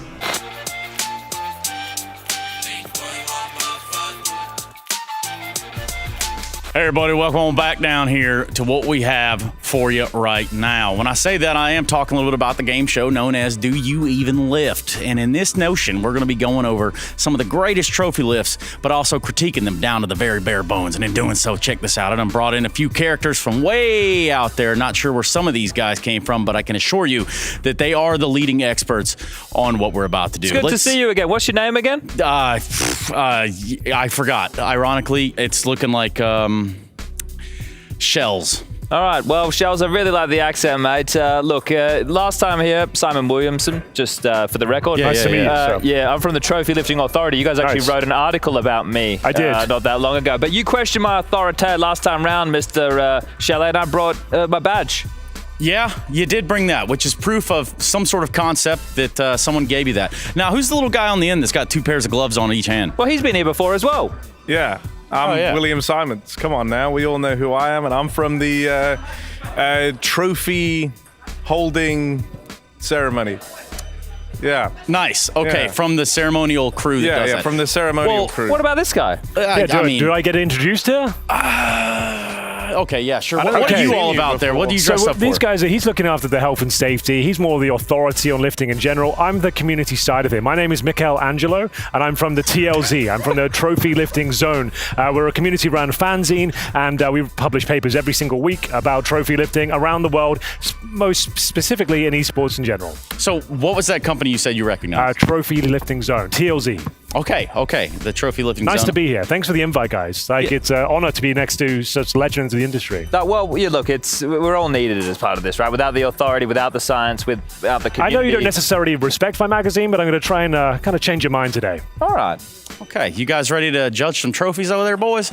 Yeehaw! Because it's about damn time. Let's go ahead and bring out our first contestant, our first candidate, and this is what it looks like, a little G2. You can see everyone's very happy to be there. Last time round, Mr. Williams, we saw this happen plenty of times, and you know, you and I, we're sticklers. We are absolute sticklers. Now, you can talk about the science. slow-mo replay is needed here.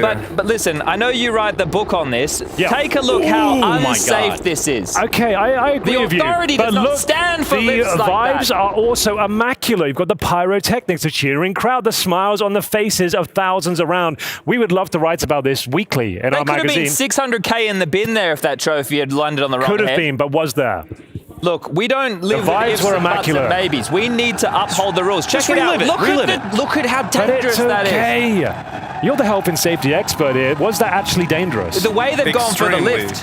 What kind of injuries could they have incurred there? I mean, Check it out from this concussion is angle. one of them. You could have serious, brain problems. This is the Brain angle. problems. He's I've got right. to feel those myself, actually. So I feel you there. But I'm still, they're happy to be there, Chad. Look at the smiling faces. It's not about happiness. It has to be Mr. sometimes, Angelo, though. all right?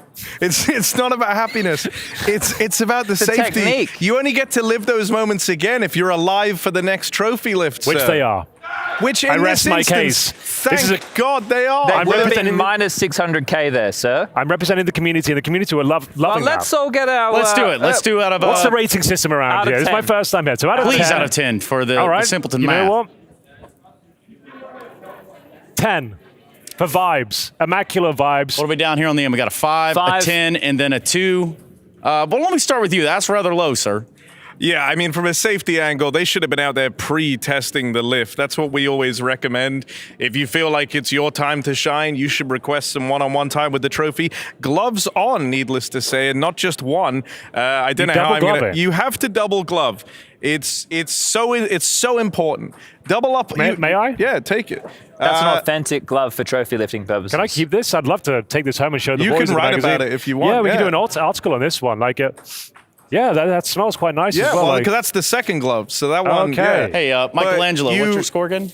10 out of 10 for me. 10 out of 10, okay. Just good energy. Love the lift, even though it was a bit dangerous. I admit it was a bit dangerous. No, but how can you admit it's? This is why I don't have a lot of respect for TLZ. If I'm being honest, You've been saying this for years. You want to just kind of just air this out now? Like, what's the problem with TLZ? Right. Firstly, Mr. Angelo, why do you keep laughing? Sorry, I can't take you seriously. I'm a bit excited. Because you chase the clout, and there's so much more What to choice do these we have? moments. What choice do we have? It's a small industry. We have to make a noise. We have to make sounds here. Look, You Yeah, don't but respect make what we- noise safely and responsibly. There's a reason the authority exists, and we push for at least 5 hands on the trophy at any given time. Right there, I saw 4. You're the authority, right? Where are you at the live moments? Why are you not there making is sure it. that everyone's looked He's got a after? point there, That's Mr. the real Siemens. question. They Then where's the health and safety officer? I'm there in the mean, crowd, in the we- pits, we work writing about this every tirelessly single on the event. build-up. Hey, you, calm down a little bit. Sorry. Please. So I'm very passionate about this. Carry on. I'm sick of this already. Yeah, so we're largely involved on the build-up. That's why, like I said, We can't be there for the live lift. No. You could be.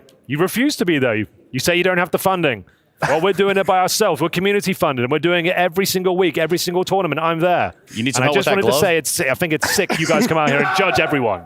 I think it's sick. Well, Okay. look, my score of a 5 stands. Yeah, we'll leave it at that. I think we got a lot of the menagerie of the opening of this right out of the gate here, which I'm happy about. 10 out of 10, a 2 out of 10, and a 5 out of 10, which does bring us into our next candidate. Or should I say our damn candidate here. Look at these vitality followers. Look, there were, you can see there, Mr. Simons, you can see there that the way that the lift has gone down, look at the raise of hands. They have spoken about this before. And we love to see that at the authority, because what that means is they've discussed how the lift would go down in advance, right? This isn't in the moment. This is pre-rehearsed. Anything you want to say? Do you want to kill the vibe before we even get going here? No, I mean, from a safety angle, that's a textbook lift. Like, you're happy with I that? feel very good about this one. 2 hands firmly either side of the plate, grasping at it. I'm not really feeling the passion though. I'm not really seeing the same level of dedication Well, the that's what previous one. happens No one's normally. smiling. Normally, when there's a plate lift, you don't get your hands around the shaft, so it's normally there's not as much elation. That's a very good point. Right? It seems more like relief though than glee. I have to say, I'm not really feeling this one as much. It doesn't you really even get me write going about deep this? inside. We didn't even cover it. It wasn't worth it. We don't really cover any plates. We only do trophies. We only do the big cups. Oh, okay. We don't really try and go near the plates. Well, then I maybe see we how could it just is. throw your So- testimony out in this one. What I'll say is that it's ironic because you say, why aren't we there in the big moments? I But was we're still there, actually, we're rest involved assured. in every moment.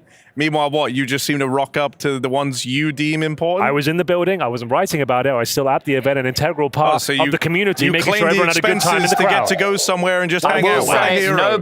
nobody almost died there, sir. Yeah, I agree. That's all I'll say. Well, I'm ready to submit my vote. And I'm ready to hear them, as long as TLZ gets their shit under control. TLZ is not going anywhere. Well, then TLZ put a is number going to to make it, sure boy. your life is a living hell. So Start on the very end, then we'll go to the guy with the hairdo on the It's outside. a 9. It was synchronized. There was a lot of safety. I put this one quite highly, if I'm honest. I've gone with a 7. I do agree with TLZ in the terms of plates versus trophies. I would prefer to see trophies getting lifted by the shaft. Considering we didn't even cover this one, we've gone for 0 out of 10 on this one. Because, yeah, we don't cover plates. We're not really interested in them. We don't actually think it's an integral part of our community. Even though these guys, like, it's an easy job for you. The plate can't cause any damage. Why are you even commenting on it? My gears. Nothing to do with you, actually. You shouldn't even be talking about it. Like, this guy, yeah, sure. He maybe has something to say. Can I call you Mickle, or do you want Mr. Angelo? Mr. Angelo, or actually, Mr. Mikkel. Great. Another horrible line in the sand has been drawn here from, I hesitate to even say colleague. I wouldn't even consider us in the same ranks. I'm actually kind of upset I came down here. I thought you guys were actually going to be professional. Do you know what have you heard of the Monte plates? No. Have you? So you won't even pay respect to them? I won't pay any attention to them. That's the most coveted award in all of Malta. I'm not interested in plates or anything in between. Trophies only, and maybe a cup. That's about it, okay? A cup. A cup. Well, you know what a cup is, sir? Yes. Hold on. Who?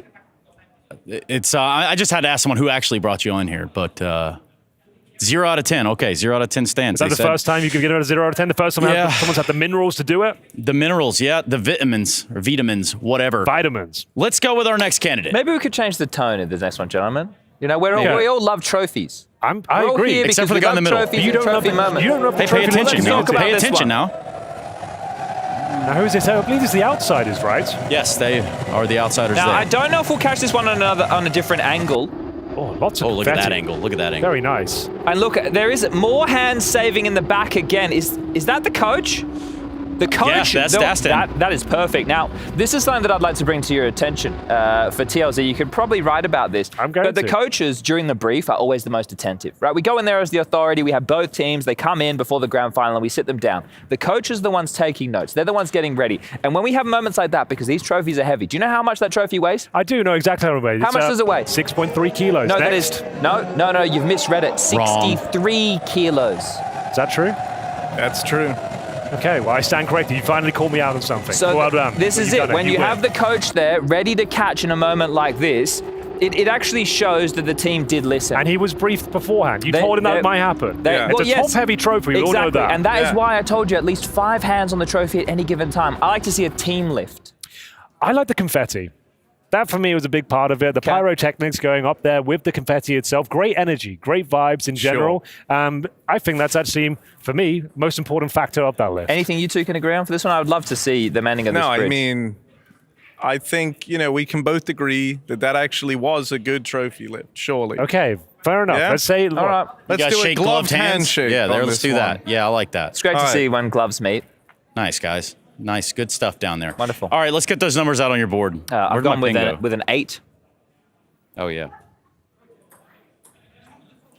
Just waiting for Mr. TLZ to back down from the handshake because I never back down, sir. Oh, you know well, that. then I'm afraid this is going to be a very long shake. What are you going to write on your board? I'm going to go. I don't know. I'm going to try and figure that out on the fly. Oh, good luck, man.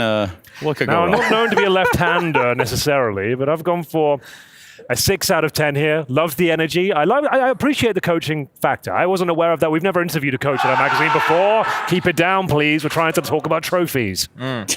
Are you going to show your submission? Yeah, sure. Sorry. All right, you win this round. Thank you very much. I know. That's a 7. 7. Nice. 7, 6, and an 8. Now, or 6, 7, 8, however you want to put it. Okay. We're getting somewhere. We are most certainly getting somewhere in this motion. So let's run that other clip. Let's run that next clip.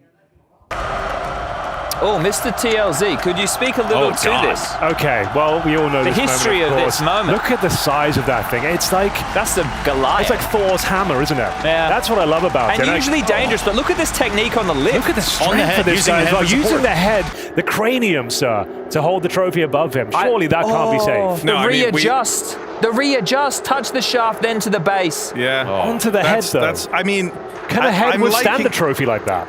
Here's the thing. It might have been, it was fine in this instance, right? But if his grip had slipped up for a second, he would have been crushed to the size of a 2-pence piece. I think it'd be worth it, though. Under the weight of that trophy. I think it's worth the risk. I feel like How can you think that's worth the risk? Because the energy and the experience the crowd got, he got everyone on their feet. Everyone was standing up to see him raising the roof, raising the energy. As soon as he brings it up, everyone's excited. Then onto the head as well. No one saw the head coming. The Cranium Trophy lift. Mr. TLZ, where was this tournament held? Do you know? Oh, actually, a good question. Cologne, I believe. I think it's Odense. Odense. On the. It actually says it. Barrel there. And it also says the date, which is 2018. A great year. A wonderful year. That's when TLZ was founded, in fact. It's one of the first trophies we covered. What was the first story you guys covered? It was about, I can't recall, actually. He's written that many stories. Yeah, we've done so many. Look, we've published, 5 different books each year since 2018. You can't expect me to keep track of all of them, can you? No, of course not. And I totally understand it. You know, a Danish team winning on Danish soil, it was a hard one to cover. I did see the article you guys put about breaking mirrors there. So that was a little bit different. Hey, however, let's see the numbers. You cover what you cover. All right. Now, the authority will say there is a danger level to that, but we do sometimes get the players to demonstrate their strength before the lifts. And Glaive there, he's a strong lad. He is, and the adrenaline pumping, considering the circumstances that you so rightly pointed out. Thank you, host. Yeah. All right, so let's get the numbers up here, huh? All I'm going to say is that specific trophy weighed in at hundreds of kilos. Hundreds of kilos. And if he'd fumbled for even a second, he would have been crushed out of this realm of existence, off of this mortal plane. So for me, that's a 4. 4 you have to take into account the idea that this would have been the actual size of what remained. Well, it would have been a trophy on the stage with flesh underneath it. I need to ask a favor. Yeah. This is quite embarrassing for a journalist. I haven't got a pen that works. You can borrow mine. May I use yours? Just to kind of counteract what you're saying there, I understand. I'm going to agree with you there. Sure, it's unsafe. Sure, maybe someone could have died. But overall, everyone was fine. Everyone lived to tell the tale. There was no fumbles. There was nothing wrong there. He The got the authority's crowd happy with on their feet as well, which you've got to love to see that, like in terms of making sure everyone's on top of on board of it. We had the confetti. We had the cranium lift, which we've never seen before, actually. So for me, in terms of the energy, the community interaction, making sure everyone was involved, perfect score. Okay. 10 out of 10. There the second one I've given today. Okay. Loving that. So that brings it up to what, 14? We've got just a pen delivery. That's okay. Thank you so much, sir. Yours doesn't have an eraser on the end, so if you'd like to use this. Okay, no, hold on. I have a spare eraser. Oh, okay. I have a pencil case with me. Okay, how many trophy lifts are left, sir? We're looking at uno más. Okay, well, So this is just what one it's more. all about. Have you guys Perhaps. mended the friendship over here? Can we get... You know what? I'm warming up to this guy. Will you write an article about Mr. Would you like Simons? to be interviewed? Would you like to get into the weeds? To. I mean, I've been an avid reader of TLZ for the longest time now. I might not respect you, but you write good articles. You're one of our biggest critics. I've seen you online. Yeah, well, I critique it because I care. Sorry. Okay, I well, actually... Just take your when are you time, next gentlemen. available? Hey, you guys can go on a date after the show. How about we get to the last candidate? Yeah, Pay attention. Sorry. Oh, it's another play. Oh. Oh, my goodness. I know how I felt about this one Okay, look at the time. pageantry, though. No, look at... kneel down and pray. You worship the trophy before you lift it. You respect the cup. Well, in this case, a plate. Like we said, we didn't really cover those. But for this one, I might make an exception for the interaction once again with the crowd, getting them excited just before the confetti Who is popped. lifting the trophy? The owner of the org. I ask again. I couldn't see. My eyesight doesn't necessarily lend itself to that distance. Who Your is it? mustache is in the way, I noticed. Who is lifting the trophy? You and I might have a falling out in a minute, sir. If you think this is acceptable trophy behavior, I have another thing. I see what you're saying. This is not acceptable trophy lifting behavior. It's not actually. I'm kind of with you there. He's stolen the moment from his players. We call this one the red eye, and it's been done right in front of everyone's face. Now, is it the red eye because I it'll feel like keep you you're up at right. night? Yeah, this is the first time I agree with you. This is the most disgusting thing I've seen in the history of trophy lifts. From a safety angle as well, we don't give the brief. We only brief the players. You know, we're not there to brief everyone who's like tangentially related. He's not even been authorized to lift the trophy. No, He should never have been anywhere near that trophy. If you were the authority, where were you? I should have put him in trophy jail. And straight in there, like for life, potentially. Slipped through the fingers, didn't he, of the authority? He's still on the run. Oh, yeah, this has ruffled a few feathers. It's actually kind of upset me. I think we we're can all agree on actually this one. agreeing. Yeah, I think we disqualify him. Yep. I think we just get him out. All right, well, I've got my rating. Okay, that's good. I'm trying to do math over here. Not my strongest suit, but as the host, I'm here for words. And so with that said, let's start with the man on the end. A 0 from 10. A 0. Okay. 0? Another 0, and goose eggs all the way around. Unbelievable showing of force here, gentlemen. And just off some quick maths, well, it's looking like your Dane friends did secure that one. That one event that TLZ chose not to cover, this is going to come back and bite them in the ass, sir. The greatest fucking team of all time. That's what a man did say one time out to the world. Now, gentlemen, I want to thank you very much for thank Do You you. Even Lift. You brought honestly, quality trophy lifts here today. Anything we got for you? Thank you to you and this show. It's been fantastic to get to feature twice. Thank you so much. No problem. I'd love to come back. See you next time.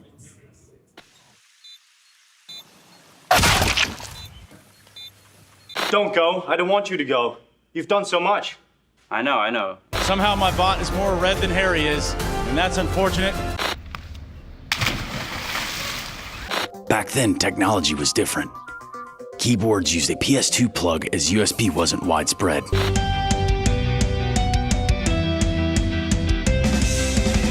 Yes, have fun at EPL and break a leg.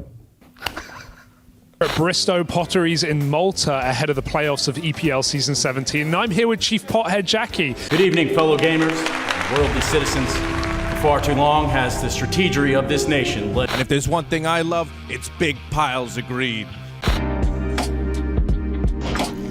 Does your moisturizer suit your narrative?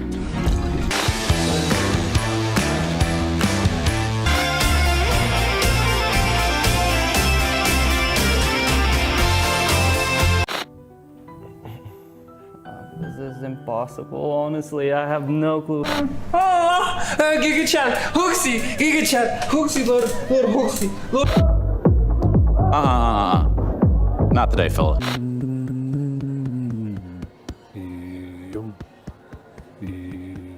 He turns to me and he said, "Why so serious? Why so serious?" Is back on the menu! Yes!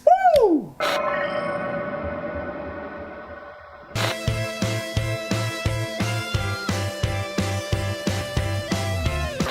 I'm really good at this. How you started?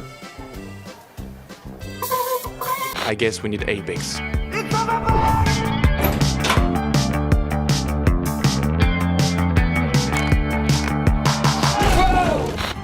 KNG versus Config. You know what I'm saying? Whoa. Nico is the in-game leader. Yes, I know, I see. I mean, someone's probably going to get kicked tonight again. Lending a helping hand here at EPL. Not only second chances, but third chances, Henry, right? This is time for our DHL MVP check-in. You not only fumbled the bag once, not only fumbled the bag twice, will you do it 3 times? Well, more than likely. Yeah? Surely this is my last chance. That's the one. It's got to be the one. I can't have it another has go. to be, because the tournament does end after this. This is the current race. You went for Wrinkle. He was looking pretty damn good, if you ask me. Yeah, he was just firing lost a off. He had map that by one. that point. He had a great. That was the one vertigo. It was the one vertigo. That's the one. That's the one I got you. It was fantastic. Yeah, that's what happened to Who you. got Zywir, of course. Of course, it's Matthew. Time to gloat. You have 1 minute. No, it's okay. For now, I'm gonna take it easy because I have the old asshole next to me is going to tell me about group stage. So we're going to take it easy for now, you know? Let's take it easy. Jason. Yeah, I think he's talking about you on that one. No, I'm definitely coming to you, Jason. Of course, all the remarks you've made over the years to try and disparage my players. So for now, I'm going to take it easy. No, it's just group stage. Let's revisit that once they've won the quarterfinal. Henry, if you're struggling here, I think I know exactly who you can go for. Go on. You've already picked him for your fancy draft. It's Andu. He had that other one great Right. game. He had a great That's game. the pick. All right, I actually don't mind Think about that. Or maybe after the game today, you could pick Nico. He's available. Is he available? Yeah. Really? Yeah, can we bring it back up again? Sorry, I didn't actually. A late entry. Oh Is that my okay? god, amazing. What a comeback that A would be. steal at the end, especially if he wins the tournament. Got to beat Mouse, Yeah, though. he's not there. Already. Oh, so I could pick a Mouse player. No one got Jimmy? No one's got Jimmy. Jimmy. Oh, Jason, you don't like that, do you? You don't like that whatsoever. It's a mousetrap, isn't it? It's the mousetrap. I think. Am I allowed to pick Jimmy Freya? Is that? He's not there, so yeah. Okay, You're allowed. That's wild. But wait, are you really going to pick Jimmy over Nico? After today? It's a good question. Give it some thought. One hand I've got Nico, the other hand I've got Jimmy. Brolan's somewhere in the middle as well. Oh, Brolan's in the mix. He's in the conversation for me right now. So I'm going to go with, Hugo, give me some advice. I'm going to call a friend. What do you reckon? Out of those three, where are you going to go? I think You're the only guy I think trust on this sofa. the safer team is Mouse. Like G2, I think the heights are higher for G2 for a Nico. Yeah. But you want safety. It's Jimmy. They'll but then play you've got to think about Jimmy's that. he's a champion in this arena. Yeah, he but loves you've his gotta- studio. you've got to think about that Mouse haven't G2 played head-to-head. safe. You haven't played safe this whole event. So maybe that's Don't why. start now. Don't start now. No, I would go for Jimmy. That's the wrong advice. Maybe you should start playing safe. Okay. Is Woxic still here? Woxic's not. He was my Okay, first so- pick. I went with First pick. Woxic, and then I went with Estag. Then we went with Alex. Leaf and Zephyr in the mix. Freya, I'm going to lock in Jimfab, please. Jimfab locked in to the DHL MVP. I know Nico's the easy pick there because he's played so well, but I think that's a bit cheesy. I feel like that's like I'm kind of not like what going you did with against Rinko, like, right? the kind of spirit of the game, picking Nico after such a good showing. So yeah, it is kind of cheating as well because we have seen him already play. Exactly. So I'll go with a Right. lot, and in this series that we Yeah. just saw them win. So I respect the you. honesty. Thank you very man. much. I really do. I'm humble They Henry. will go head to head though. You do realise that. That's fine. Mouse and G2. If yeah? G2 beats 3 Max. Which who didn't seem too confident about. Which honestly. they even themselves on the couch, hey, we're G2. You never know. True. They're going to beat 3 yeah, Max. they will. They should. Probably. Yeah. Even They the should. French We're good. representative is saying yes, so you know it's going to happen. No, I think I can agree on that. I can co-sign the bill. I think G2 is overtaking 3D Max. Hugo, you're in second place. You were Yeah. doubting your goal. Who'd you pick? You inspired me. What did you I pick? picked Device. Well, that's not that So, bad. yeah. you know, it's going to come down to that. Astralis, well, Vitality will see me. Could That's be the a thing. semi, in but- my head, like, especially now looking at the bracket, I feel more confident in Device and ZywOo only because I think there's a more shot Device makes a final than ZywOo, given the side of the bracket he's on. He's got to Yeah, beat that's fair. either Na'Vi or FaZe right now. And it's ZywOo out of the group stage. Vitality Exactly, could lose. it is yeah. playoffs, It's not like he so- ever won an MVP in Pro League, right, Jason? Device has done some Did he cool win stuff. an MVP in Pro League? Yeah, he did. Yeah, he did. A couple seasons Yeah, ago. he did. But that right. was like, what, that was, 2.5, 3 years ago? That was man. an Ancient history. That was Yeah. online, right? Probably. Just No, it after wasn't. online. No, it wasn't. No, it was not. It was in Malta. Yanko, who did you pick? Brocky. Okay. Because my thought process was he won the MVP in Chengdu and he played arms race. And then he came into Pro League with no practice as a team. So that's going to elevate his performance even more. So playing And FaZe nothing is better than playing arms race. Well, you never know with Broky what's better. But I think also I predicted FaZe to play a lot of games coming through the lower bracket because he's going to get the reps. Right? In Pro League, a little bit more chaotic. That's where he thrives. All that sort of a jazz. And now he's going to beat ZywOo in the quarterfinal.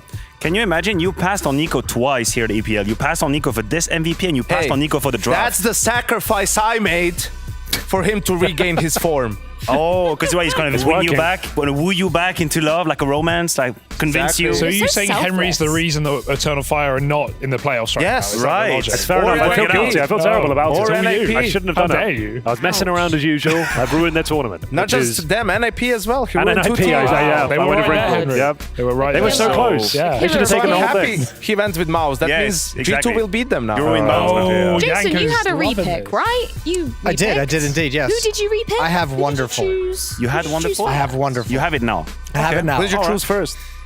I had Henny first. It was Oh, a, of course. No, It but was you out thought, there. no, but you thought that was the It week was by out week, there. right? You Yeah, thought it was yeah. the I think second beat. Day. Probably my fault as well. As I probably influenced you I with was, the whole I was Woxic thrown off a little bit. situation. The rules were poorly explained to me. Whoa. I know. Like I you didn't think you were supposed to pick the player who was going to be the MVP. You didn't understand that part with Man the of the match. DHL. Listen, I'm not gonna MVP. lie. It was a Hail Mary. It was a risk. It was a risk. But I felt it was a worthy one. Wonderful is not that bad. You ended up in a No, decent place. I'm very happy with where I am right Yeah, now. I didn't think we were getting repicks, let alone 2 repicks. Would but- that have changed your tactic as the host of making sure that your names came out of the picker first? We didn't actually. Oh yeah, okay. No, I mean, do you want to talk about just Chad having the first pick of the draft? Is that something we put on the table too, or Hey, we that's- just pick and that- choose? That's ruined by you hosts can Rando battle that one out anyway, together. so- Yeah. I don't know. I think it was just chance. Okay, so we've settled this. Yimmy locked in for you, Henry, yeah? If that's okay, if possible. Well, you want I'm another willing- chance? You want a fourth I'm chance willing to maybe, do any or- sort of forfeits No, I or think we should, challenges. we should like make it hard for him. He has to Yeah. pick an IGL. No, he's okay. Yeah, it's okay. You've already got one coming. I've got a later cream this- pie on my yeah, way you've up got a now. cream We've got pie that. coming. That's yeah. happening this Yeah, week. yeah. Because we did like 700 subs the other night. That's So- yeah. That Level many. Am I the 23. only one doing a forfeit for that for like no reason because I just said it? Yep. Like, yeah. Yeah, you okay, absolutely fair are. enough. No, yeah, you put that on yourself. And Jason's going to deliver the pie. I'm going to deliver the pie. And you're going to love that. I've never been a cream pie-er. I've always Cream been in, a cream cream pie. I'll give you some tips. Yeah, I'm sure you could. Yeah. Anyway. And on that note, Hey, where am I? Está en Chile.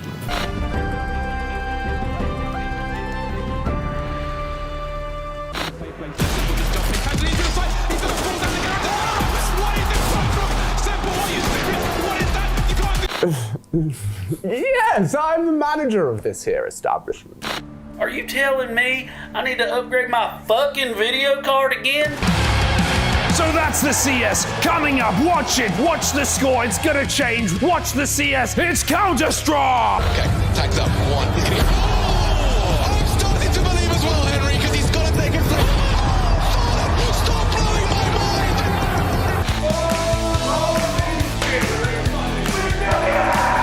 Welcome to Brazil. Nós tem a energia que faz arena. Next выиграем 100%. Here we go. Always toxic. Waiters, you are clear. I repeat, you are clear. Get the fuck in there. That looks absolutely, vile kind of looking, but that is what we want. King 40's got him hunted down. Time is up. Oh my Some of them simply random. What? Just like a prison, there's extensive evidence of segregation within the facility. He knows exactly what he's doing. He's one with the blade, as you say. I am from London. Today we're going to be taking a look at the best region in the world, with North America locked and loaded. Why be a future star for just a year when you can be a future star forever? Please welcome the newest member of our team, Map. It's a long time without CS, but I need you to focus. Show us what you got. Show those bots what you got. Take a look at this. This is bigger than my head, nearly. Is heaven? Father, what happened? This is hell.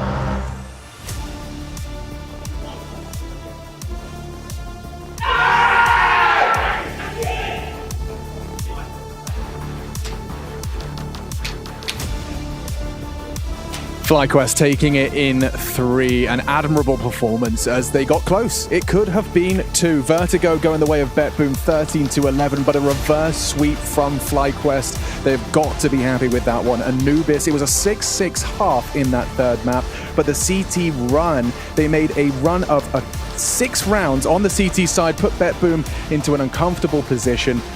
And it's incredible to see the Aussies, they continue this story. Alistair at the top of the scoreboard on the third map, impact from him. And in the absence of Inns, we got to see some strong performances from the names such as Alistair, Vexai, even Liaz with a couple of important impact rounds. That's very impressive stuff. And I am just going to get a couple of words. I imagine it will be a couple of words.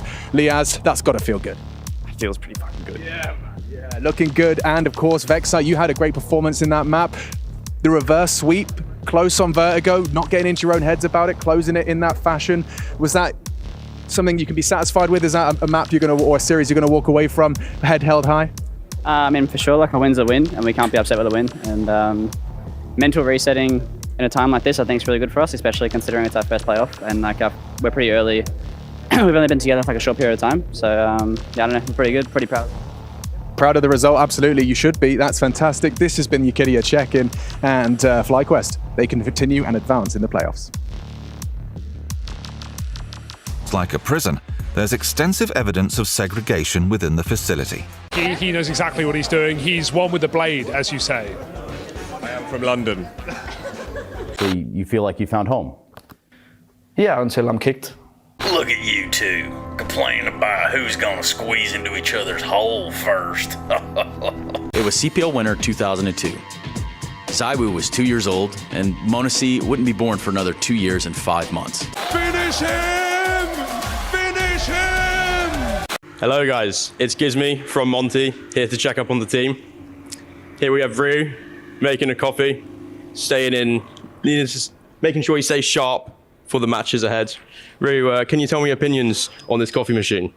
I mean, it's been lovely. It's been saving my life past week. I don't know what I would do without it, honestly. Great to hear, great to hear. Can we have your opinion on some of the matches we've played recently? Any ones that were extra special? We had some spicy matches for sure. For example, the Liquid match, it will live in my head for a while. Maybe not for the best things, but at least it's a memory. Sounds great, man. Right, well, we can come over to Krasnal here. Krasnal, I have a very important question for you. Yep. Where is our team? Where? I don't know where is our team, but they will be ready for tomorrow, I think. That's great to hear. Krasno, how has your stay at Monte been and in this hotel? Well, I've been already here once. I like it. It's chill. And to be honest, ESL Pro League is the best tournament so far for me. Even I'm second time here because it's full chill, full like home piece, and you can just go 4th floor and play the games. Beautiful review from Krasno. That seems like it's up for us guys. Hope you viewers are enjoying the stream, and peace out. Wow, that was very insightful from Gisby. And now, look, we also have a game going on here. FaZe Clan taking on Monte. FaZe, no strangers to finding themselves in grand finals, but they also have this idea that they take the longest, hardest route to get there, and that's gonna be true if FaZe want to repeat this. They're starting all the way back in the first round of the playoffs. They've got Monte as their first opposition to face.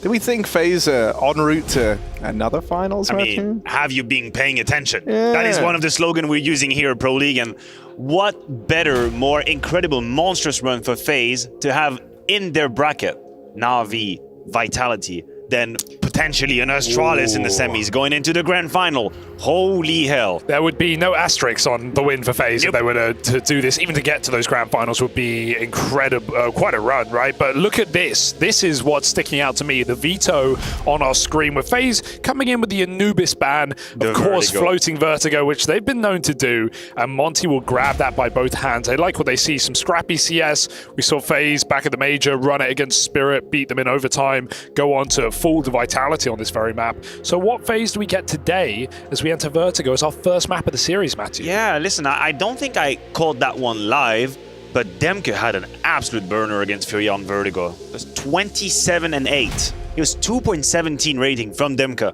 against Fury on the map of Vertigo. Of course, Counter-Strike doesn't work like that. Just one good map doesn't guarantee you're going to have the same kind of performance, but it bodes well for them and their confidence. They're going to need a truck ton of that if they want to take down FaZe Clan. Do we believe? Is there a will? We entertain the idea. We have to entertain the idea at the very minimum. If they can show something. They have sure, to but I'm not coming in with you. Yeah, exactly. I'm not coming in with the expectation for Monte to win this game. They've got to, I think, earn that look today. I certainly think they could win this map. Yeah. I think that's a good place to start, right? And then we can build from there. But let's see. I heard FaZe do a bit of a war cry before the start of this game, trying to get pumped up, and it looks like it's worked in the pistol as they managed to absolutely demolish Monte over at ramp. It's going to be weird trying to get back to casting. I'm trying to replace instead of podcasting. Oh, I mean, we can do something in between. Yeah, okay. It doesn't have to be a full-on, from 0 to 1. It doesn't have to be binary. It can be slightly more serious. I'm just trying to replace, like, historically, since when am I constantly seeing dual Berettas in pistols? Because it was a transition, but now I feel like it is a 90% occurrence. When they were $500, it was like 1 on CT side on certain maps, and then obviously once they got made cheaper, well, it just makes sense to buy 2 pairs, drop them over by a flash. That's just good logic there, right? Or Julie's kit. So that's when it increased massively. But I mean, we were talking about this the other day, just the idea that like how long it takes even CS players, I guess not anymore, but back in the past to realize that guns were good. Like SMGs were buffed, and then it took probably a year from when they were buffed to when they were like meta. There was a period in CS where you barely see SMGs get bought. Shotguns the same. And we go through phases. We don't like change. No, I was gonna say not just in CS, bro. In life, people are not really keen to change. It's not something we take lightly. We like our own misery. That's far better. But in any case, in a more positive vibe, it's Monte bringing out the rifles now, as we are not going to deep dive into an existential conversation about life and philosophy. No, Harry, we're gonna talk Counter-Strike. I can do that. Nice. I can do either. The question for me is: has FaZe changed, or are they still in their winning ways? Time to get the answer. The answer is gonna be on your screen in the next few minutes. Ooh, that's not a bad way for this to start. Waro on a bit of a smoke spam. Gets rid of Frozen early on, and now Demke fast up through the short side. Will control the spray for the first. Brokey smokes himself off. Yeah.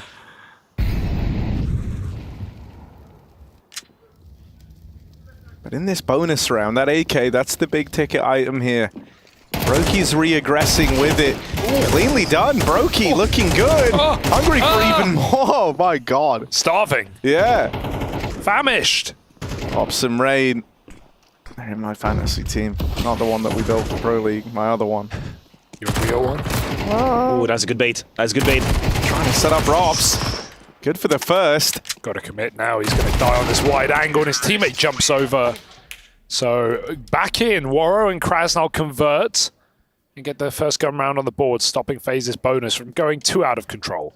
How have you been enjoying Gizmy, Hugo? Hasn't stood out as like a big fragger. Stood behind him a couple of games. He's been very vocal. I've liked that from him. Offering a lot. Playing a very supportive role, especially on T sides. And so there's been good things. Definitely been good things. The vibe seems good. Doesn't have that tilt factor, which is something that, let's be real, Monte have plenty of tilt. There's definitely a certain degree of latent tilt when you watch Monte play. It is a fact. So I don't think he's brought that. When he was interviewed the other day, I think they even asked him, like at one point, Demka looked like he was kind of telling you off a bit, and he gave the reply like, yeah, but you know, like I mess up sometimes, like I overstep at important moments, and so you know, you take it on the chin, right? Like he's learning experience. Had good respect there, right? He didn't take the opportunity to be like, yeah, man, he's horrible to me. No, I mean, if you're Gizmy, you want to learn from your teammates who have made runs at a major. You know, they've got way more experience. He's come up from the academy team. He's fresh face to tier 1, and so every reason to take what you're being given from your more experienced roster. This is where your character is getting tested as well, because I think some players then really just turtle back into their shell and stop making the moves that they want to do. And I think the trick is to take that feedback, but still continue to do whatever it is your instinct tells you, right? To kind of navigate that threat, just as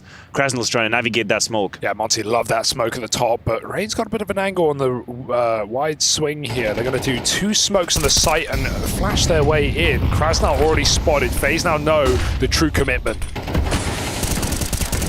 Rain smoked off. But Robs is going to lend a helping hand over the smoke. All right, it's back on.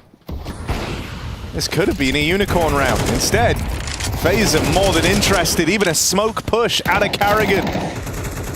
Ryu getting aggressive. He's got a lot of bodies here to deal with. First shot connects, and he's able to get out of there. That's well played from Ryu. Any more on the offensive? Krasnal lends a helping hand, but he's fast running out of time. Oh, gets it down to the 1v1. He's got it. Time. My plant Robs to Red try and chase so this. well.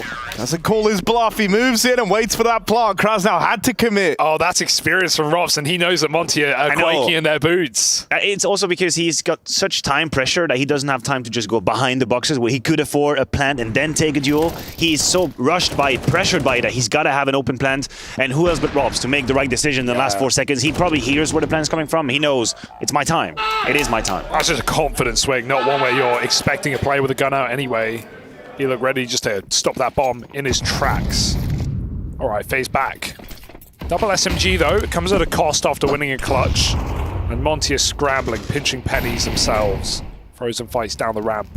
That's a round where Brokey could just lay the law. Like, he could absolutely destroy people. They don't exactly have a huge weaponry for him. They have 1 AK on the side of Monte. A couple of flashes here and there. So you want to see Brokey take deep lines onto the A side and allow an early rotation. Right now, they have the setup that's needed already. FaZe with the read. That's going to be Robs and Rain onto the B side.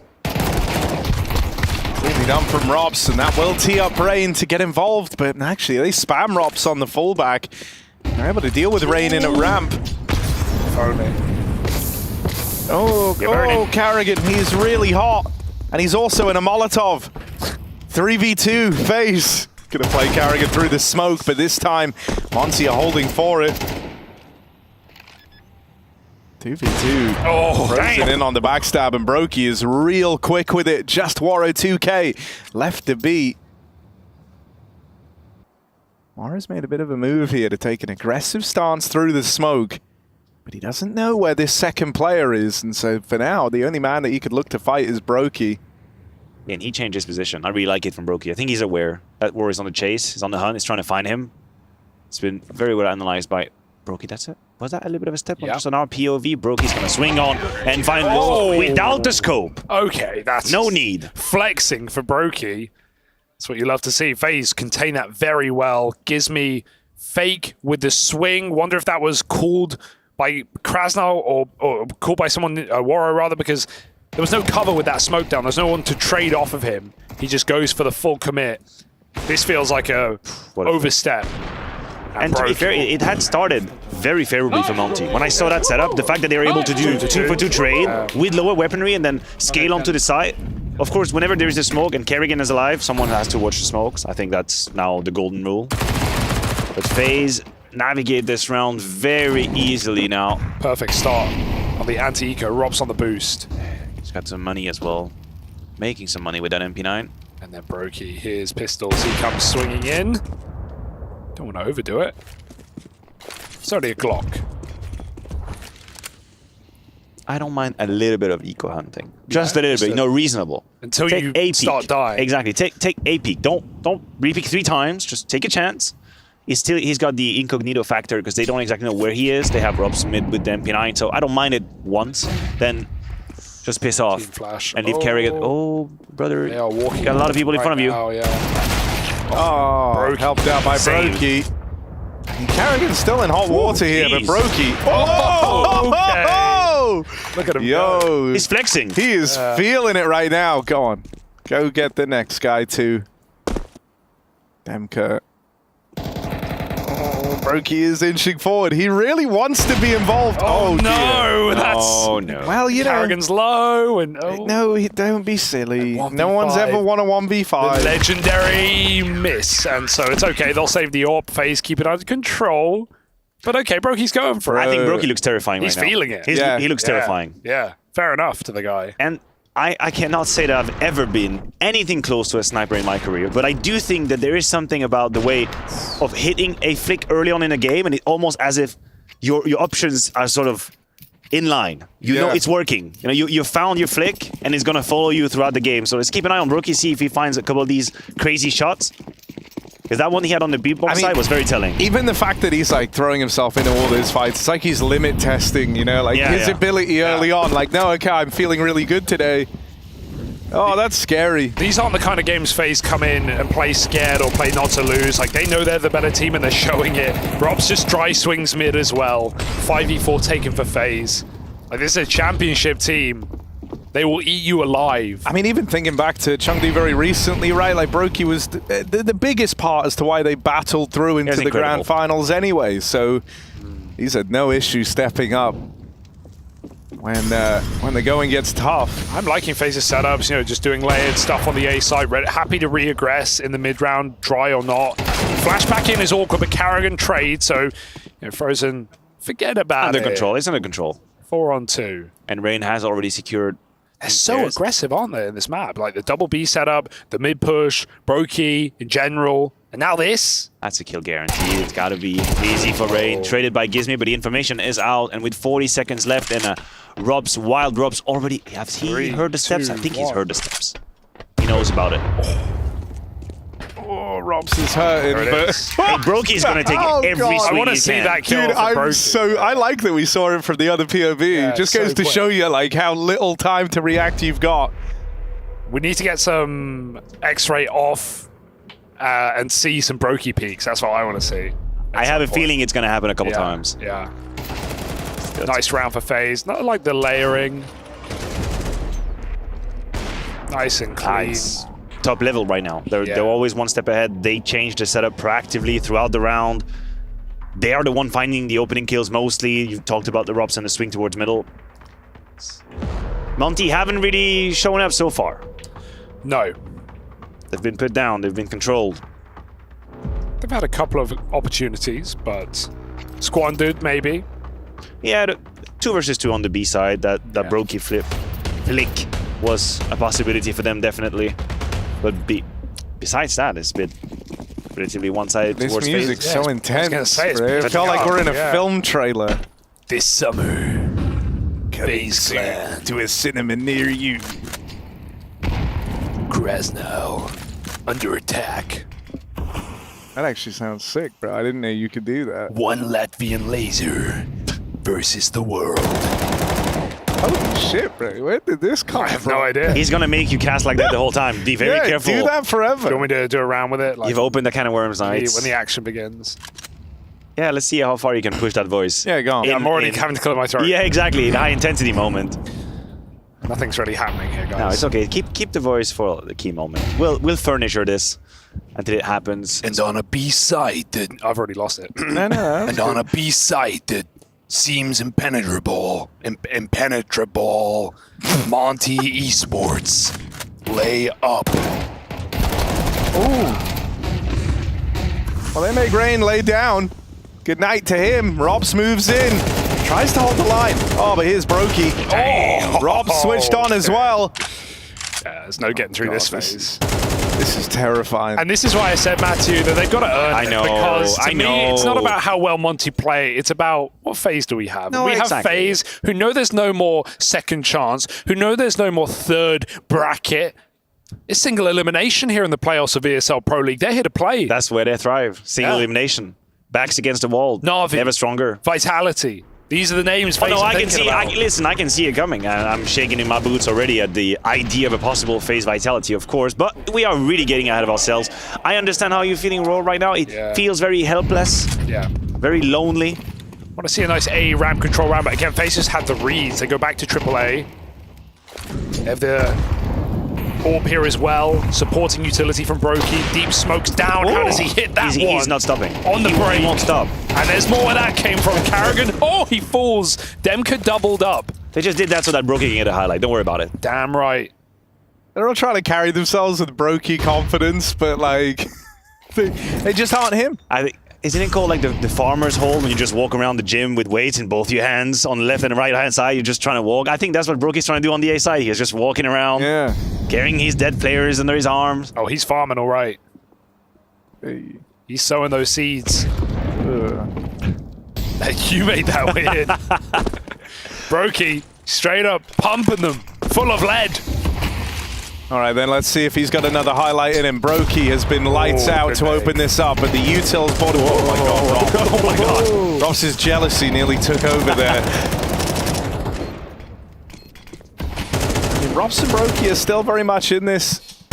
Surely that's the two in terrifying form, but looks like they might just have to write this off. All that damage has put the fear in FaZe, and so Monte right here with a second round. They finally break through.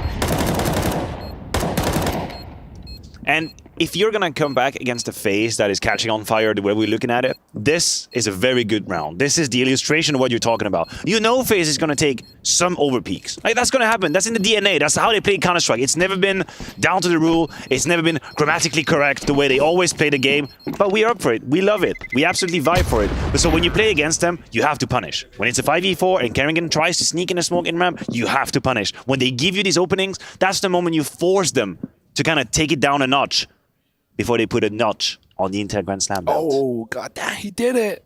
Is that a third? Is that a third? That would be a third. Out of 4? Out of 4. It's right there. And then Cologne could be it. I mean, look, FaZe great at getting to finals. Oh. But a love-hate relationship with winning them. Yeah, but they finally broke the streak. The lost streak now. The second place streak. So... And now they just have to go through again the teams that have been beating them in grand finals to even get there. What, Monte? Well, bar this team. Okay. Burn that one a little too quick. Monte, what have you got? They've got top ramp. They've got all the nades they need. They've got a 5v5 at a minute and a half. Okay, some damage conceded, but here's that aggression we're talking about. Got a fake out, and Karrigan doesn't buy it. He figures it out. He does fall, but that should tell you the whole story of what Monte were trying to do. The question is, do they commit? Oh, Rain, he hears the footsteps. He knows they're coming. Boom. Up close, gets away with the first. He has slowed Monte down. He stopped his B-take single-handedly. And so with all the speed removed, FaZe have pulled everyone over to this side of the map. Monte is sent away, and it's all eyes on Gizmi now as he tries to take away space. Over towards ramp. Waro moving in. These footsteps should be heard by FaZe. They should have a very clear image of what's happening here now that they've cleared out B, but they've got no one over towards that A site. Yeah, Frozen's called it from the mid flank, though. He actually dropped loud. He actually hit the ground there. So did they hear the crater? If so, they should go back and check this. Brokey's with him too. Yeah, they know about the flank. Did he change position? No, so he's just going to be loud about it. Full send. We'll die on that first swing, but can Brokey be there in time? He's a little delayed. No trade allowed today. 3 on 3. FaZe waiting for the flank. Brokey's quick. How quick is he? Missed shot. Over the top. How did Rain get there? Wario's wondering why his teammate's dead, and now it must be Demka and him to hold on to stop this retake. Swinging out, Rain with another. Needs a 1v1 and it will fall. That should be it for Monte. Time is ticking. He doesn't know where to move. Brokey back on the bomb side with a smoke, with a tap, with a swing. And Demka doesn't know. He hasn't seen him off the bomb. There's not enough time for Brokey. Not today. The double flank too little, too late. There was a whirl. When that smoke hits the ground and you start hearing the diffuse, you're thinking, holy hell, he's actually going to do this to me. But no, I was fake diffuse from Brokey, and Demka, of course, hears it. How does Rain get top default? I would go ahead and say because of the rockets that was happening down ramp. Yeah. You know, Brokey fighting, probably a lot of comms. He's coming, ramp, he's coming. And then suddenly you lose track of it.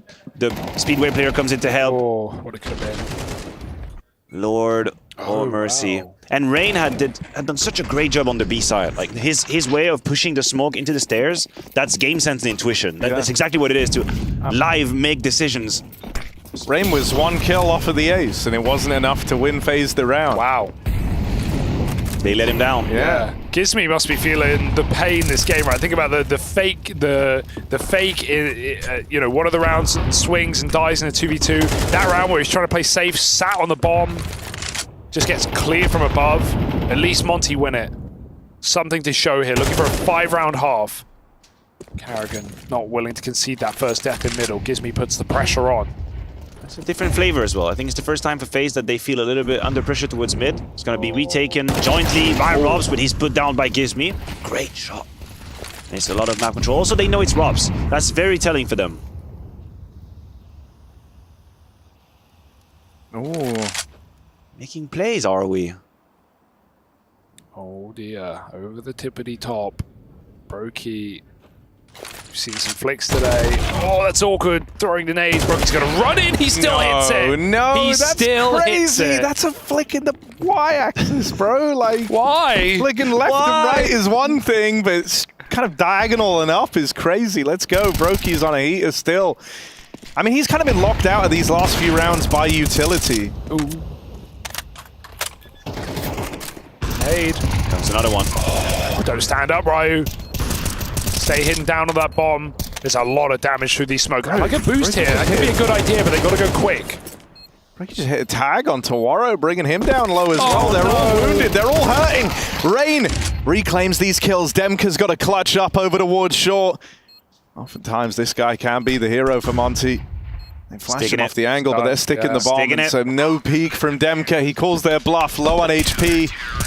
And that will hand over an 8th to FaZe Clan heading in to the final round of this first half. Great call for FaZe to stick it. I don't know if they knew he was low, but if you have that information, that's exactly the play to go for. Hoping he calls your first bluff and doesn't go for a swing there. I'm hoping we get to see the flick exactly right here. And it's one of the luxury that I think Brokey has, Monte has. I'm trying to think of other snipers that are definitely capable of doing that, which is just walking and even sometimes running without the scope, knowing that, hey, if I get caught off guard, it doesn't matter. I will just fast scope you into oblivion. I don't even really know which one of them he just tried to flick to, bro. Bottom right. I don't know if you saw that gap player. They're up quick, though. Oh, Demka's getting Molly Carrigan. That's a sitter, but nice shot from Demka, and the nade will stop him. Brokey's just trolling the bit. He's just here to have fun. Absolutely farming. Bro, Brokey He's not even zooming anymore. No, doesn't need to. Re-smoke, have a wall. Monte ain't walking through that door. He's gonna go for it again. Send it. Oh, wow. Dear. Finally, he is mortal. Ultimate sin, it's greed. Dead over towards short, 3v3 now. And Monte, they've just slain the kind of big man, right? Brokey's been the huge issue. With Frozen now tapped out. I mean, I say that he's been, you know, Rain has actually been sick in some of these post-plant moments, some of these retakes that FaZe have been in. So let's see what he's able to bring to the table here. But Monte, they've done really well to grind this one out into a 3v2. They don't know about Robs hidden in this smoke. He goes walking through, but comes up short. Rain's got to do it solo. First kill connects. Rain gets it down in the 1v1. And so that's how FaZe Clan find 9 on the half. It's a Rain 1v3 clutch.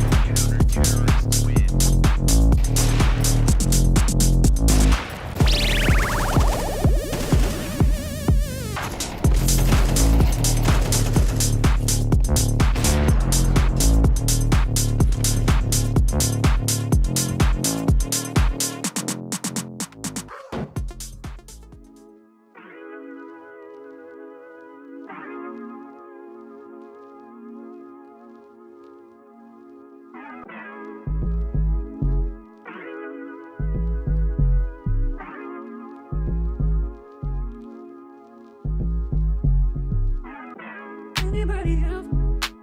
Anybody else but you? Anybody else but you? Anybody else but you?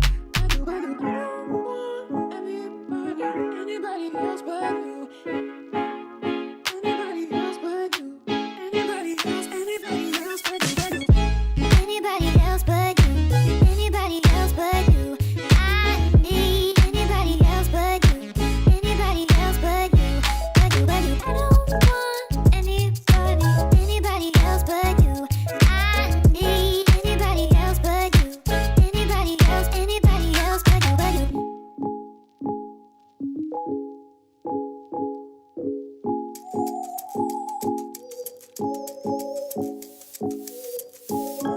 Anybody else but you. Anybody else but you. I need anybody else but you. Anybody else but you. Anybody else but you. Anybody else but you. I need anybody else but you. Anybody else but you. But you. I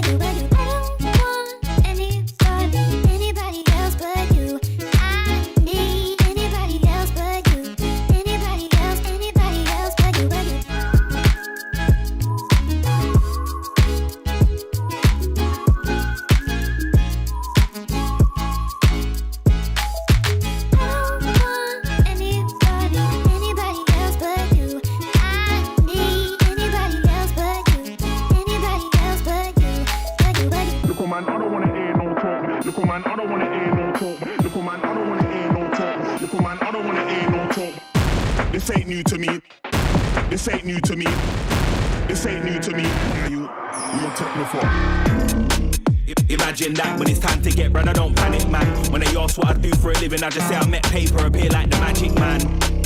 Imagine that when it's time to get bread, I don't panic, man. Keep cool and can't like the attic fan. We met paper, appear like the magic man. Deal with the money like they. It's up to KD to make it over.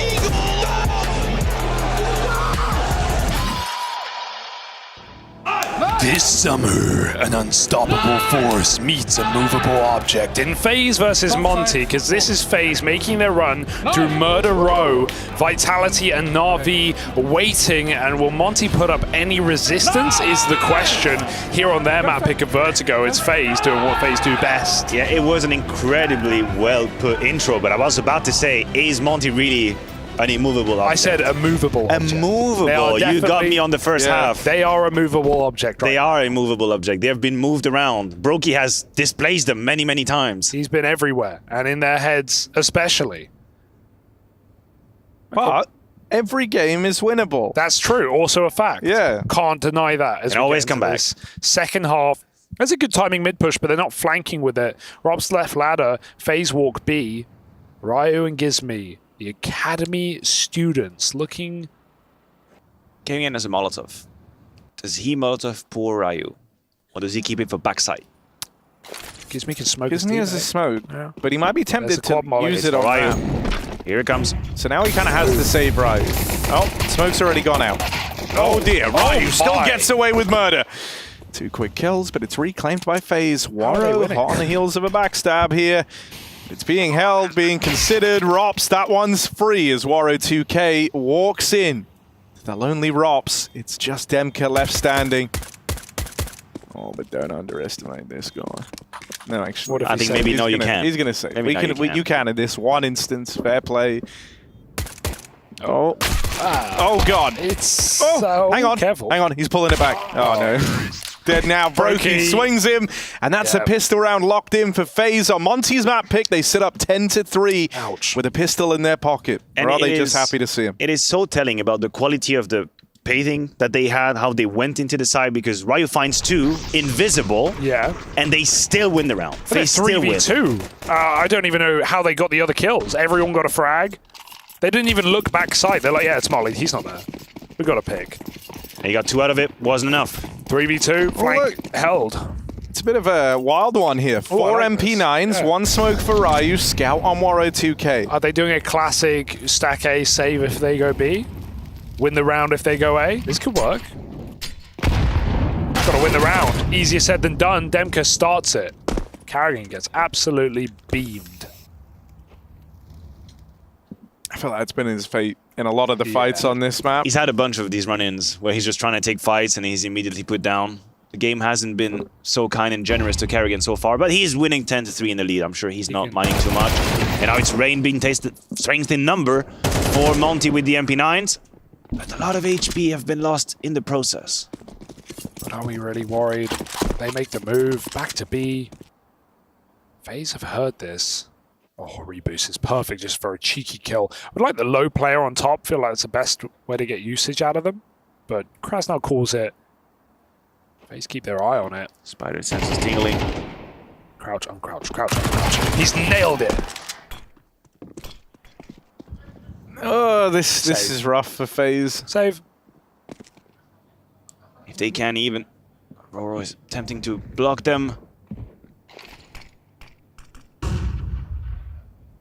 Got 27 seconds to play with. Kill will be a consolation for FaZe. It's probably the best they can hope for.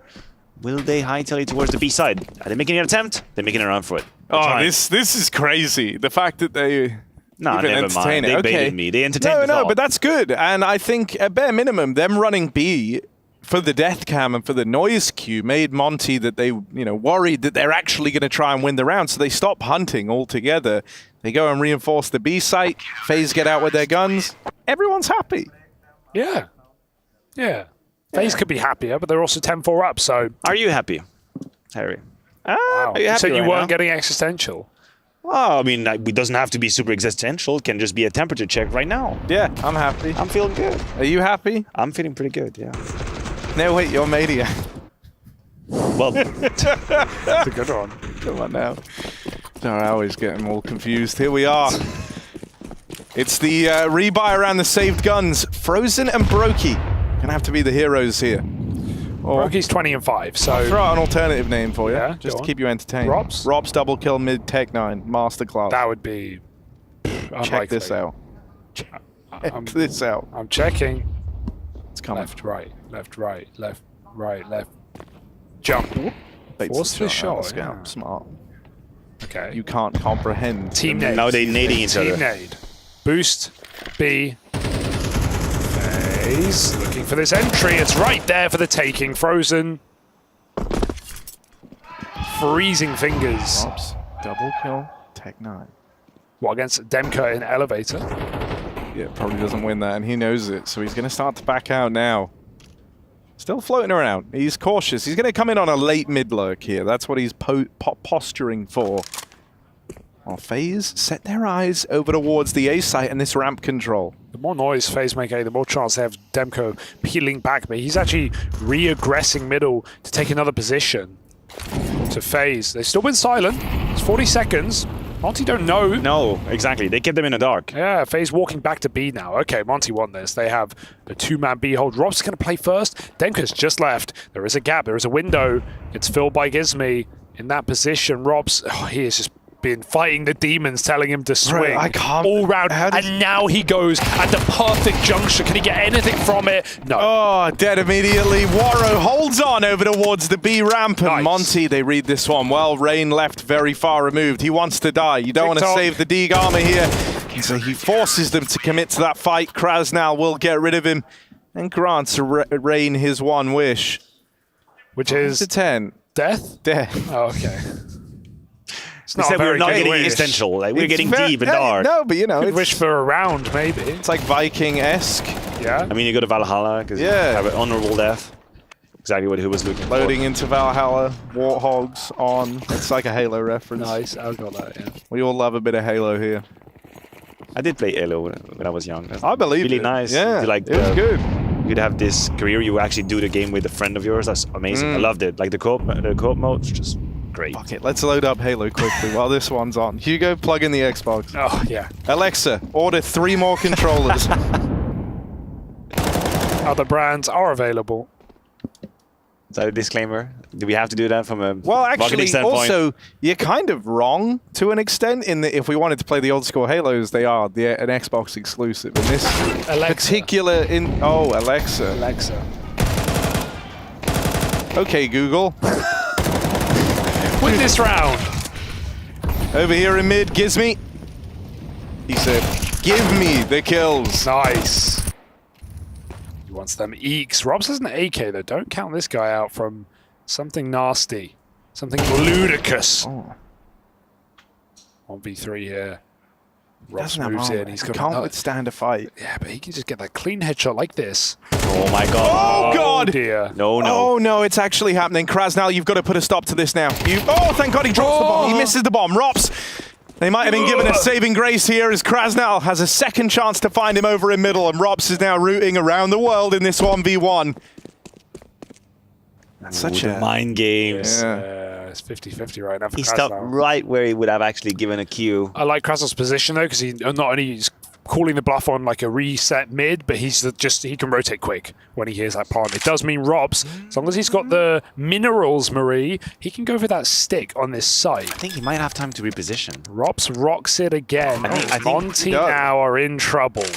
He's got a lot of time to reposition. Oh, Krasnal thinks It's Robs beautiful is for Robs. aggressive. Yeah.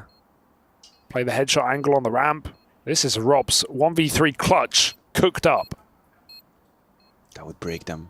That would break Monte if that wasn't already the case. And after 2 convincing round wins back-to-back for Monte, this would be one hell of a way to put your stake back in the game if you're FaZe.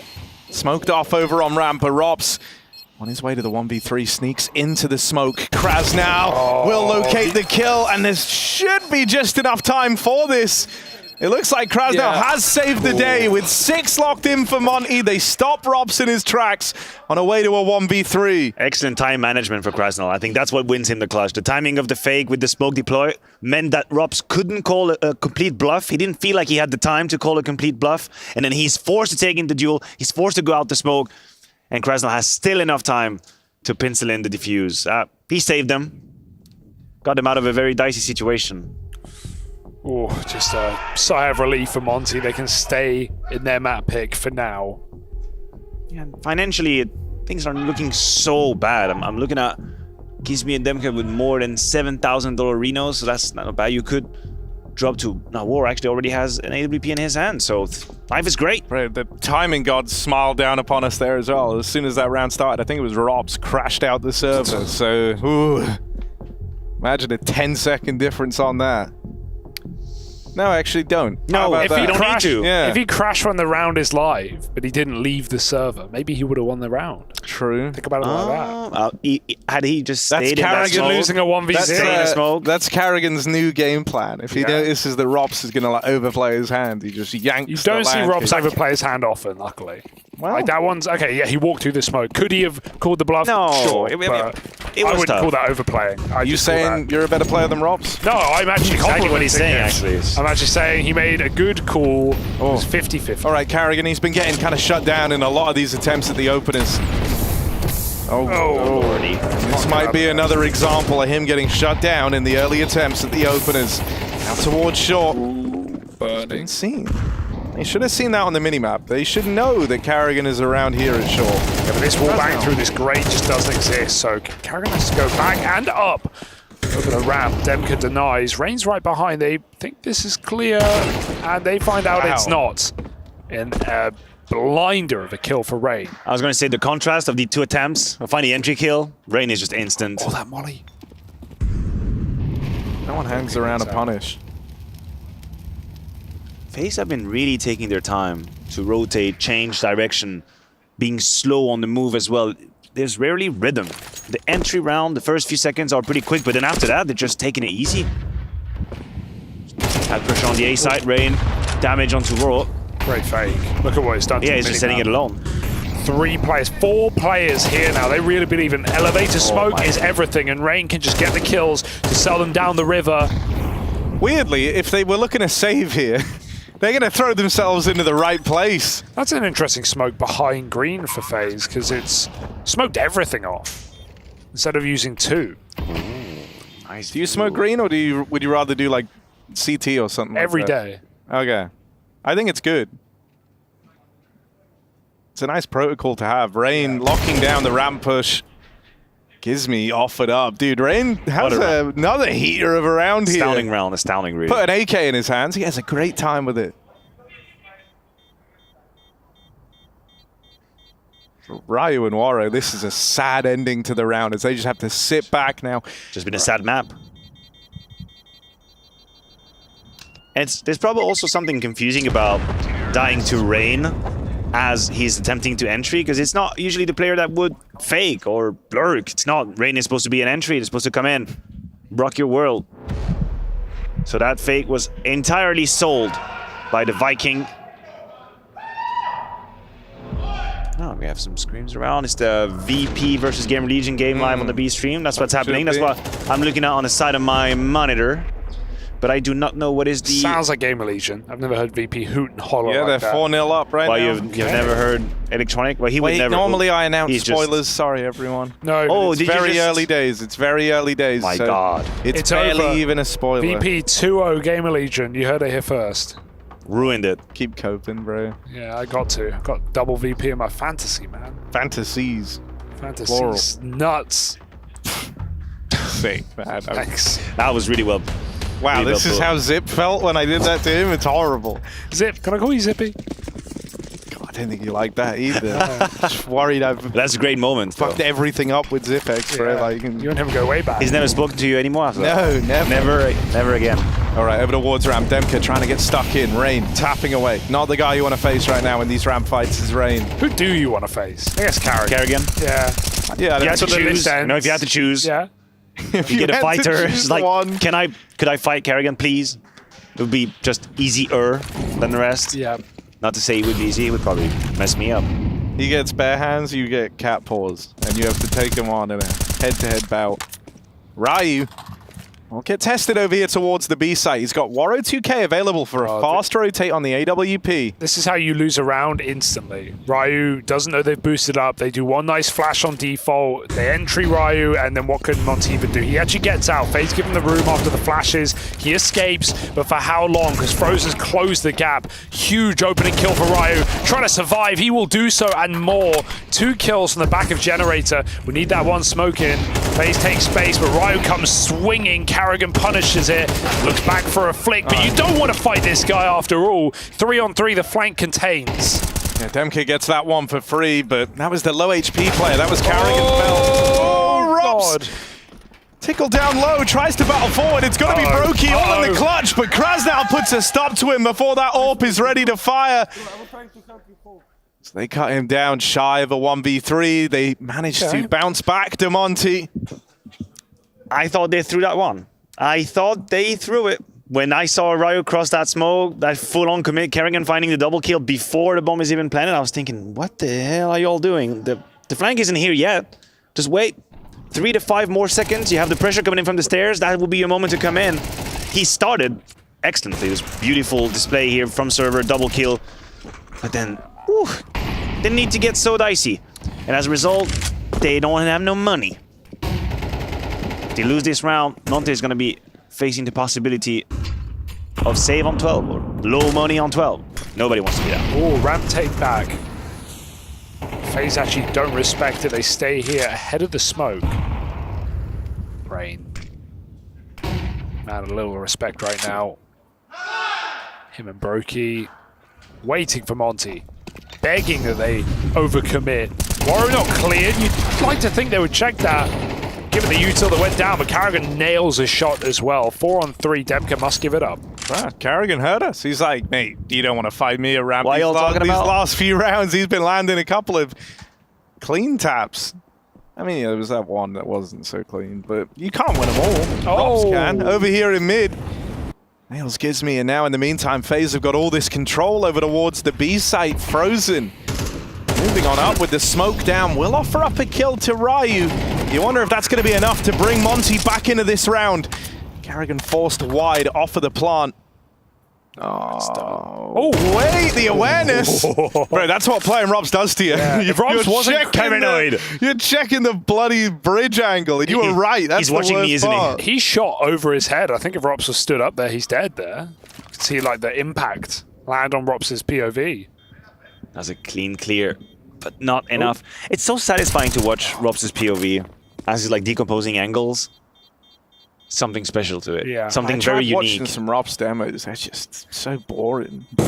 Nothing happens. For Well, I guess 2 you minutes. have to have patience, right? Yeah, That's with how he plays, like we all saw that mid round where like we're a minute and a half in and he's just still on like the same know. mid angle waiting. It's one of these POVs. I don't believe that there are many players like that, but you would recognize if we were hiding the name tag. Like a few players are. Like no one would have a doubt about Give me Monte. your give me your top Monte. three. I think Monte is okay. pretty straight up. I think Nico is very.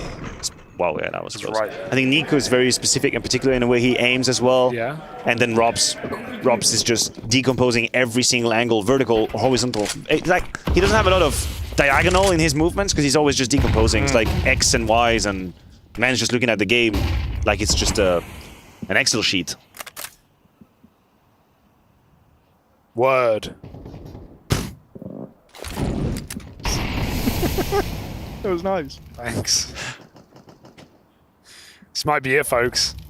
At least for Monte's map pick. 12-7, 2 M4s, no kit, 3 smokes.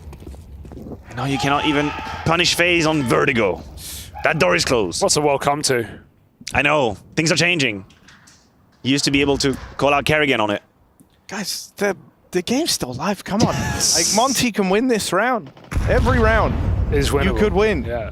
Demka boosted up. I like they've gone boost on boost, right? Couple of gimmicks to try and because you're working with far less. Oh, how did he get 2 headshots? Rain, that's madness. No.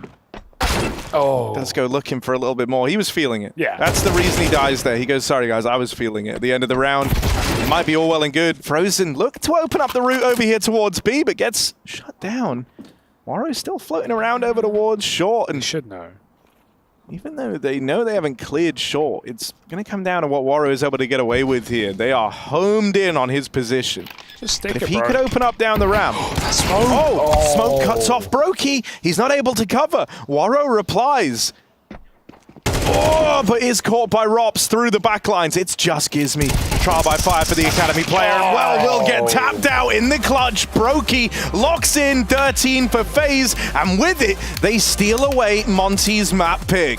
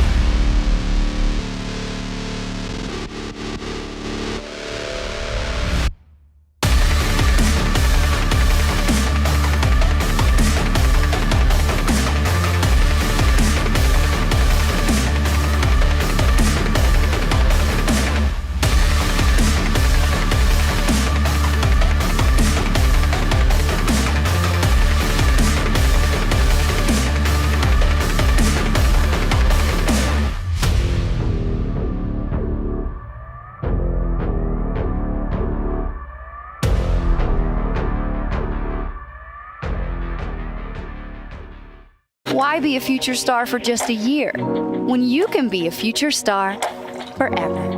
Don't actually kiss me. No, I'm not gonna. But like this, How so like close we're can I shaking. get? You can get to my cheek. You can get close. Yeah, I can't lean you're all that lunging way, for me, bro. Well, things certainly look comfortable for FaZe Clan on Vertigo, and I've got my fantastic assistant Henry G and Janko Paunovic to talk a little bit about what's coming up next. We've got Nuke, FaZe Clan known for their Nuke. Janko, is that fair to say? Absolutely, especially lately. Alex, it's been their pick time and time again, just a map where their players are super comfortable and when Kerrigan has a lot of options and can find solutions on the fly as well. Yeah, no, absolutely. And one of the recurring themes on Nuke is a discussion about forcing rotations. And I wanted to maybe take the CT rotations and discussion primarily about Yard, just because I feel like that's where a lot of rounds are determined, wouldn't you say? Absolutely, yeah. That's where, a lot of information comes from. That's where also you have the way into Secret, which is really crucial. And we have for FaZe Rain playing in that area of the map and one of the best players in the world in playing that position. What's important for Nuke is, for Yard is, are you playing aggressive? So are you playing around T-Red? Are you getting all the way up beneath silos? Maybe Brokey going to go there with the op? Is someone going to try and cross Secret immediately, right? You want to know what's going on Yard. So if Rain is playing somewhere over here, Credit Card, Unbreakable, maybe this one position I really hate, back Garage, and he doesn't have information, then it's important, okay, who's the next guy who's rotating in, right? That could be Frozen, who's the door player just going down vents. That could be Robs potentially, if he's ramp, just going down towards the B bomb site, because you want to be able to know what's going on. They can throw the smokes, but are they actually sending one guy?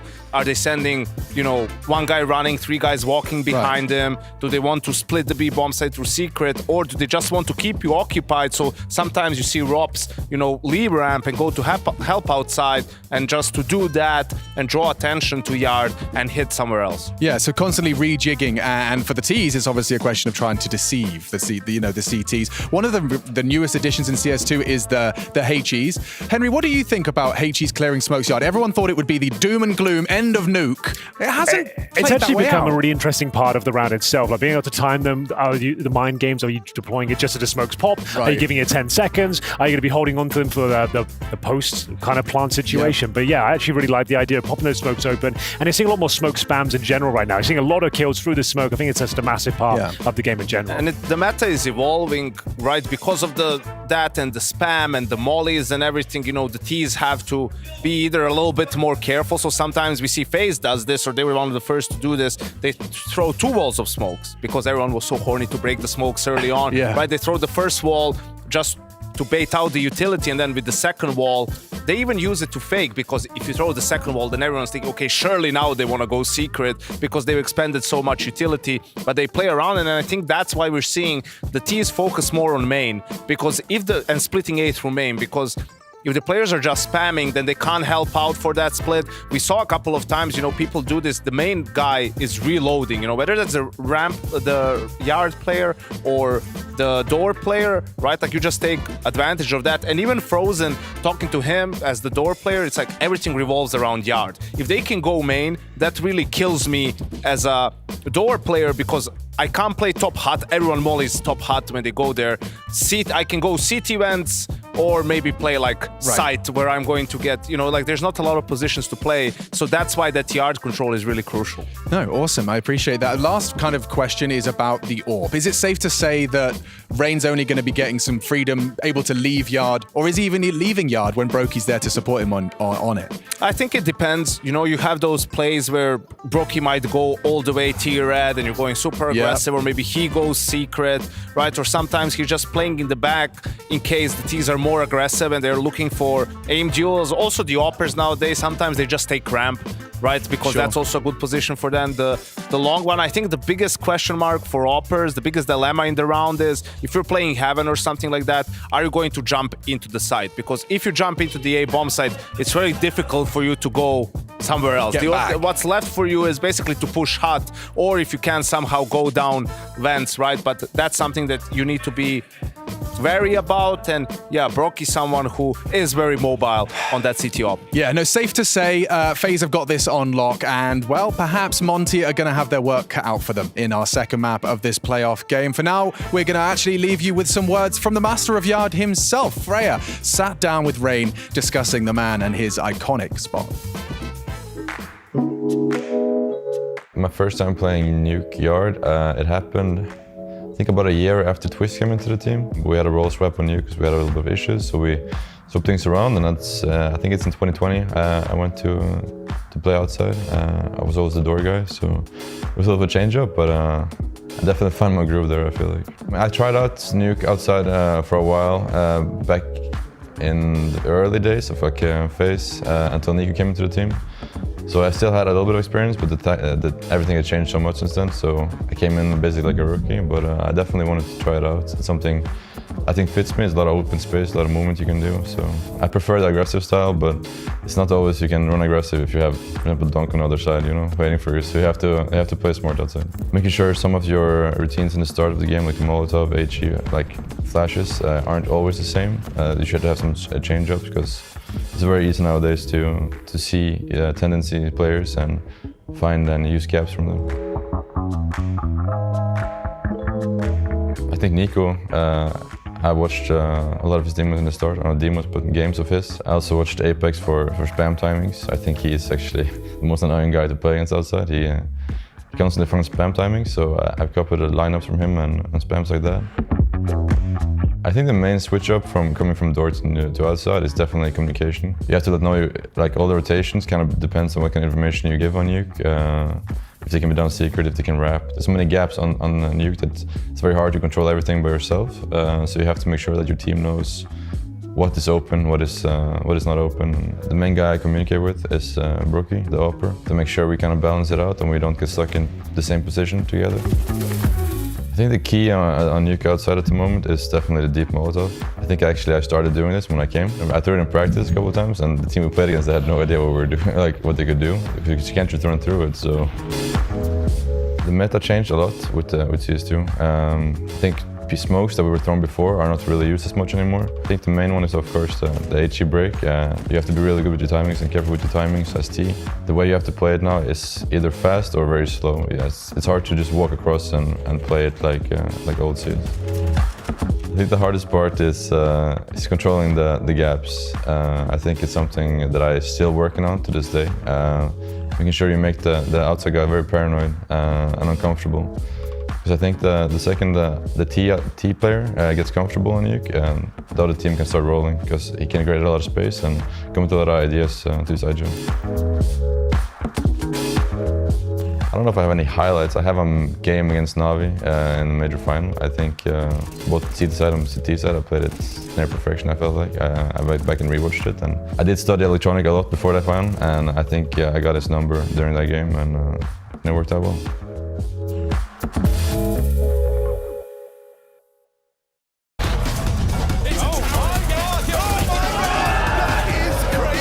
We wish you a Merry Christmas. We wish you a Merry Christmas. You gonna tell me that this game is ready? I never said that. Let's hear about this tournament and we'll see. Have it your way.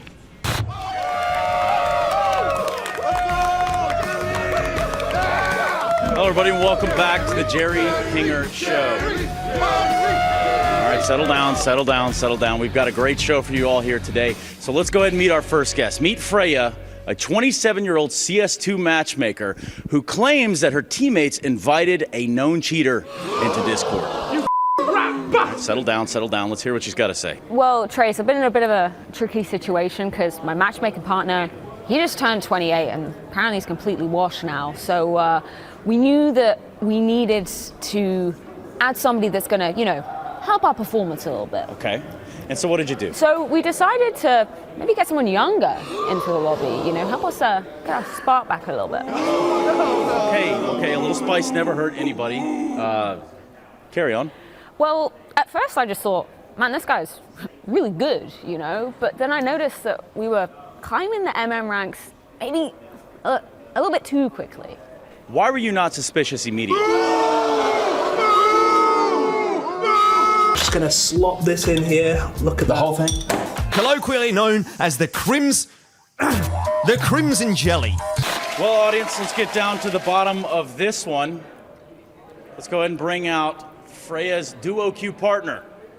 It's Chad. Is that you really want to do it, huh? You international television. International television, you want to do this? I did not know. Boomer, forget us 20k yourself. Fantastic. You want to know your balls and you want to get them in hard and fast, all right? Every single time you get it, I know I did. I told you everything you knew. Oh, Captain, my Captain. Are you telling me I need to upgrade my fucking video card again? Now, Chad, did you know you brought a cheater into the lobby? Absolutely not. Fucking shit.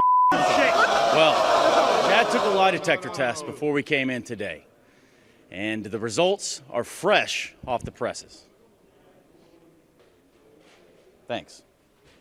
Chad, when under the lie detector test, you were asked, did you knowingly invite a cheater into your lobby to boost your elo? Absolutely not. The lie detector test has determined that that is the truth. How? Vindication! There's no Vindication, way. baby! There is a God! There's no way. There's This is what literally I'm no talking way. about. You want to accuse me of that shit? How accurate are these things? Like, there's got to be a percentage, right? Can we run it again? There's no way you didn't know. However, after contacting Chad and Freya's matchmaking partner and them submitting a valid DNA test, I can now reveal the father of this convicted cheater is none other than Jason Moses O'Toole.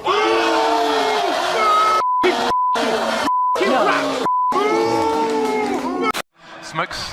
You see double smokes in the same place there. Simple just jumping casually into the side. Wait. What was that? Never miss a play again. Simple. That's not allowed. This is not FPL. This is a major. Finally. With Face It Watch, you're in control. Switch between player POVs live and see the game through the eyes of any pro. Never miss a moment with replays. Relive each highlight on demand from all angles. Watch it, control it, face it.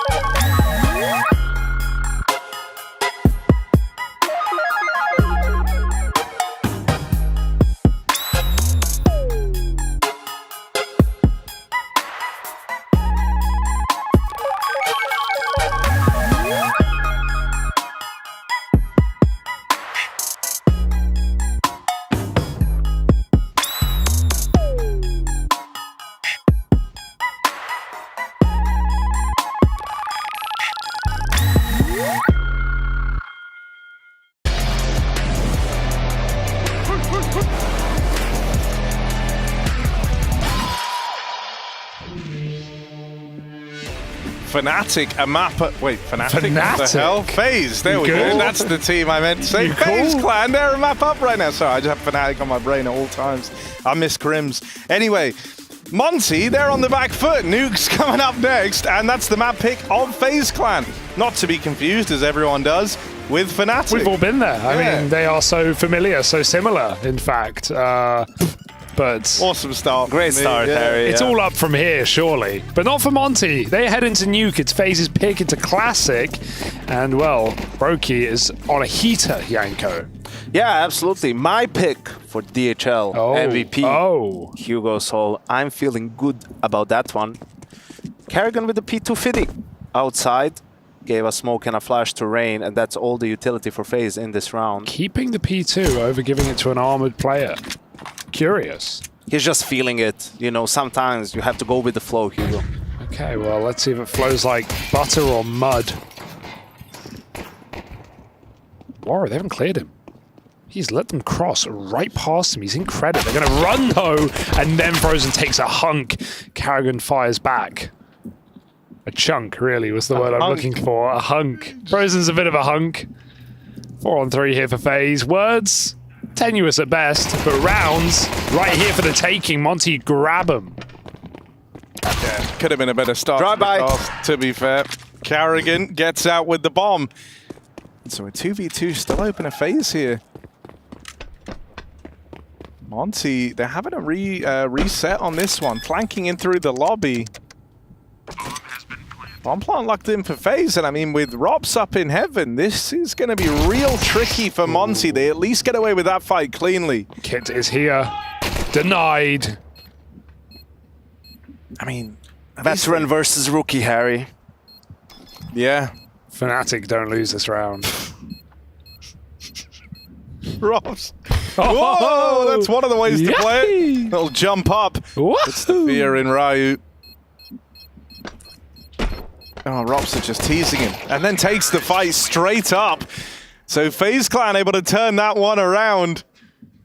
I really don't know why I called them Fnatic. Like, there's no, I mean... Yeah? Who knows what goes on in your head, Harry? I don't know. Not even you. I wouldn't dare to venture a guess, even. Fnatic aren't even a team that would really get in playoffs anymore, man. It's just... There's like no reason for them to be here. Well, anyway, good start for FaZe and the boys. Surely. And if they did add Crims, that would be kind of cool. Waro going to hold the line with the scout out in the yard. That's a free bit of damage onto Rain. Meanwhile, VP taking a bit of a beating over on the B stream. It's not going well for the Virtus Pro gang. Trying to make a comeback on Anubis. Yeah, they were able to win pistol, though, in the second half. However, it looks like Volt has just ruined everything for Virtus Pro. And we'll see. We talked a little bit about this. You know, FaZe delayed smokes or 2 waves of smokes yard. Rain got tagged, and you can see how it already prompts a reaction from the side of Monte. Rob's in a position to find some kills, or no, he misses the spray. Good save, though. Takes that headshot, and he knows there's a lot more in store. He swings a scout. Somehow dodges death, knowing there are 2 radio right now. There can only be 1A. Karrigan, that's why he plays the P250. He is feeling it. Tapping out Gizmi, who's had a bit of a stinker this game. Not even really just by his own accord. There's been a lot of rounds where FaZe have just blasted his head off. Ryu gets that AK, but that's the only celebration Monte have, and even that is unconfirmed. Right below Rops. He's got his eyes on the prize. FaZe up 2-0. I think also what makes FaZe so consistent is how Karrigan structures the game and the team, right? Like, it's very fundamentally sound, and there's always these smoke combinations in the early mid-round. As Demka finds 2 more kills with the MP9. Good damage. He's dead. Where, you know, like, you can throw from the same smokes, you can have a couple of different things that you do, right? And you can change that around, you can add things in. That keeps it simple for the players, because let's say the round has 2 or 3 parts. Okay, let's do this opening, then we'll do these smokes. And after that, this will be the ending, you know, or he'll call an ending mid-round, depending on whether kills happen or not, which enables them to be flexible, but also difficult to read at times. And I feel like that's going to be really important for teams come probably next year even, right? When we talk about there being more tournaments, you having even less time to practice and refresh your playbook. Like, you're going to have from the get-go, think about that. Like, how are you going to structure your game? I like it when, you know, when teams are aware, okay, this might be a really good play, but what, you know, what are we going to take out to put this in? You can't have 100 plays, right? You can't remember everything. If you don't do something for a long time, people will forget about it. Yeah, and so, yeah, whereas with FaZe, they almost end up with like a decision tree to get to follow from the util that they use. I like that. And Robs, back in lobby. Gonna fall at the hands of Demka, sure, but the rest of FaZe are all over lower. What did Monte even do here? Just save the guns. Yeah, a couple of AKs, and play for some exits, right? You can see that they have tier roof and main, so they could just try to restrict exit out of secret. Ideally, you would have someone ramp, just seeing if FaZe wants to push up, but you just want to keep the pressure up on FaZe's economy. That way, when you end up winning a round, you know, you're forcing them to be on pistols. Yeah, Monte exit those guns out. Morrow knows that you have to really run away from this bomb on Nuke. So he's in a great position to jump in at the last second and take another weapon. If he times it right, he might just be able to get a kill and grab a gun, but FaZe are all grouped here, so trade inevitable. There's the headshot. Good damage potential, but nothing converted after the fact. Nice little scream from Harry. What the He was terrified. That wasn't me. Was that Henko? Okay, yeah. Yeah. I was full focus. Caught you off guard. Don't even know this. That's when it's close, you know. Yeah, true. I know a Harry squeal. You have to be careful, Harry. It's very slippery there on those stairs in secret. Yeah.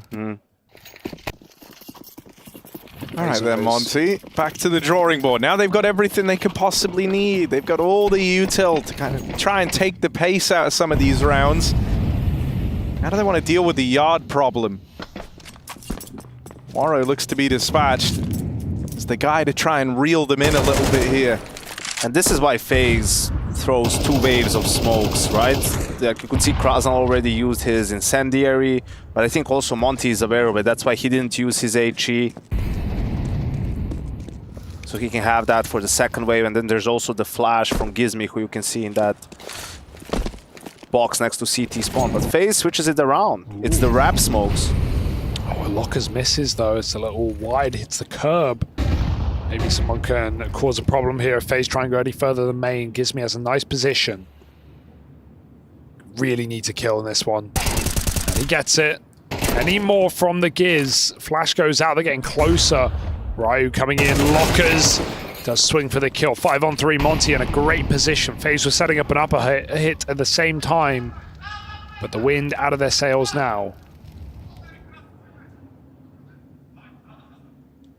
It's problematic. If they can't find an entry here, they might even resort to a save.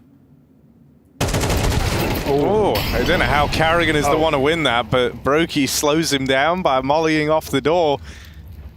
Yeah, that little faith that Carrigan was going to get the opener, I guess. Demka, he's alone. Only on top of the heart. Just the one and done. Robs battles through, but here is that immediate wraparound. Brokey, the only guy with HP, donning this orb. Going to get backstabbed by Ryu here. That one's free, and so even though they get out with a bomb plant, it's still Monte on the board early. Round number 4, where they find their first, and they get out with 3 surviving. Good round from Ryu as he puts up 3. And we'll see, this is an interesting round for FaZe. Brocky can drop or just buy an AWP again. He does go for the big green. Frozen only on a Deagle for rain too. So this is strange because you would think a little bit because of the buy, the pistols, they might do something explosive, maybe a faster A split or an A pop. They have those rounds in their playbook, but then Brocky has the op. He's going towards ramp.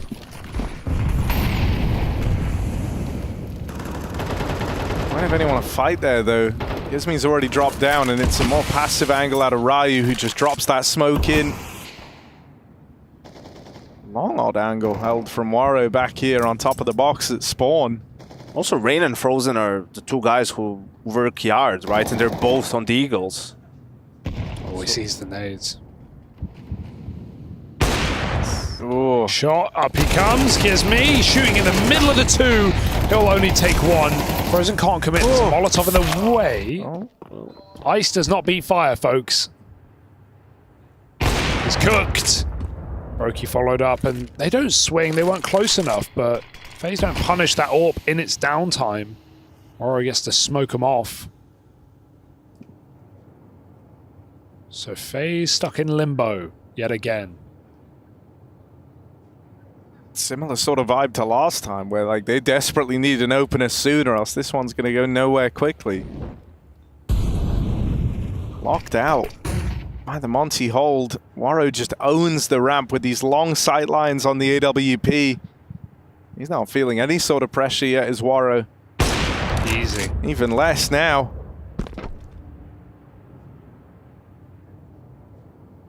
Ugh.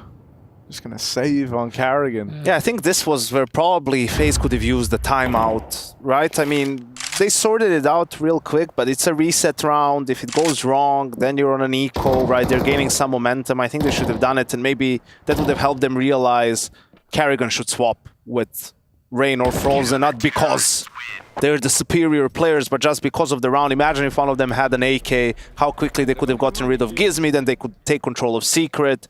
Changes the complexion of the round. Then it comes down to just duel on ramp between Waro and Brokey, and Waro has been a little bit of a pest so far on the CT side with his repositioning with the AWP.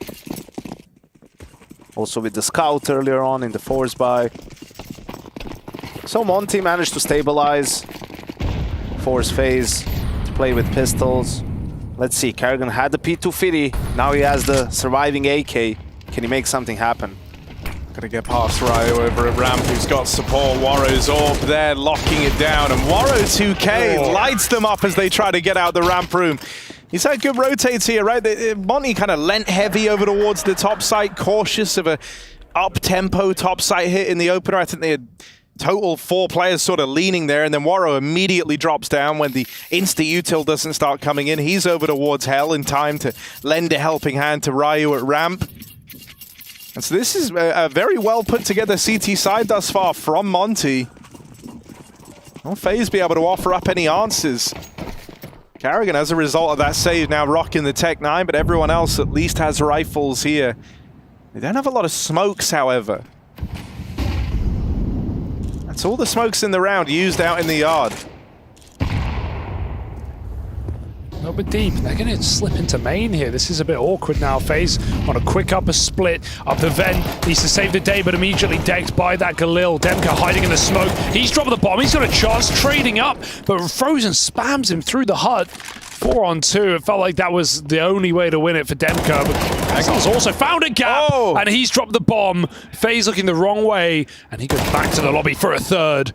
Wow, Krasnal. That's one way to do it, but he's got to finish the job. 1v1, and Rain the unbeatable outside in the head. And up to 4 rounds, it's Rain. Whew. Saved them. Yeah. That one, you know, Krasnal with a big round coming out of ends, finding good timing to sneak up. 3 kills from him. But Rain, the fail-safe from Yard, gets the last 2. I don't know where. It's a little bit weird for Waro, like he was looking towards main, but that's where Krasnal was. You know, Rain is the Yard player, so you expect him maybe to come from somewhere there, but yeah. Looking very deep. Patient play from Rain. I mean, that's a polar opposite word that you'd use to describe this round from him. Runs through the red smoke, plays ahead of it. Great damage out of Krasnal. Rob's going to reposition up onto the T roof. Holding on for a lobby push out of Monte. I don't know how much damage they've done to these bodies that cross down lower, but Monte do have people down here to try and contain this already. Ryu and Gizmi teaming up.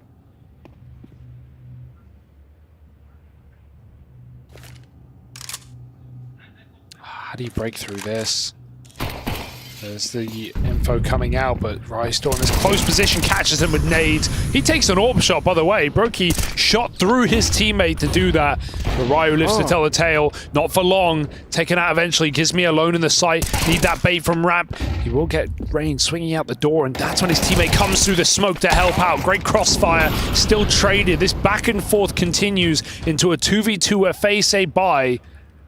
Get back in the vent, but going up. They want to MB. Oh, it's a fake. Robs is coming all the way over towards Ramp after that success he finds in lobby. Yeah. They know that Gizmy was here somewhere, only the tag, but he will finish the job. Brokey going to prioritize getting this bomb planted, sets himself up for the 1v2. Miss nade, that could have been everything with Gizmy down low. Instead, Brokey's got to put full faith in his ability to outposition and out-AWP the opponents here. Door swung open, first shot connects, but well played from the Monte squad. They know what they're up against, tight spacing there. They're able to get that trade on Brokey's AWP and deny him the 1v2.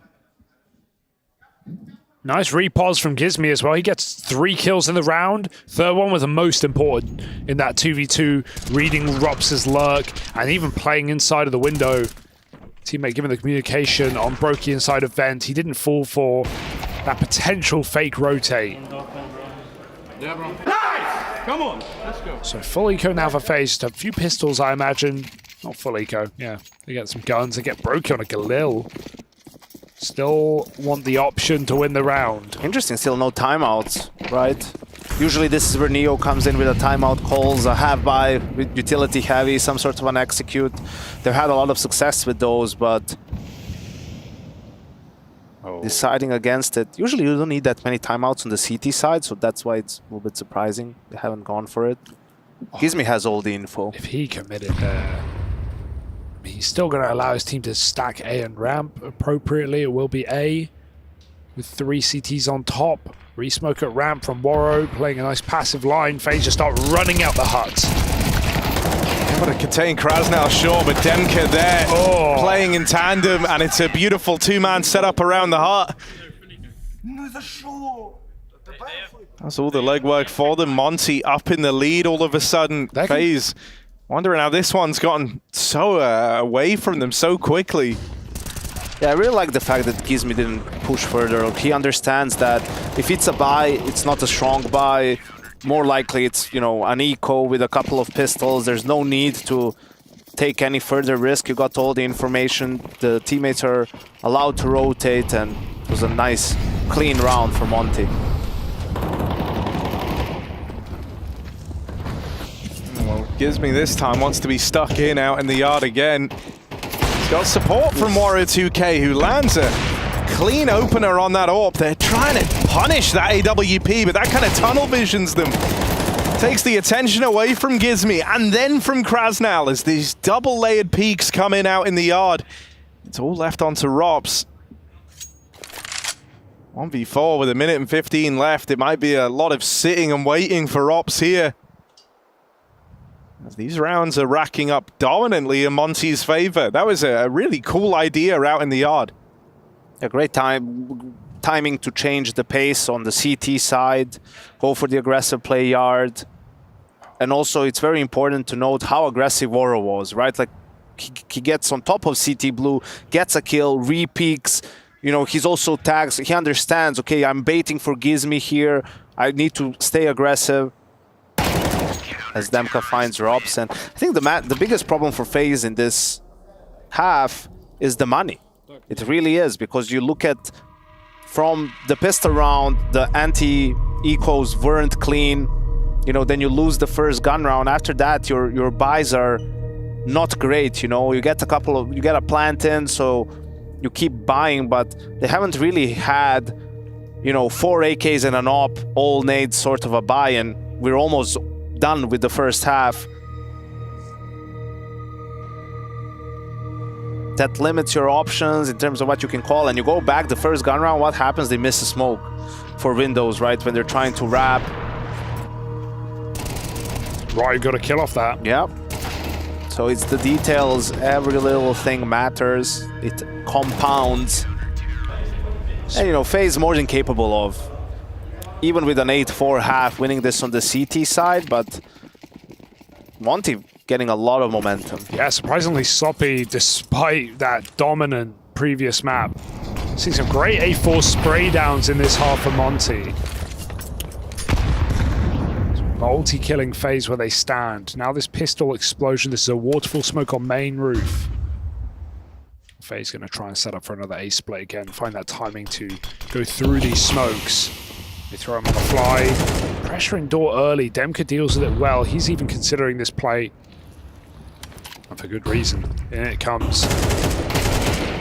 Oh, it's very split up thus far on the main push, but well handled by Rain at least. Dear. Frozen finds another. Oh dear. Waro immediately dinked. He needs help out on the rafters. Ryu tries to alleviate the pressure, and with a bit of help from Gizmi, Monte are able to solve that one right as it was becoming a problem. Those academy graduations in the 2vx, and they shut down the round. Not really what you could have been saying in that previous map. They were iced out of Vertigo.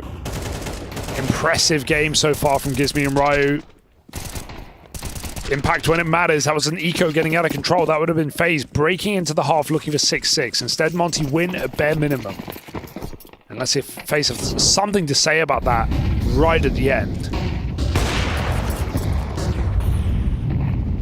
Missed main smoke. Does not make their life any easier. Those little details.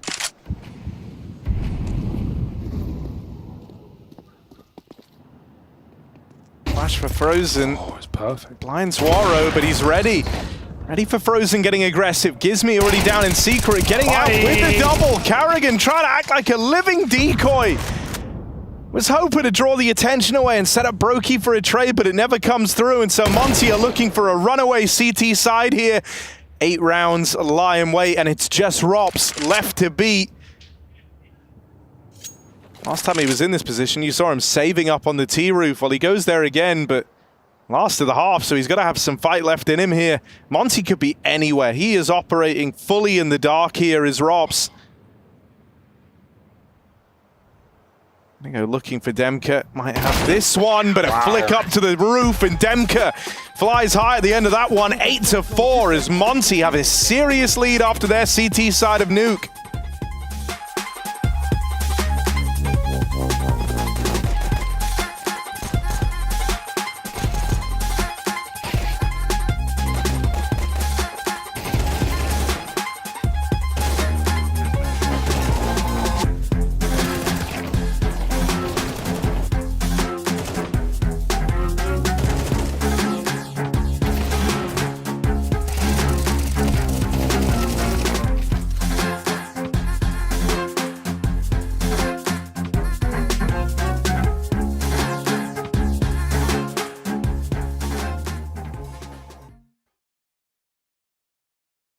Hey everyone, newest episode of the Talking Counter podcast was recorded with guest Elige. That's going to be coming out tonight, so be sure to look for it on YouTube and Spotify at the Talking Counter channels. Roll the clip, baby. What's going on with your team? One of the biggest things that always strikes me watching you guys from tournament to tournament is like, there's no consistency, maybe not no consistency, but after you, there's like, Karim has his tournament where he's awesome, and then he drops, and then Floppy's up instead, and then he drops, and then Hulzerk's up instead, and then sometimes it's JT. Like, what's up with the individual inconsistencies? They got some emo boys on the team, man. Yeah, that's what we're gonna chalk it up to. Just emo. Oh, yeah, good point. I think that the team's a little bit introverted. Like, I think all of us would probably self-describe as introverted. Floppy's funny.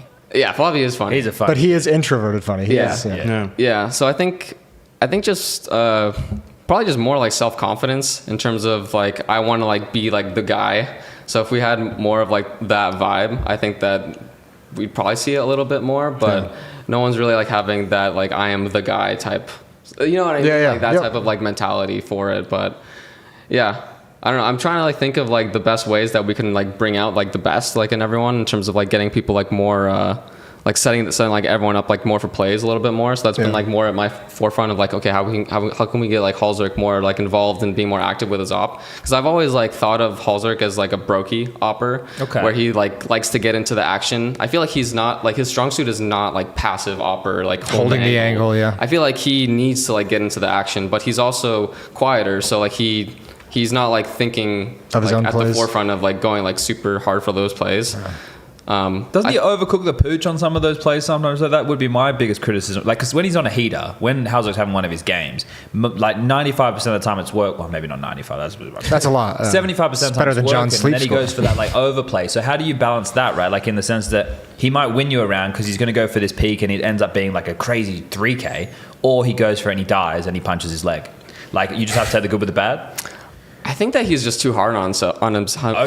That's what I was telling him last night, actually, because we were watching the round where he like whiffed 5 shots in a row, and I'm just like, you're putting so much pressure on yourself, but they can't actually push you right now. So I think that you just need to like feel more like at ease like in these situations and not feel so pressure where it's like, oh, I missed and oh, I missed again, because I feel like he's thinking about that he's like that he's feeling bad about like him, messing up in these rounds. Yeah. So I think that's like his only like main downfall that I think, because I think his mechanics are really good. Like for example, that round where he was in A main and he's like holding the guy crossing into side. I don't know if you remember the round, but like he was on him, and after he missed that shot, he was like, man, I was like so frustrated after I missed that shot. I'm like, dude, if I missed that shot, I'd be like, man, this game sucks. Like I would just blame the game, because to me, if the crosser's on him, then it's on him. But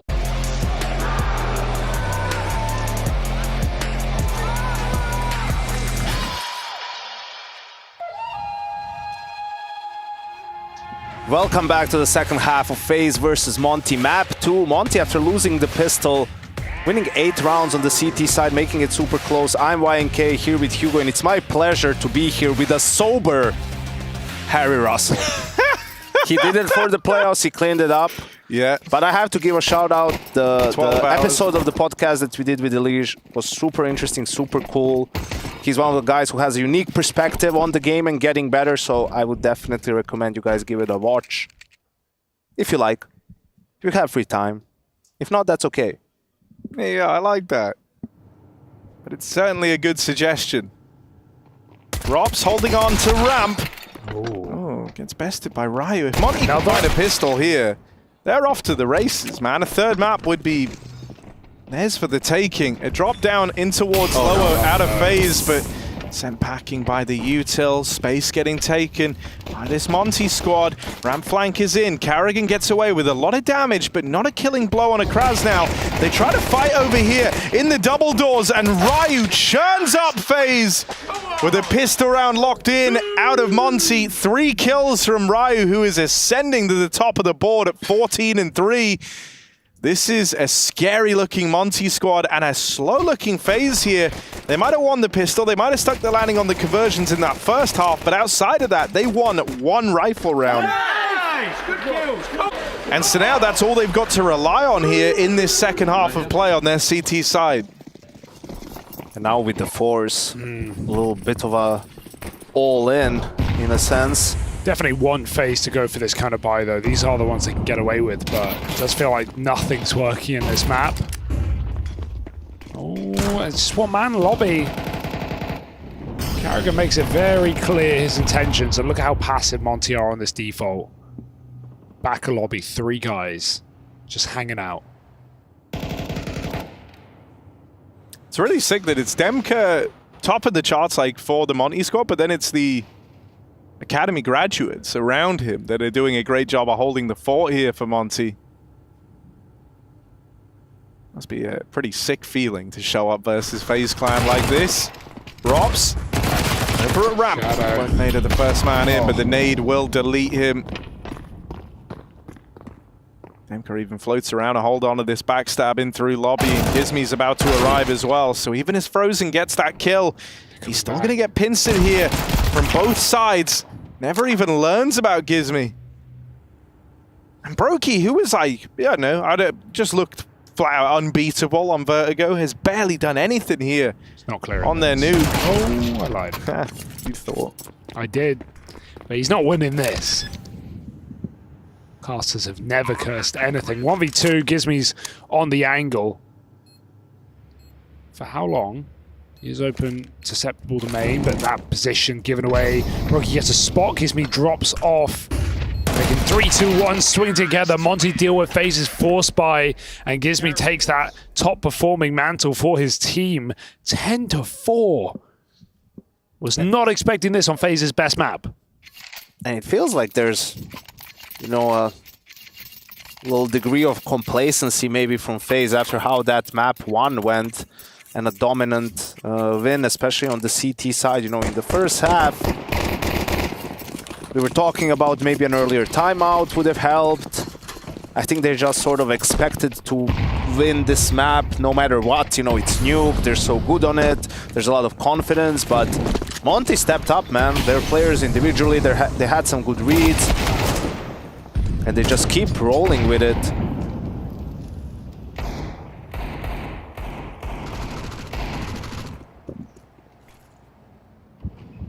We've seen crazier comebacks today, though. Yeah, but I don't know, man. This one, it just feels a bit cooked. It's like flat. you can see it in the fights that FaZe are taking. I mean, Rain's got 4 kills, 14 deaths, but I just think about the 1v2 and I'm like, feels like he's done better than the numbers. 2 seemingly high impact kills, but in the very few rounds that FaZe have to show for themselves, Monte have absolutely come to perform on Nuke. Not expecting this, but they don't care what FaZe planned for. Frozen 2 deagles to the face, and it is not enough. It will not be enough unless Carrigan can clutch up. Captain Denmark. The reset is versus Demka. Oh god, Demka's cooked. cooked. The repositioning. Oh, yeah. Oh, it's so good. It's Oh, he's done. It's done. Okay. All right. That's out of nowhere. On the eco, no less. I mean, dude, it was a great bit of interplay between Frozen and Robs that enables that. Like, they hear the flash go off in a heaven earlier on to try and get Gizmy in this position, so Frozen was ready for it. Yeah, the role play was great, whatever you're waffling about. But what would Captain Denmark have on its shield? Ooh. A pulse?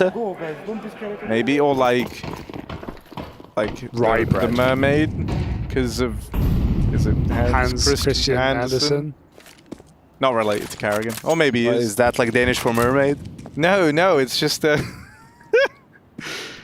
did. Oh, all right, hang on. FaZe have woken up. FaZe have woken up. We'll let you off. Rain. Clean opener. Look, I have to cast around, guys. I can't. Krasnal will be happy about that because he has a Glock and armor. Oh, it's a little ugly. Frozen tries his turn.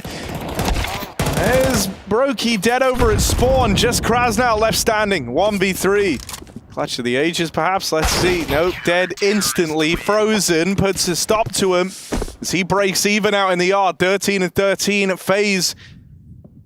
A 6th round locked in, and now just pistols for Monte. These games close up quick. How do you stop, Yanko, when you're in this position? You know, we look at this, Monte, they're not favorite, they're huge underdog. FaZe now, momentum winning, swinging round with the eco win and with a dominant gun round, putting Monte on pistols. How do you not play not to lose? How do you keep on doing what you've been doing when you feel like this game is actually tighter than maybe the scoreline suggests? I think you just follow your game plan, right? Like whatever it is that you decided to do, you just stick to it. Whether that's playing slow or playing aggressive, doesn't really matter. Just it's important that the players have faith in it and that they're playing with resolve. You know, that people don't start playing scared, that you don't have this thing where now it's in the back of their heads, oh, that was it. Like that, you know, now it's gonna happen. We lost to an eco. Now look, Brokey's pushing us. You know, he's doing all this. You can't let that get into your head. Yeah, they're doing that. You're on Glocks or whatever, who cares, right? Like, it's about focusing on what do you think will win your rounds and how do you win this game. Obviously, something that you need to take into account is, okay, are they really disrespecting us? Because that means how are they going to be playing on the CT side? They're going to be going for aggressive plays, they're going to be over-rotating, right? So how do we use that against them? We are more disciplined in our default. Maybe we use a little bit more utility to make sure they're not playing close yard, right? And also your anchors on T side have to be on point. The lobby player has to be on point. He can't afford to just get cleared and die. You know, whatever it is that you're doing. And then you have to be, you have to have poise as well. If you get into a 4v3 or something and then they stack a bomb site, you can't just allow yourself to walk into their stack. You have to really be focused in these situations. All right, here we go, Monte. Can they stop this before it's a problem? FaZe on their home pick. Pretty horrible T side. Have set themselves up to come back into this map and 2-0 this series. Monte have already exceeded expectations, but can they complete on Nuke? Upper exec, we got a delayed yard hit with 3 players at red. Rain's got to be careful. Rain knows he has someone trapped at red. He saw them cross to this earlier on as the smokes had already faded. Lands a tag. Broky's been sitting down here for what feels like an eternity. And yeah, that kill was the bomb getting away from Monte. Even just the info of the spot. You've got the bomb now trapped down in secret. Rain can't quite keep it locked in there. Robs' turn to try and take up arms outside. Waro dead as he walks out into the Rops crosshair, and so now it is just Ryu left standing. That's a clean one. Oh, and the double up. Wheels are moving now. He knows that Rops was over at the spawn, and that nade has only confirmed this fact. Ryu low on health, and Rops looking away. Ryu comes up big in the clutch. That's a huge round to win for Monte out of absolutely nowhere. FaZe try and face him together in main. He picks Brokey right up that vent, and even Robs, rare miss while he's throwing utility, giving away his position, and not considering that Ryu's playing the long game for the fight. I mean, he got caught completely off guard. That doesn't really happen to Robs all that often, so what a massive round from Ryu. 8 HP in the 1v1 and delivers the round. Oh, and he saw him as well. Brokey spotting the boost up on that very audaciously wide angle. I think that last round was actually pretty well thought out by Monte. You know, using the A fake to sneak 3 players outside, but it was just that one detail that Rain saw one of the players that kept him in position, and this round doesn't get any easier for Monte as Brocky and Rain lock down yard. There is 2 guys at the top of the scoreboard, but they're saving. Gonna be hard to win it from T-spawn, but maybe they can. Nice one, Harry. Yeah. Thank you for your contribution.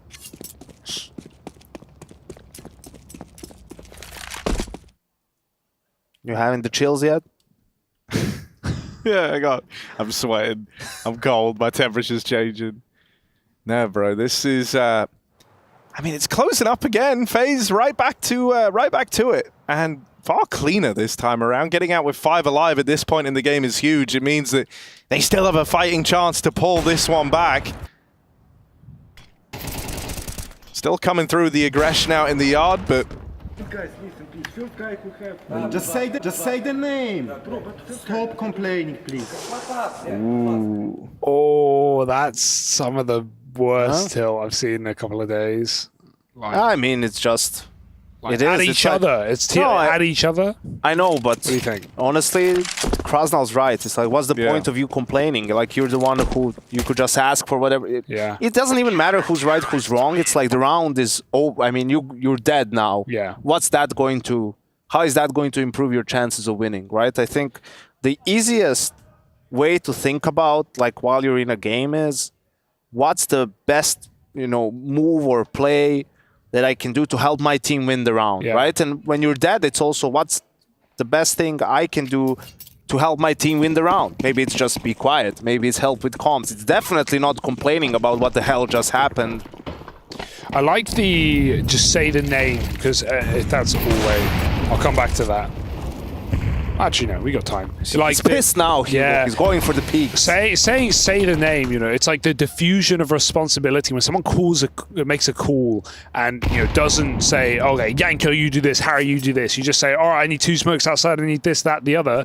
There is like a diffusion of responsibility where you don't feel like you have to do that play, or oh, someone else will do it. But in reality, I'm also presuming that's what he's talking about. In reality, like actually saying Yanko do X, Harry do Y. Well, also that's when you far have more effective to get what you want. Younger players, right? Like they're not going to be as maybe prone to saying, okay, I'll boost you. Or, you have to tell them that, hey, Gizmi, I need you to boost me, and the other guys will know what to do and so on. And now they're in a terrible situation. I mean, behind the saved guns, they decide to force. Broky's in trouble, though, because he's low, and they're going to run him down. Can he jump out? He can. He stays around for more team kill, but they still get the double entry. It comes at a cost. Maybe it was worth it. President's barreled straight down through the vents. Is already down here at lower. His teammate's still a ways out, but right now there's a 3v2 open a FaZe down in this lower site. Waro is holding on to ramp, and I think that one might be a bit of a freebie as Rain is not at all ready for it. Oh, but a missed shot from Waro 2K. Rain was given time to adjust. And so now the man advantage resides with FaZe Clan. Demka and Ryu have got to go big here. Ryu, another 1v3. Surely not. Help your Surely he can't do this again. Ryu just one short of the clutch. Oh, no. LMBT looking how they feel. I feel for you, my brother, LMBT. Oh, God. Yeah, they're winning, but it doesn't feel like it anymore after these couple of rounds. Waro with the missed shot, Yanko. What about that? Yeah, here, right here. Boom. No.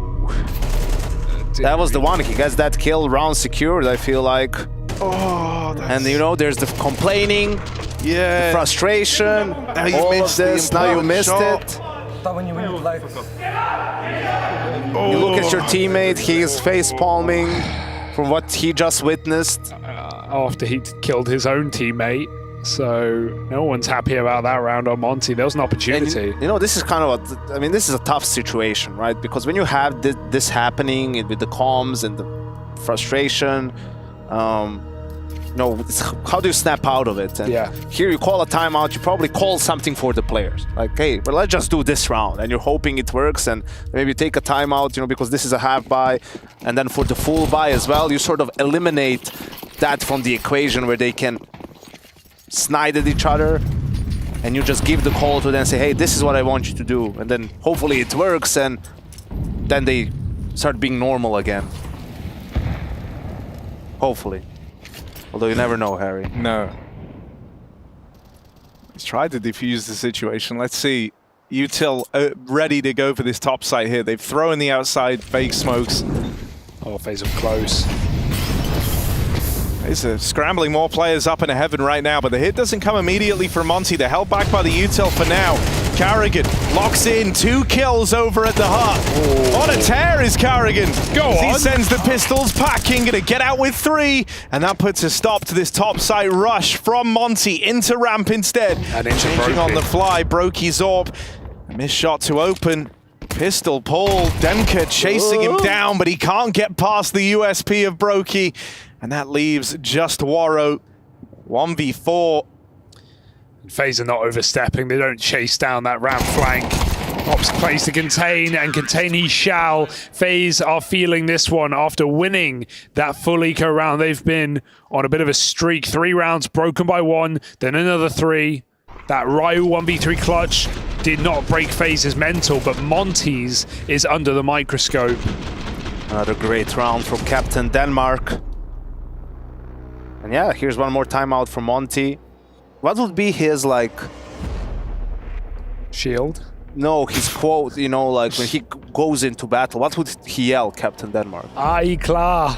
Yeah, that's the only Danish that we know, and I don't think that's right, by the way. I asked Danes when we were there, and they said we're saying it all wrong. Yeah, probably. I can't speak that language. I also know, you could say, cooling is chicken, so he could scream that. Chicken! Chicken! Cooling! For the cooling! Yeah, that would sound like you're going into battle for, water coolers. That's not very intimidating, is it, Harry? I know. Just keep brainstorming. Yeah. All right, Brokey. Oh. Gonna get out. They're chasing him. The top garage as well. Ray's trying to cover rafters, or silo rather, but they are crossing multiple players out behind Red on the break. No one's seen anything right now. Monte have every player outside. Ray needs to get this kill, but he whiffs his shot. Ryu is on a heater right now. He is sick. 23 and 9. It can't be all in vain. Monte need this 5v4 conversion. Been a good bit of damage done. Warrow dead out in the yard. They're going to go right into Brokey's AWP, and this time he doesn't miss. Second shot that Brokey fires in the round will connect. Brokey trapped down in the vents. They're trying so hard to bait this shot out of him. Brokey will get away with a second before that trade can come through. They at least contain that AWP well. It's down to 2 for Monte. Krasnal and Demka have got to do it, or else FaZe tie this game up after a great first half put forward from Monte and a pistol win to open up the second. Yeah, what an excellent position for Frozen as well to actually get tucked in dark. He doesn't even need to play. There are almost no safe plants available to Monte. They have to go backside. This was 10-4 in Monte's favor. And if we don't get a 2v3 out of them now, it ties up at 11-all. Frozen's just poised to win the round right now. This is ramp play base from even better. Bomb makes it in, Robs just commits, and Frozen's there to stick the knife in the side. That's FaZe on 11. They match up with Monte, and no money for the Monte gang. What an admirable map from them that could be all washed away at the bitter end. And this is all the while Ryu having a stellar game for the Monte squad, man. Top in the charts, 23 and 10. Gives me Demka right in there behind him. Oh.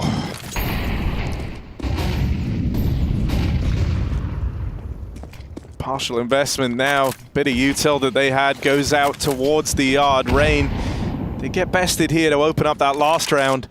This time he's got some support. Rain's overran again, but Frozen immediately returns it to a 4v4.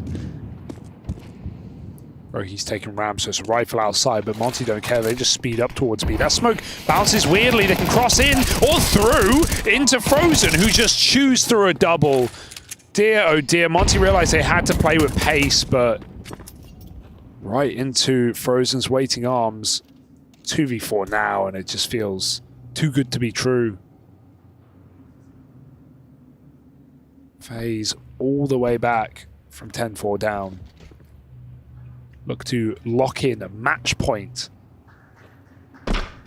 Oof. Oh, every little thing is just going so wrong, man. The vibes don't feel immaculate for Monte. FaZe, they've been determined ever since they came into this second half. They came in with a huge deficit, but they've closed that gap. And Monte have kind of crumbled under the pressure. Got to give this a go, right? Saving a little bit of money, so something to play for here. That entry will provide a path in. But Brokey, quick as you like, is already rotated off of the ramp, and he hits his shot. Takes a dink, doesn't matter. 1v3 for Warrow 2K. This is it. This is where he's got to try and earn it all back. Warrow in the clutch. 1v3. They are all around him. Double doors are open. Ramp's been conceded. Warrow holds on for the first. Missed shot out of Brokey, but he chases him down with the pistol. And so it's FaZe on match and series point now. 1 round away from stealing this game back over. Monte denying that third map and progressing through the playoffs, overcoming their first foe. From 10-4 down, they're the ones to reach 12 first.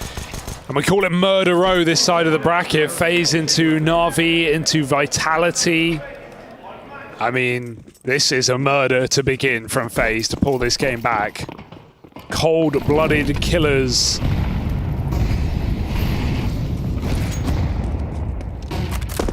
There are some extenuating circumstances though. Some self-inflicted wounds by Monte. Bickering. Never a good sign. It's never good to have that as well while you're winning. They were winning at that point in the game, and it's like, oh, you know, try and keep it together for these few more rounds. It's fine. Like then we can yell at each other. It's all good. Back to this yard control. They've often had openers here, but this time they only cross with 1. Gizmi makes it down. Ramp crunch. Robs knows with the player down that this is the likely option. He's got no support. Frozen's in lower. Frozen's nowhere to be seen, and Robs takes a shot to the head. Monte trying to make us enter overtime. Can Frozen stop that fact? kill from Rain in the meantime. Levels the playing field, but Frozen is now the focal point. He's got teammates in rotation, but he can't stay alive long enough. Carrigan out on an island is backstabbed. So it's going to fall to Brokey on this AWP, playing through the extremities of the smoke. He's tagged up, he's finished off. Rain is now the sole survivor of FaZe, trying to clutch up in the 1v4. First shot connects cleanly for Rain, but now they know where he is. They've got him boxed in over at ramp. Monte, overtime is right there, and Ryu walks them into it. 2 kills from the guy, Gizmy stepping up, and it is that kind of power trio of Gizmy, Ryu, and Demka that offer up all the kills to get OT locked in. Can Monte just wipe the sweat off their brow and reset now into overtime? It's a different game. It's a new opportunity. 4 rounds out of 6. That is the rule. But FaZe, this is still their kingdom on Nuke.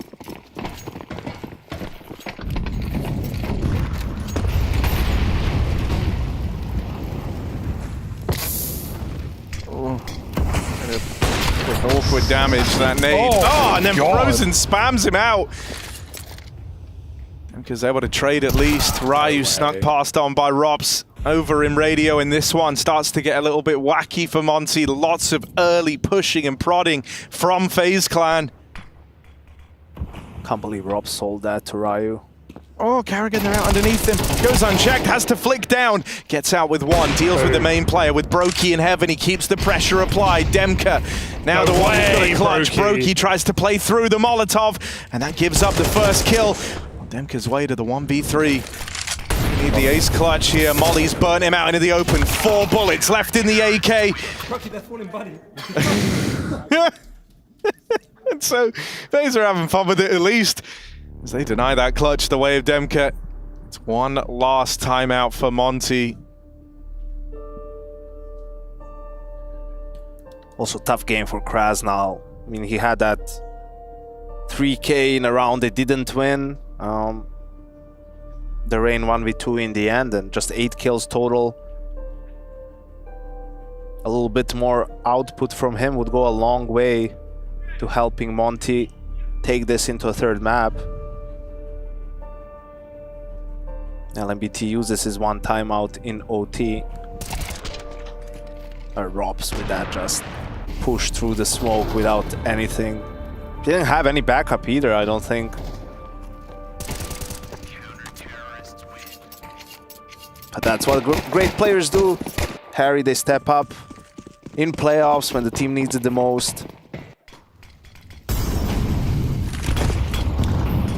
Oh, and I mean, as we've gotten deeper into the OTs, Brokey's taking more and more risks. Look at him go. This round he loses Rain. Gizmy, cool head on his shoulders.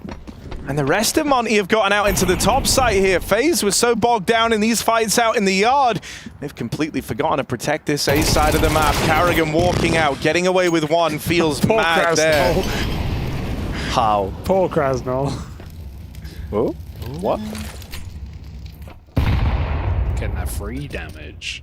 Oh my god, Frozen just picked up Gizmy out in the yard. Oh, he blocked it, but not enough. He's got to go through the Molotov. He's got them full blind. Right, we've got to work it out. He's flashed from spawn. Frozen's not being quiet about this. He smokes himself. This round is an absolute clown car with players appearing from everywhere. Ryu, top performer. He Frozen, one and the same. Good grenade. This should be Ryu's every single day. I mean, this is a real test of your mettle if you're Ryu.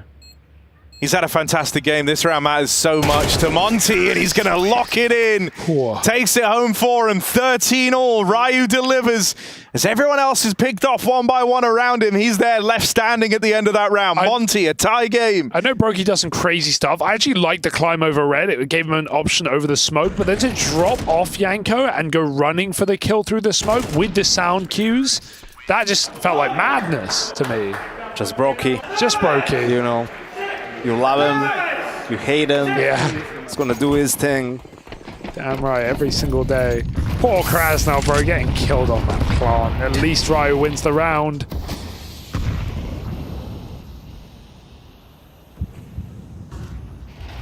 Gizmy makes it down again this time. No info for FaZe. And this time, an upper setup. Monte crunch ramp. When they had Gizmi in this position previously, it was the 12-11 round that they won. Gonna go again.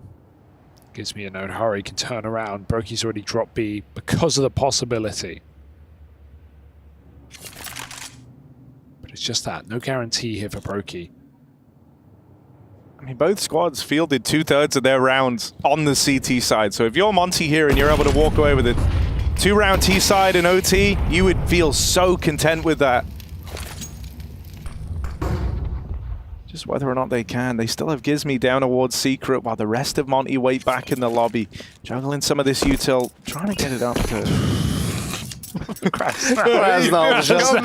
Krasnal's done with this game, or with this map at the very least. Oh, the push is dangerous, and he'll get punished. Works 30 out. seconds. Oh, Waro now getting involved. Broki going to try some mad shit up through the vents. Yeah. They line up for Frozen, but it's just the one and done. Broki combat open, nades himself. And so now Rob's going to deliver. Oh, denied. Waro 2K picks up 3. And truly, one of the rounds was played there. 14-13. Broki, 2 in a row for Monte. I think Broki could have killed everyone there if he didn't throw the goddamn nade. He's his own worst enemy, Hugo. Does feel like that these last couple of rounds. Check What this a shit. sequence. Boom. Oh, a slam dunk. Beautiful nade. Touchdown. And now FaZe. Well, their T-side was horrible, right? But that was a long time ago. Yeah, they can get this done. At least take it to a double OT. I think it's just important for them to be patient. Is that Frozen or is that Twists? Quick main drop comes in. Again, the missed smoke for FaZe. Oh, I don't love that.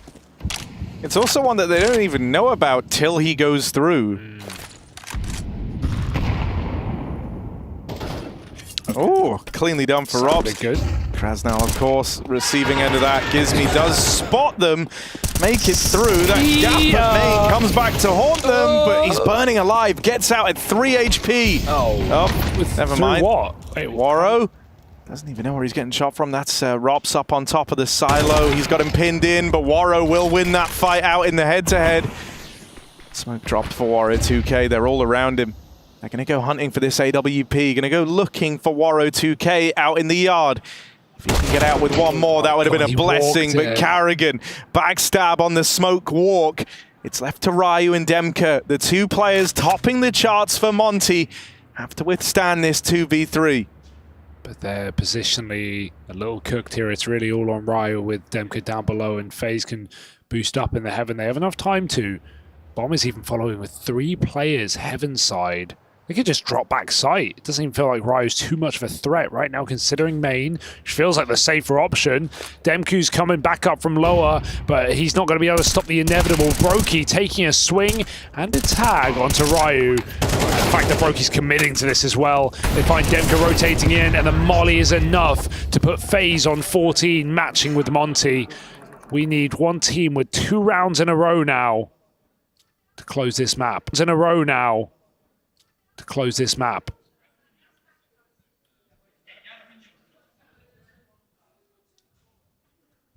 What a game. Oof. On a jiggle. That was on the a jiggle. opener, yeah. With nades out. My Can't guy, catch a break this game, Krasnal. Also, dude, Carrigan had some heads-up moments there, right? To walk through the smoke on Waro out in the yard. Like, if Waro even gets out with 1 kill, that kind of serves to complicate the round enough.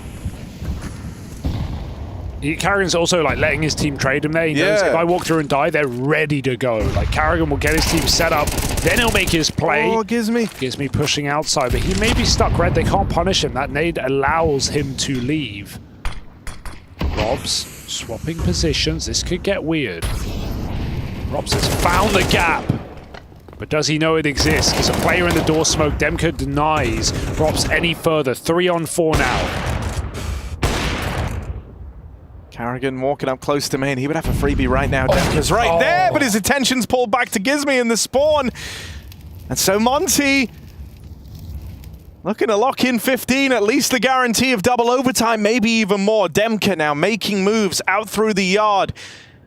Frozen and Brokey set their sights on a top site hit. Brokey's been spotted in the doors, and he's not going to get a second chance at that fight. They know it's coming.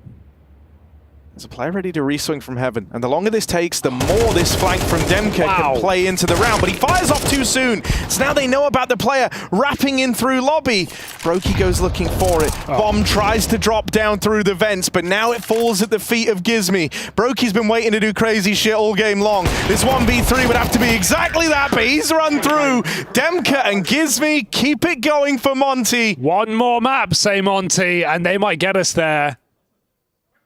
One more round, and the mental to stay in this map with the way that FaZe pulled it back. Let's see if Monte have truly got it in them. But that was just an incredible play from Robs as well, you know, understanding the timing. The previous smoke didn't clear yet, they're re-smoking, he knows he has cover for just enough time. Only finds one kill though. You see now a bit more pace from Rain in the yard. Oof. And the rest of FaZe looking like they just want to explode out upper. Krasnal burnt alive back of the site, but Demka continues to put up numbers in defense of the yard. Even more from Demka, and it's just Frozen left standing. Oro 2K.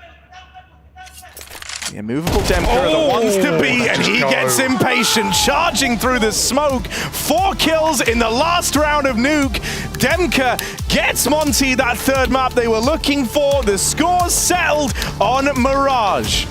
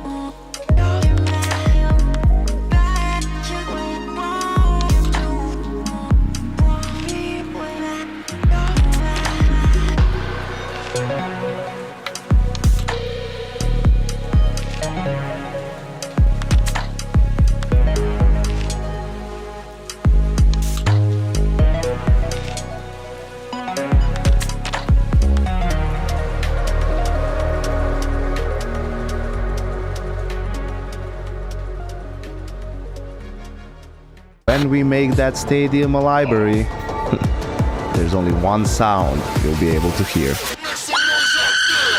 The old flavor of Crims. Now that is a grape, ladies and gentlemen, that has been with us for years. Oh, don't worry that it's getting old, I'm starting. I don't want to be this kind of people who to be recognized every time I go out or something like this. Zippy, can I call you Zippy? Actually, my name is Zipix, so... Zip? Yeah, I just think Zippy's got like a cooler ring to it, you know, like for the youth. And the pelts. Ooh, it's a bit off to the right. It's a bit off to the right. Colloquially known as the the Crimson Jelly. Well, this is going to be really easy, maybe slightly embarrassing, but that's nothing new.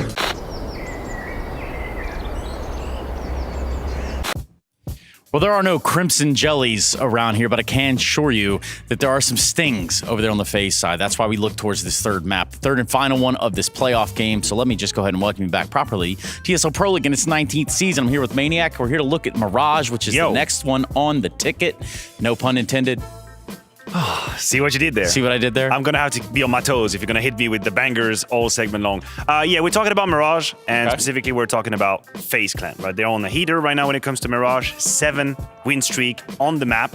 And a CT side that is extremely efficient as well, about 63% give or take of round 1. So I thought we'd play the game of, hey, who plays where and why are they that strong? Where do you want me to begin? Who is that guy over there with the longer hair on the top? The longer hair on the top? This No, not that long hair. The other long hair. That's the long hair too? Yeah, he just looks a lot different than he looks now. Yeah, I'm just saying. Things have changed a little bit for Brokey right there. They have changed. Changed a little bit. Yeah, we're going to smack him out towards window because he's the AWP. He's got a lot of freedom. I think his position is a bit more variable. I mentioned Frozen before. Catwalk player, of course. You have your Kerrigan that's going to be tasked with the defense of the B side. Then you have Rups towards connector, and you have Rain on A. Now, these are the basic positions, but there are a couple of reasons why that team is very, very strong. I think to start with, the quality of the team play between Frozen and Kerrigan is something that's next level. Okay. You can keep your eye on basically Frozen's position relative to the danger on that side of the map. And this is a very big tell on how FaZe can read the map, react, anticipate what's going to happen. When you see Frozen making his way back to the B side, that usually tells that the B hit is about to come. That's what they've read. And then they play off of each other.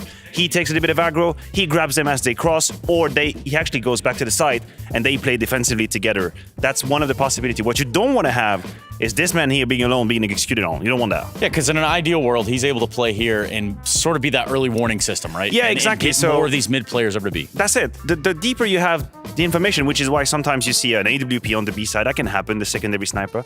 The deeper you have this line of sight, the earlier this man can come back. The earlier this little Brokey can be in market. That's what you want to do. What you want to avoid is being kept in the dark and then have a full-on execute on this man here, Finn, being completely alone. That is the scenario you don't want to have. Are you saying that because you don't have faith in Finn, Kerrigan, Finderson? No, you know what? Actually, you'd asked me that question 6 months ago, and I would have told you he's being targeted all the time. Yeah. But actually, I think he stepped up his game. I mean, the eye test is pretty clear. I think he's more than serviceable when it comes to the B side, and also I think these two play well together. You give this man an MP9, okay, and you put him jumping up and down over here, he's liable to make something crazy happen. It's a weird sort of combination of way things go. And sometimes they'll just go crazy. He'll push you a little bit with some info, but that's the really good scenario. So let me bring it back down here to the A side, though. We got Rain down here in the bottom part of the world.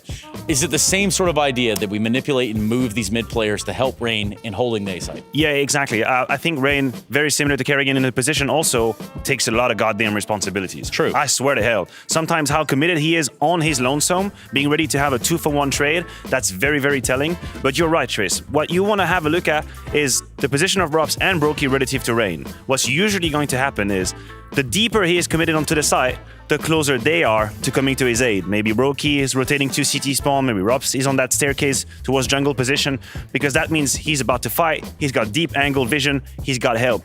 Same question, same scenario. What you don't want to have is this man being isolated. Right. And that's what Monte is going to try to do. They're going to try to put the smokes over here, CT spawn, top down, couple mollies, and they're trying to execute on him alone. But Rups has to help. Flashes, bait and switch setup, same ditto for Brokey, helping Rain. That's the name of the game.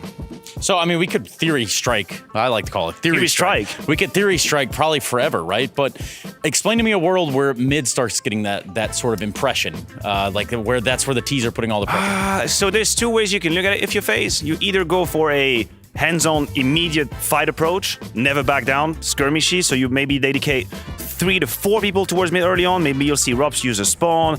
Maybe Frozen can be back with him. You can see sometimes Brokey jump down. He's going to be underground trying to get some kills. That's going to happen. And that's more of the in-your-face approach. Or you play what you do as retake, and you're trying to be finicky. You're trying to play around the smokes. You see Rups here in the connector smoke. You see Frozen trying to dash here out of short. That's a bit more tentative approach and measured, moderate. Here's a new approach for you, Maniac. We're going to take all of these guys, and we're going to do like this. We're going to call it a super mid control, okay? This is a sort of strategy still in the bag, still something I could ramble on about probably forever. You know, there's a little bit of theory here as to where Frozen would go, but really we don't know in this moment. I can assure you that much. So why be a future star for just a year when you can be a future star forever? Gentlemen, welcome to Season 19 of ESL Pro League. First rule of Pro League is you do not talk about Pro League. Second rule of Pro League is you do not talk about Pro League. Third rule, someone yells stop, loses their voice, taps out, the cast is over. Rule number 4, maximum 3 to a cast. Fifth rule, 2 maps at a time, fellas. Sixth rule, there will be no breaks. There will be no sleep. The Counter-Strike network never stops. Seventh rule, overtime will go as long as it has to. And the 8th and final rule, if this is your first season of ESL Pro League, you have to cast. It doesn't matter about the flash. There's 35 seconds left on the clock. Drops it at 1 and 3. He's on the flank. Vitality at the side. This kid from work, Harry, couldn't remember whether you told him to smoke Ticket or Jungle, but Harry was a god for an hour when he casted. Sometimes, all you could hear were the loud, booming sounds of yelling, or the wet choke when someone whiffed and sprayed. Stop! You weren't alive anywhere like you were there, but Pro League only exists in the hours between when Pro League starts and ends. Even if I could tell someone they had a good cast, I wouldn't be talking to the same man. Who you were in Pro League is not who you were outside of it. A guy came to Malta for the first time. He could cast a few rounds at most. After a few weeks, he was the last one off. If you could cast with any talent, who would you cast with? Active or retired? Doesn't matter. Who'd be good? Pansy. You? Sado. I'd cast with Sado Kist.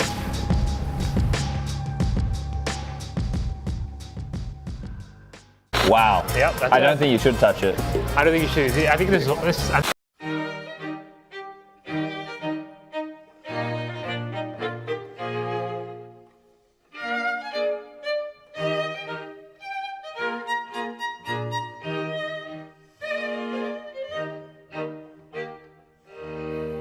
Y'all can laugh at him as much as you want, but Brookie's like an anime character. No matter how hard he falls, he always comes back stronger. I'll have the last laugh when Brookie gonna hold his major MVP along his major title. Stopped reading at anime. Reported. Cringe. He threw the map as he always does. When it matters the most, mid-key for a reason. Stop watching anime. Your brain needs to see reality or a twist of it, not fantasy, my friend. Brookie or the device come, bad or good, you have my support. But it's time you get it together. Looks like both of my favorite players are washed. Rip Perino. Device maybe, but why Brookie washed? Brookie washed his hair and shaved. Can't really be washed if he was mid-host career. Extremely suspect opinion. Rain, is he right now the one who in the team the longest without pauses? In whole pro scene? What? He's in FaZe for 3,003 days. Francesco Tosti of Counter-Strike. My god, Balky 0.88 masterclass incoming tomorrow. Bro, the problem was Rain had full A control. Brookie should just rush B before Jail was even on site. Like Jail killed Kerrigan mid, Brookie Mulla mid, instead of P with 20 seconds left, but he chose to stay mid. I don't know for what. Miscom obviously. It was full sprinting with B, but was caught back for whatever reason. Frozen stats are just starting to drop. But he will be fine. Give him some time. Give him same time, like 3 months isn't enough, right? You need 1 year to beat 1v1 duel versus Chaos, lol. Must be like, no refunds. No, he's just better right now. Bottom next. Okay. The truth is that Kerrigan should be in top 3. Hooksy clears Kerrigan skill-wise, but not brain-wise. He was top ranking in a lot of games at the major. Respect the legend you bought. 30 camera glances, 12.3 instead. I shouldn't. There's teammates clutch around. 5 stand-ups out of chair. 4 copying after winning. What is this comment? After winning FNE go 2 staring contests with the camera, and top it all off, 1 kill at the deciding map. Truly gold status. What a performance from Corrigan. But Robs, he doesn't look that comfortable with his new roles. Look how he massacred my boy. He's playing the same roles, by the way. It's honestly missing me off how fucking much he's fallen off. Used to be the best CS2 player for like a week. Bro played enough to buy a Porsche and said, good game. He needs to sell his car. He should sell Porsche and buy a Volkswagen. The way he's playing, he needs to buy a bicycle. Not sure he'll ever leave the house though. That's the problem. Now that he has this car, he's going outside. Minus Robs plus Porsche. Don't actually kiss me. No, I'm not gonna. But like this. How so close like we're can I shaking. get? You can get to my cheek. You can get close. Yeah, I can't lean you're all that lunging way, for me. bro. Smokes. You see double smokes in the same place there. Simple just jumping casually into the side. Wait. What was that? Never miss a play again. Simple. That's not allowed. This is not FPL. This is a major. Finally. With FaceIt Watch, you're in control. Switch between player POVs live and see the game through the eyes of any pro. Never miss a moment with replays. Relive each highlight on demand from all angles. Watch it, control it, face it. ESL Pro League Season 19 is brought to you in part by Intel, Acer Predator, Kadia, DHL, Monster Energy, the United States Air Force, 1xBet, White Market, and Gaming Malta.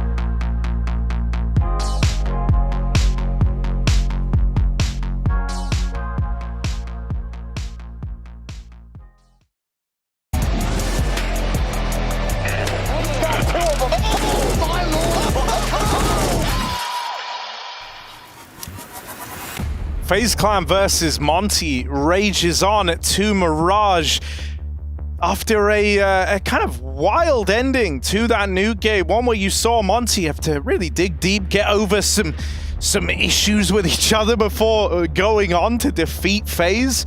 They're able to long it out. They get here to Mirage, but these are two teams in very different states on this map. When we look at FaZe, their last loss they faced was to Spirit all the way back at Katowice. For Monte, meanwhile, they've had a bit of a turbulent time on Mirage, especially here at EPL, playing it 4 times and only picking up 3 wins. 1 win, rather. 1 win, 3 losses. That was nearly so good. Yeah, hey, the whole intro was so great. Did a whole monologue. How's Fnatic doing? Fnatic? Fuck knows, man. No one really knows what's happening over there.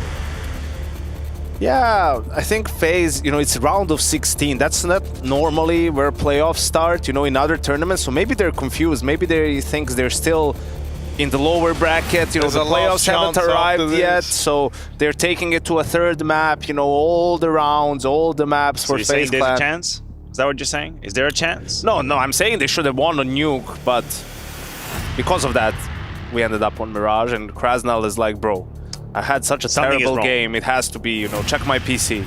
My keyboard is set on the wrong language. Help me out. Sound issue. He's hearing Moro complain too much. Admin, please turn that down. Mute him. Muted. All right, look, headsets are back on. It's always a good time. And I think we're ready to go. So FaZe Clan versus Monte. And Mirage is the final battleground. I gotta say, I know Demka had incredible numbers, but the few clutches we've seen from Ryu, that was severe. That was really impressive. That's situation on the A side. Almost clutched the other 1v3 lower on the rotate. He had some the one on yard. Moments. Yeah, absolutely. The one on yard, when, as you call it out, you trick Rops. Yeah. Like, who can say they've tricked Rops in a 1v1? But ain't no tricking Rain when you walk into his crosshair when he's on the A side of Mirage. Yeah, not a bad opener here. Monte looking for a reply as they left a man down after this early skirmish for the ramp control. Rain dancing down from behind the boxes, has Brokey up at the front as well, and Rops still waiting up there towards Palace. This is a gnarly triple set up to try and get through. Rops even taking some liberties as he goes exploring. Clean shot onto Krasnal, whose bad time carries over from Nuke straight into the pistol round here. They do at least run down Brokey. Demka finds himself another one. Rops dead up in the apartments. There's been a lot of time lent to Frozen on this backstab, Spotted. but he fires off too soon. How did this flash catch Frozen in T-spawn? So now it's just Demka. Oh, he's going to try and finesse this. Did they know he's got the bomb? They must suspect. Oh yeah, I have to break it. To make noise, that brings back the player from CT. But with Rain dead, open runway into this B site, Frozen arrives over towards the short side. He's deeper than Demka should be ready for. And as he gets off the bomb, Frozen nails the shot. And so FaZe will pull up with a pistol round locked in. Who cares? The T's planted. That feels like the meta nowadays. As long as you plant the bomb on the T side, you're happy. Especially considering how the round started for Monte. FaZe had all the advantages. Yeah, we didn't quite catch how Demka disposed of Robs. I had a feeling that Robs was baited by his entire team. He was such a golden position, and he got found immediately. It was part of the kills that established a 2v2. Not exactly sure how that panned out. But yeah, suddenly Monte had a way in. And Gizmi with the AK Kevlar, no head armor, instead of going for the Galil. That's brave. It's all about the firepower. Oh, Brokey just watched Rops fighting for this mid control. Goes swinging out after the fact. Brokey says, Rops, watch this. I'll show you how it's done. Oh, that is a cleanup. Please tell me we have how Kerrigan killed Krasnal, because he might have, if he killed him jumping with the MP9, headshot on the edge of the smoke, Krasnal might just quit this game. Have a look. Okay, he was on balcony. landed. Okay, Everything is I saw okay. He was jumping. He was moving on the radar. I'm like, there's no way. That would have been the end. He would have walked out of the studio. Shout out to DVS guys one time. Since Chef can't catch anything apparently. Oh, caught this one though. Yeah. Waro boosted up. Throwing into that early mid fight. A hero AK. Ooh. Gizmi being the gimp in this round, throwing him that AK. Timing is strong. Ooh. Never mind. Waro on a heater. 2 quick kills in the round off of this rifle so far. Rain does at least get away with one and lives to tell the tale. That's going to buy a bit of time for Frozen to move around the map. And Carrigan also taking up B short, or B lower rather. Underground. Yeah, underground. It's all right. Same part of the map. Yeah, roughly speaking. Around the same bomb site. And so now he's going to at least call, okay, the extremities over here at B are clear. So that facilitates this 2-man A-lean. The relationship is repaired. Voro dropped the AK over to Krasnal. Wow. And now Krasnal's going to find 2 kills, Harry. Right. And Monte's going to get on the board. The power of friendship.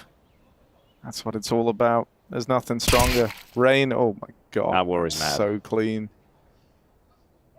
2 kills in the round for old mate Rain. Can he find any more? Frozen still lies in wait over here at jungle. Krasnal dead crossing. Demka's got to do this alone, and he can't get past Rain, not in this form. 3 kills from the Rain man of FaZe clan. That's the last AK he ever gets. No more job for you. Maybe just give Use up that on one him. card. Just give up on your friend, you know. Don't try to pick him up. Just the power's friendship. Leave the baggage behind. Dead weight, of course. It's like when a bear is chasing you. You just have to be faster than your friend. Exactly. Yeah. Exactly. Don't shoot the bear. Shoot whoever's Oh my god, that's so... Nice to know that about you, Matthew. Ah, but listen, you and I, we should never go into the woods, because, you know, I'm not going to die. That sounds... Because of so many reasons. Yeah, threatening for multiple reasons. Bloody hell. That only being one of them. Oh, lordy. So 4 smokes early on from Monte, really simulating that mid control. Also, they wanted to pop A behind it, but the smoke from the CTs cancels the call, and now they're just left with a smoke, 3 mollies, 2 flashes. So not a great deal of utility, and they're going back to mid. Rocky has the op, but he's just posted up towards market, holding the B apps. So we'll see a bit more of a passive setup from FaZe. This is the most passive Brokey's been all night. Without a shadow of a doubt. He's been doing some wild stuff. Yeah. I mean, that's who he is, right? He is wild. Yeah, he's usually more active, but change of pace every now and then. Crossing the smoke in connector, but Frozen is not decent position to see it coming. We see Rain trying to take the aggro, and now Frozen activates. First spot, Silencer just brushes aside. Can't connect the kill, and Roar is here to strike, leaving Rain alone. With grenade as well. The work from Monte is paying off in dividends. It's awkward now with that smoke down over at CT. Carrigan does alleviate some of the pressure here with that kill. Boost up as well. Rob's throwing over. In the meantime, Demka's on a big old flank all the way through B. And at this point in the round, you'd have no idea he's here. They also don't have control of the murder hole. They're trapped on the other side of it. So without a kill to invite FaZe Clan back into this retake, they're kind of out of position. And even if they get enticed to go for it, they're not going to learn about Demka till it's too late. Fires off and deals with Carrigan, and with Rain dead moving in through the spawn, it's just Rops left standing, and not for long. Krasnal in with a double kill, and that's how Monte get their first up on the board. A great adjustment as well for Monte. We started with the 4 smokes being used almost for nothing. They couldn't really convert into the direct A contact play they wanted to, but they just hightail back to middle, take the space that they had been granted with the smoke utility, and have that slow walk-up connector. I think Frozen made a meal of it a little bit with the Silencer. He had at least 1 kill dead to right, gave away his position, got found immediately by Roar, and the whole setup came down crumbling. That's weird. It's one of those rounds where if you're FaZe, you don't want to give it to them and just go and save, but also it's a tough situation to retake, and they end up losing everyone. See, this buy is atrocious. They try to fight for mid early. Carrigan dead already. That was the M4 as well. Could they recover it? No, he was actually too short. That's over. That they're not putting their hands on that one. They could try and boost into the ladder room. Human cord or something. Yeah. Like holding each other's hand, dangling around from maybe window, trying to grab it. The conga line. Just the all-in gamble over towards B.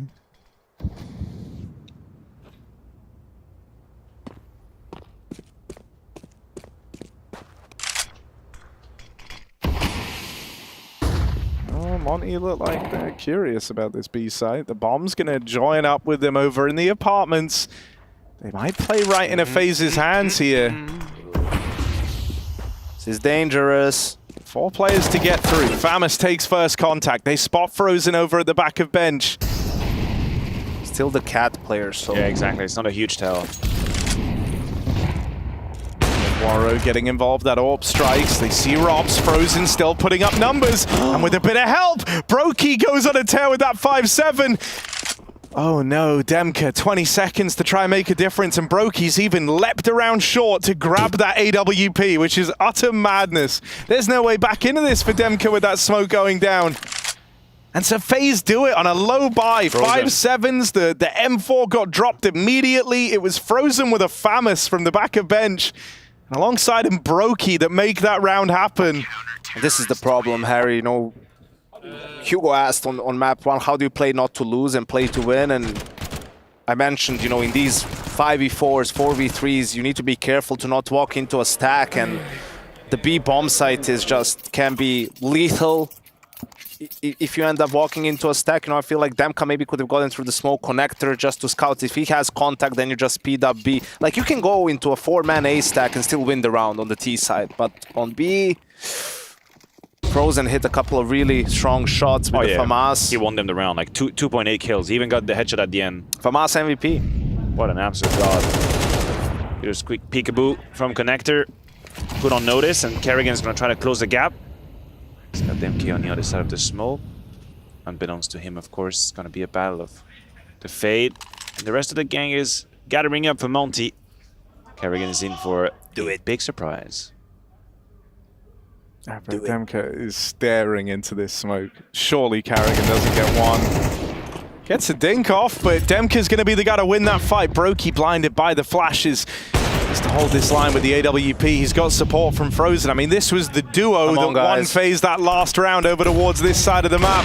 Let's see if they can do it again. Brokey's clean with it.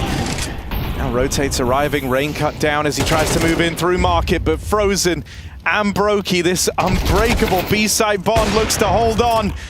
Missed shot from Brokey's AWP, and so now he's got to deliver all alone. This was looking great for FaZe, but Monte have ground their way back into it. Small margins for Brokey here over at short. There's a player in the site. One man up in the apartments, and the spam connects for Gizmi. Monte are able to battle through this FaZe clan. B lean. 3 players there, but they get through it. Yeah, FaZe had a right setup, even though Kerrigan gets found immediately, but you could see almost the fear in the eyes of Monte once they heard Brokey's AWP the first time around, and it took them a few seconds to just consider, okay, what options do we have? What util do we have? They used the flash to leap through. One guy obviously dies in the cross, but then I think Frozen didn't really necessarily need to go for that other fight. He had already done the job, at least most of it, and they allow Monte back in. This was a very, very hard round to win. It's also strange for Robs to stick to that fight with the AWP in abs instead of just cross and get to the side. Oh, just the one and done for Brokey. Monte walking into another stack here. Robs his Deagle, delivers another. Frozen underneath Palace. They should know about him, still gets out with the first. It's all eyes on Kerrigan in this 1v2, and they're watching those smokes. Monte battle through another lean here. 4 players this time over towards the A site, and they get out with the round. Gap is now closing on this lead that FaZe Clan once held. It's an eco coming up. A table smash from Kerrigan at the end there. Not really sure what the frustration is about. I mean, he was in a tough position this time around, whether it's, you know, maybe being dissatisfied with how his teammates played that round because he had the correct read with the stack. Oh, wait, hold on a minute. This is USPs and P250s. They're not meant to win this one. They know they've got Ryu trapped. They know they've got him stuck in behind the boxes. 1 HP as Brokey finds him. It's just Warrow 2K versus Brokey. Brokey swung it wide out in the top mid. Warrow knows where he is. That swap off of the AK nearly comes back to haunt him. 1v1 for the eco round win, and Warrow is so low, he's so injured. And the bomb is still controlled by Brokey. This is not how FaZe expected to build back into the game. But it is how they find that lead. They'll hold on to it 5-3 as with 1 P250 and a flashbang, they repel the Monte mid take. You know, I've figured it out, Harry. I figured it out why you've mistaken them with Fnatic. Because in the early days of CSGO, we had NIP and NIP Magic in the 87-0. They just couldn't lose, you know? Then Fnatic comes around with their era, and it's the Fnatic bullshit that replaces NIP Magic, and now we're seeing some of that FaZe bullshit as well. Just one flash, and Brokey called it. You heard it in the, you know, when this Kerrigan is getting a little bit frustrated. Brokey says, I'll just buy a flash for mid, you know, let's just try and go mid, and they find kills very early, catch great timing on Monte, and this feels like a lifesaver for FaZe. Yeah, I think there was a beginning of a momentum that was established by Monte from the 3v4 they turn around on the B side, then the frustrating clutch from Kerrigan we saw, and now this changes everything. FaZe have basically, the last 2 rounds that FaZe won was the heroic play of the FAMAS from Frozen, backbench, and now that full, almost full eco round 1. And we saw this happen to Monte on Nuke as well. It wasn't, they didn't lose the anti-force buy, they lost the anti-eco right after. Now, how do you bounce back from that? For a team that we know can be prone to tilt, we've even had some peek behind the curtains with some of the worst exchange on last map, and this is definitely a tilter they just went through. So you gotta stick to your protocols, hope the Counter-Strike does the talk, gets you back on top. Whole lot of util being used, just a actually 5-man mid-map control. That's extremely committed. It worked once. They know they were able to just walk through that smoke and connector and find a gap onto jungle, but this time Robs' position might pay off. As I believe VP is screaming around, who knows? As VP wins their game. Robs against Gamer Legion. He must be aware. He must have an inkling that this could happen. He knows the timing. He peeks and gets curious, finds Warrow, but Krasnal is undetected. All he sees in it, that's not enough. Good trade. Space taken away from the CT. Now they have to react. They have to adapt, Harry. Well, like Monte, we're going to go for the B-Rap here, but they've decided against it with Krasnal up in the window room. Noise made on this rotate out of the bomb, and Frozen hears all of that. He catches Krasnal for free. They know where this bomb was going, and they catch it moving up through connector. Gives me now very low, gonna get finished off. That's the bomb away from Monte, and Brokey will finish it off with a 3-piece, cleanly done. And well handled from FaZe. Monte with a change of heart in the middle of the round there. Ooh. That's what it's gonna do to you to lose it against USPs. And just get absolutely smashed the next round too. Yeah, but you just have to, you know, you can't have this happen. I know, Yankee, you can't have and you know I know. With heads in the hands. No, I'm not saying even about that. It's like, but what's gonna come out of this? You know, what are the guys who are still alive, or, you know, these young players, when you see them react like that, you know, what's that going to lead to?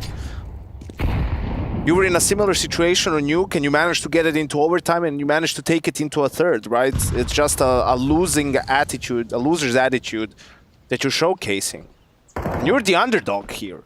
You know, like, you should be giving it your all every single round, maximum focus, maximum positivity, right? Pick each other up. You're fighting against fucking FaZe Clan, dude. They're the best team in the world. Like, what are you getting tilt about? Like, yeah, you're making mistakes. Of course you make. Everyone makes mistakes. FaZe makes mistakes, right? But it's like how you react to making a mistake is what defines you more so than the mistake itself. And we've seen just Monte crumble time and time again, and allowing the frustrations to get to them.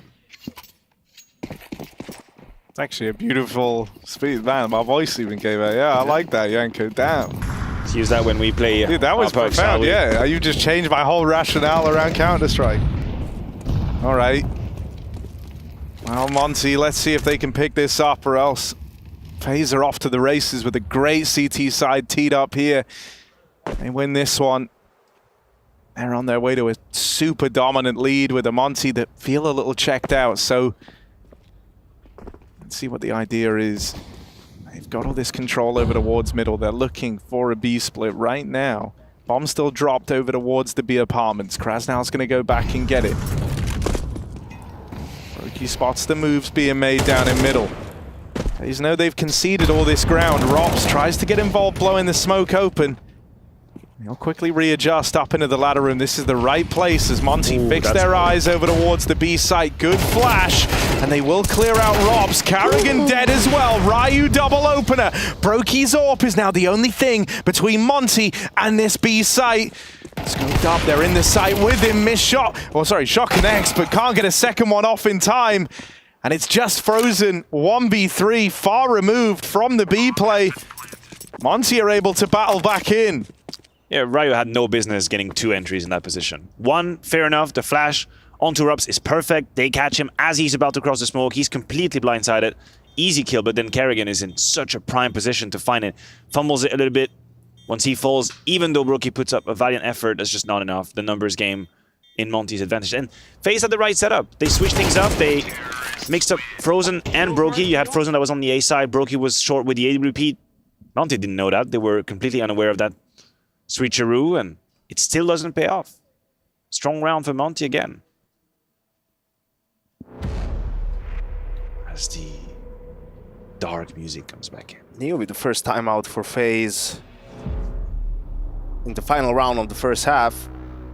And we didn't see him like immediately start to talk a lot. Sometimes that's, as a coach, you're listening to the players and you're not liking what you're hearing, like it sounds confusing, and then you just come in and you tell them to take a timeout just so that they can talk it out between themselves and come up with a proper plan, because you can see it's not an ideal buy. Sure, there's 3 M4s and an AWP, but not a lot of utility on the side of FaZe Clan. Kerrigan with the MP9, right? Make sure you get all your ducks in a row. Yeah, that's also what you were talking about in terms of like attitude and tilt level. I think the best teams are able to let the pass round be the pass round and have clean communication, clean ideas straight up from round 12. You know, I'm not saying that they're not robots. You're going to have emotional highs and lows, but there's a difference between sort of, you know, having to deal with a frustrating round and just completely looking like you've given up, right? Like you're out of it.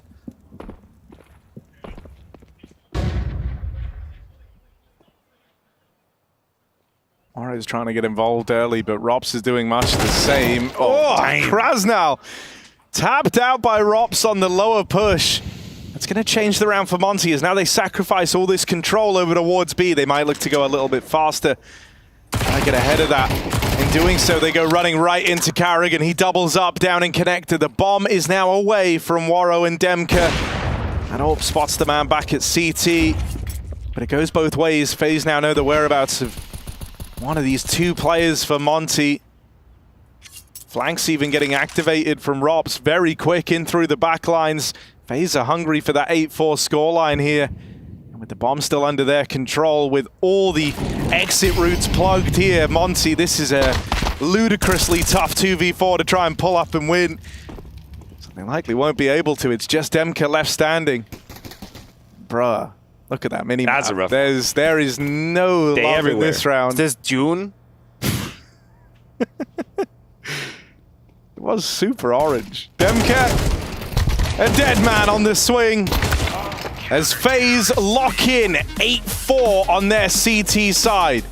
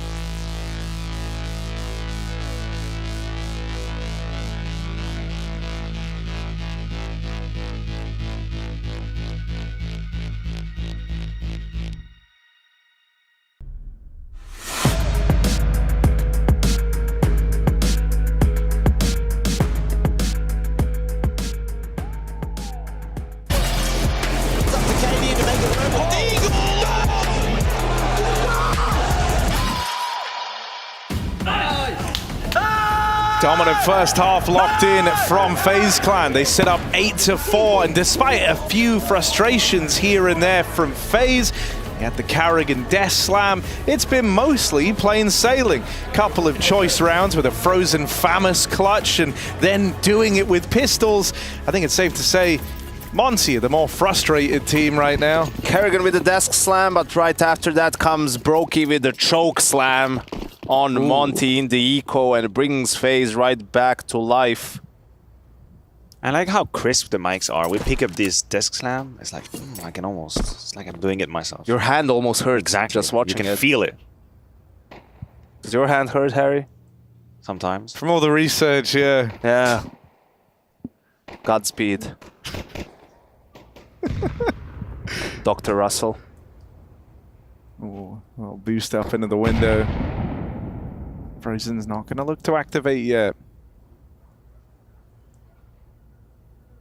Monte with a three-man B setup early on. Waro holding for anyone crossing it. Krasnal gets involved, taps one out through the smoke. Demka dead immediately, though. He was the guy meant to be watching this A side of the map. He falls getting nothing done, and so that's the plant locked in for FaZe. They will lose Frozen as Monte rotate around. Right now, FaZe are pretty pinned in on the bomb site. They still have Rops waiting over towards Palace, but they would love Brokey to open up some runway here and win these fights in towards the spawn. They change it on the fly. After Rops gets away with a kill from Palace, Brokey tries moving into jungle. Rops has got to do it alone, and as he flicks back between Ryu and Waro, he can't withstand the three players for Monte that are chasing him down. The 180 for Brokey. I know, I know. Screw this, going jungle. Out. Peace. And he immediately gushed one of the CT players, but unfortunately they had backup. He didn't really have numbers with him. Carrigan was a bit too far away. The best he could do was to swing from bomb side, but that doesn't really give him a deep angle. He would have maybe liked to see Brokey be a bit more committed on that fight. He did his best. I think Roro 2K's kill on Frozen is actually money. Like, it's extremely important kill. Oh, see, you hear it. Oh. You hear it. Both teams are just... Oh. real upset at how these rounds are going down. I'm back up a FaZe. They got the goods. Bomb plant came through. Oh, Carrigan! Of course.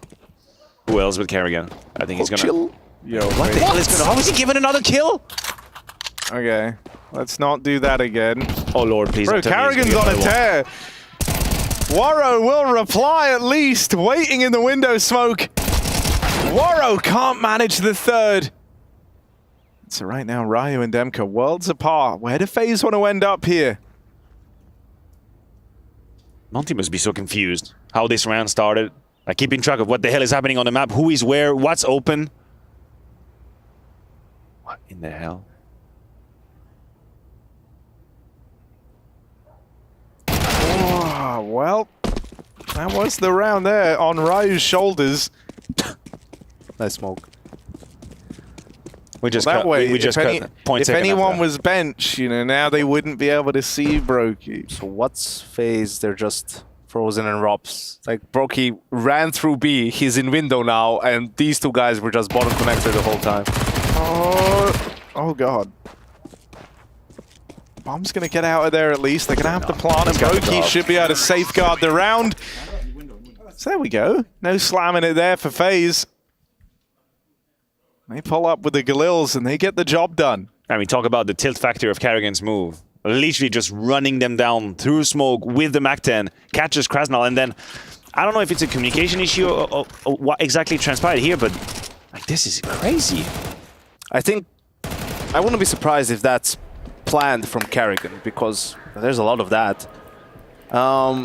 Because that happens a lot. The connector player just spams for info in the smoke, right? So maybe he saw that and then he realizes if I just book it and he just keeps doing that, I can catch timing when he reloads. And then Krasnal completely, you know, unawares of that Kerrigan can be anywhere. Just jumps through that smoke. Naive there. Monte have the right stack. 4 players on the A side as the pincer move comes through. Jungle smoke. Gives me baited a bit by the side. The Deagle shines, but immediate entries. Oh, wait a minute. Brokey entried Rain. That's actually a 2 for 2. And Mora snipes back. 3v2 now. They've got 2 fights on polar opposite sides of the map here. One at ramp, one back in CT. They're going to try and ice out Demka. Carrigan's been dispatched to deal with him, but he can't. And so Brokey left up in the clutch, all alone, 1v3. Knows about a player at ramp. Knows about a player at CT. There's an inkling about Krasnal over at jungle. Might know where they are, but is he going to be able to deal with them? Turns back around to try fight Demka. Right now, Warrow could have looked to punish this. Brokey gets away with the kill, but he's very wounded. 20 points of health on Brokey. No kit for Monte to work with. They've just got to sit on this bomb, and Demka will have Krasnal's back there.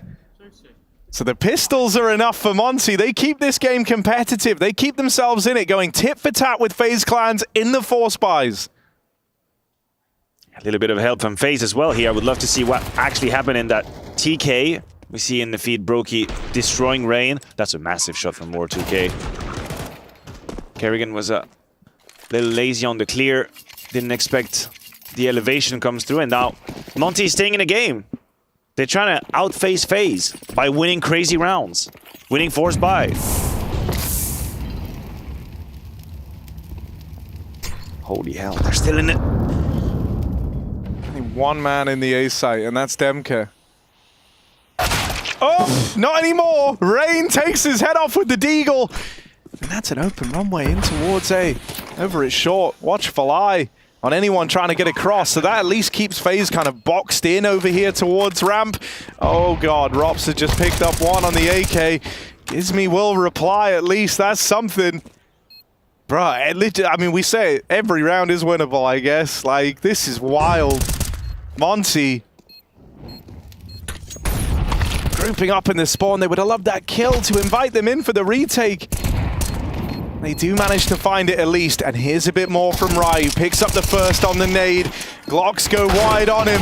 Picked up by Frozen. And they're going to hop on the bomb. And so Monte narrowly get this one over the line. That was a strange timing for the retake. I almost had a doubt for a second if they were considering saving. We saw the Cat player not even make an attempt for a while, just staying there safely. But they had a whole lot of util that they placed very efficiently at the end. Molly towards Ninja, pop flash on top, nade to break open the smoke as well. That's what I see here to Reynas. Yeah, Really well FaZe, put. FaZe didn't have anyone in a forward position, right? They were all backed up towards apps and ramp. So very important retake for Monte, even though an expensive round.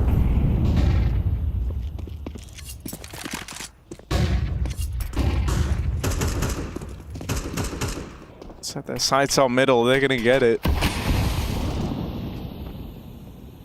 I mean, across these last few phases have done a great job of keeping them expensive, right? That pressure is still on for Monte, where if they lose this round, the gap that they're trying to close suddenly widens a hell of a lot. So this one is important for Monte if they want this comeback to come in. Leg spotted, Rob sees that. He knows that Gizmi's there. And even though Demka's hanging around for a moment, he looks hesitant because they don't have anyone over, keeping an eye on Palace, so he's having to watch that. He'll have to turn on a dime to lend a helping hand to Gizmi. He's dropped this flash. Brokey's going to move in with it and try to set up Rops. But this drop-down opener. Flash goes in. Rops secures it, but Demka will keep this in a 4v4. I don't know what happens there for Krasnal. Just goes on a bit of a jaunt and gets cut down in the process. Carrigan. Quick flick required, lots of damage to Demka, but not the killing blow. And so it's a B play like we all expected. Ryu, lone defender of the B side. That's a transfer. Frozen gets deleted. So now it's Brokey's turn to stand and deliver. Gets it down to the 1v1. Demka was last spotted all the way over at Palace, but he's quick on this rotate. Brokey backs off to play around the bomb, and now he's seen him. Oh my god. Oh my god, Brokey, stop!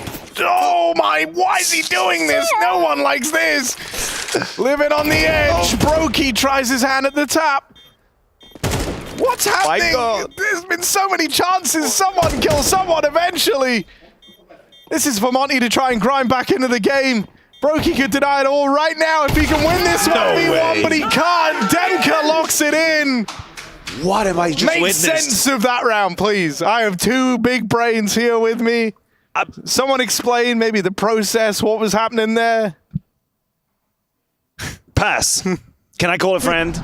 I take the 5th. I mean, Brokey played this 1v1 as if he played a 1v4. Like, I don't understand. All of the movements, always trying to change his position. Surely the low HP information didn't come through either. Like, had he known Demka was on low HP, he would have played it very differently. Completely overcooked it. I think that's what the kids say now. Absolutely overcooked it. Burned the whole meal. That's the problem with, Brokey sometimes. It's just a lack of sort of patience and calmness. Usually he's very good in clutches, but it comes from, aggression or picking like right time. Chaotic it is, yeah. Like, here it felt like, you're overdoing it, as you said. Overcooked it. What in the hell? Don't really know. This is a very cursed third map. I know. It's a huge round as well. That could have been FaZe like just leaping and bounding away with the game if they picked that up. And they're still trying to capitalize on the fact that Monte are running out of money. But they might never get there now. Waro securing a kill over here in mid. Gizmi getting aggressive on the back of the flashes. Brokey looks for the trade, but he's... Oh, that's a crazy shot. Will secure the one on a Gizmi, but it's an immediate trade out of Demka. Are you ready to consider the idea now? Are we ready to consider the idea of Monte winning this goddamn game? As they're looking down the barrel of a 9-9 scoreline on Mirage on the CT side? Holy hell. I mean, FaZe have got a reputation, a grand final bound reputation, and Monte could be the ones to break that. It's just, I know we've been talking about the tilt factor and whatnot of Monte, and it's undeniable, but I am amazed that they are still in this game, considering the rounds that they've lost, considering the situations that we talked about, the force buy, the goddamn USP of a flash. They had so many moments where they could have legitimately tilted off the earth, just never come back. But they were able to win the hard rounds, the one that gets you back on top, a couple clutches here and there just to get you hard going again. And now they have FaZe in the ropes. It's 9-9 scoreline. It's going to be a half buy for FaZe. They cannot justify a full purchase now. Monte could be in the lead. Yes, indeed. And this is a timeout by FaZe, but definitely a lot for LMBT to say to his players, considering these are the rounds where they've struggled and where they've given a couple of anti-ecos away to FaZe.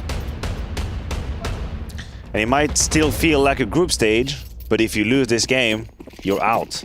It is over. Round of 16. That doesn't sound good on the record. Top 16 if you're FaZe at Pro League? No, from top 2 to top 16. That's a downgrade, Harry. I like it. Yeah. That's worse than top 2. Yeah. Even though the number's bigger. It's crazy. Yeah, it doesn't make sense. Yeah. It should be great. No, but dude, I don't know. This is wild. Like, every event that FaZe have entered since CS2's release, they've been in the grand finals. So to think, you know, we were talking about some of the potential matchups that could happen down the line. Some of the other foes that FaZe would have to beat to keep that track record in check. But it might be Monte who do it to them. And we talked about the exhaustion factor, FaZe being tired, but I feel like they've surpassed expectations at so many events that to an extent you were ready to give up on that narrative. Say, you know what, they come to Chengdu, oh my god, they must be so tired. They went to the playoffs of the major, they've played all of the games, surely this is the moment. Oh, wait, no, hold on a minute, they just won the whole tournament. Right, so maybe no, they're not tired, they're great.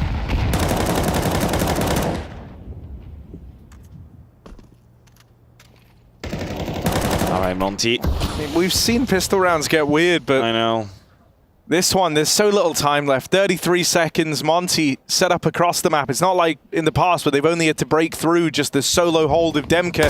He's got support this time. They do manage to get around him. Tag on a Gizmi, but Warrior set up back here in the spawn. Oh god, tag connects. Missed shot on the spam. Plant will come in for FaZe at least, and with damage done to both Warro and Gizmi, this scout can hit hard.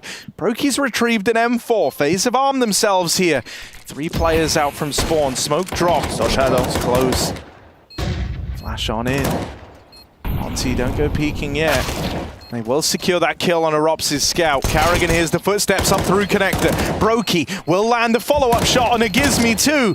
2v2, damage done! And with just the pistols, FaZe are back on double digits! They can't keep doing this. The Latvian madman does it again. He finds redemption with a 4K buy to deny Monte the lead and put FaZe Clan ahead 10-9. How do they keep getting away with this? This is insane. He even kills Voro as he's trying to shoot Ryu. Like anti-Counter-Strike right now, man. The pistols are favored. But that's also, you know, Neo timeout into the buy. They play it slow. They smoke top connector again to simulate a B split, or they want to go B. Then they push through their own smoke, right? You could see that the third player was rotating window towards B. They were weaker on A. They find a couple of good kills. Actually, just 1 kill and a tag, and it was still a 4v3 retake for Monte. There's no universe in which you should be in the backseat. But that's the FaZe Clan. That's what you need to do. Like, you need to put your you need to give your players a chance. They had a chance. They weren't favored to win that round, but that's when you have guys stepping up. Brokey stepped up in that one, delivered the round for FaZe Clan. I think Krasnov played a little too fast as well, being found by Kerrigan, but that's in the past.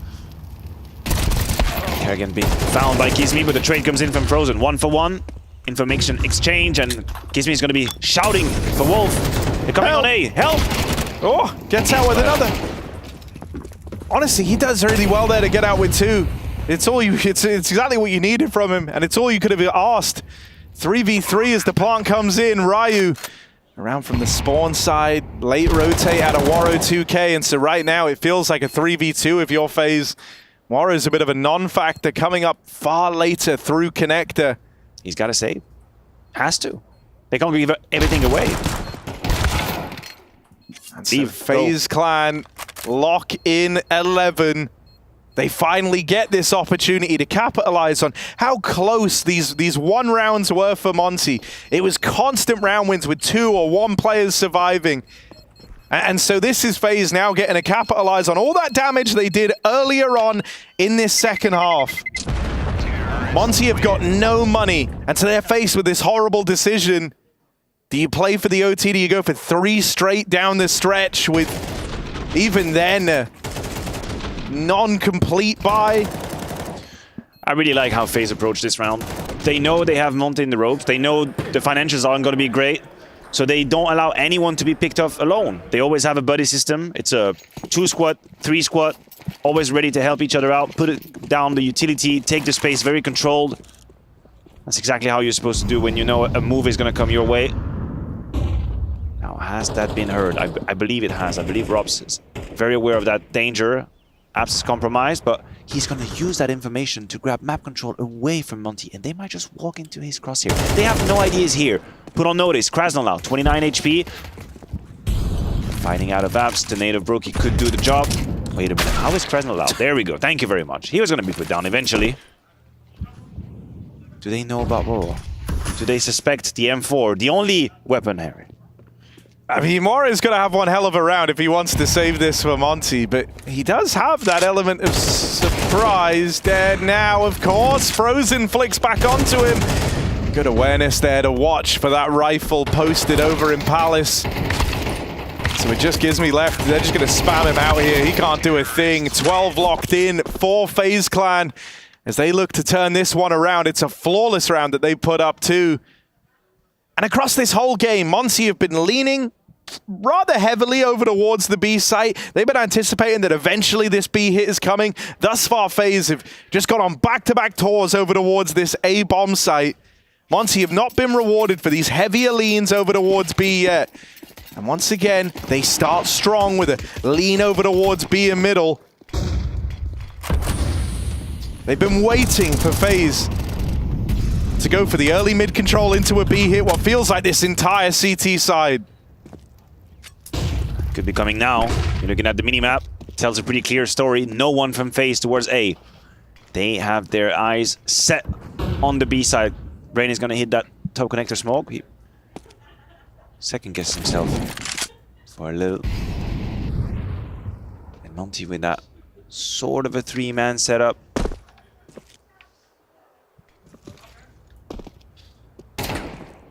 Oh, Ryo's been spotted. Here's the push. This is what Monte have been waiting for. This is the play they've been waiting for. Frozen leads the charge. Waro lends a helping hand from short. Cut down, but an immediate trade goes back the other way. Monte start to pad out B. Demka fast on the rotate. And still Ryu floats ahead of this smoke down in market. Rops cleanly done onto Demka. But Gizmi follows up immediately. Brokey now in this 1v2. His weapon of choice in hand. Had a weird round over here at B, and it was that round that nearly spelled disaster for FaZe at the close of this series. But now Brokey's got to put on a real show with this orb. Oh God, saw the back, but a little too keen on the shot. Monte move in, and they'll pressure that orb. Ice out Brokey over a bench. Reach double digits as they deny the clutch attempt to Brokey. Yeah.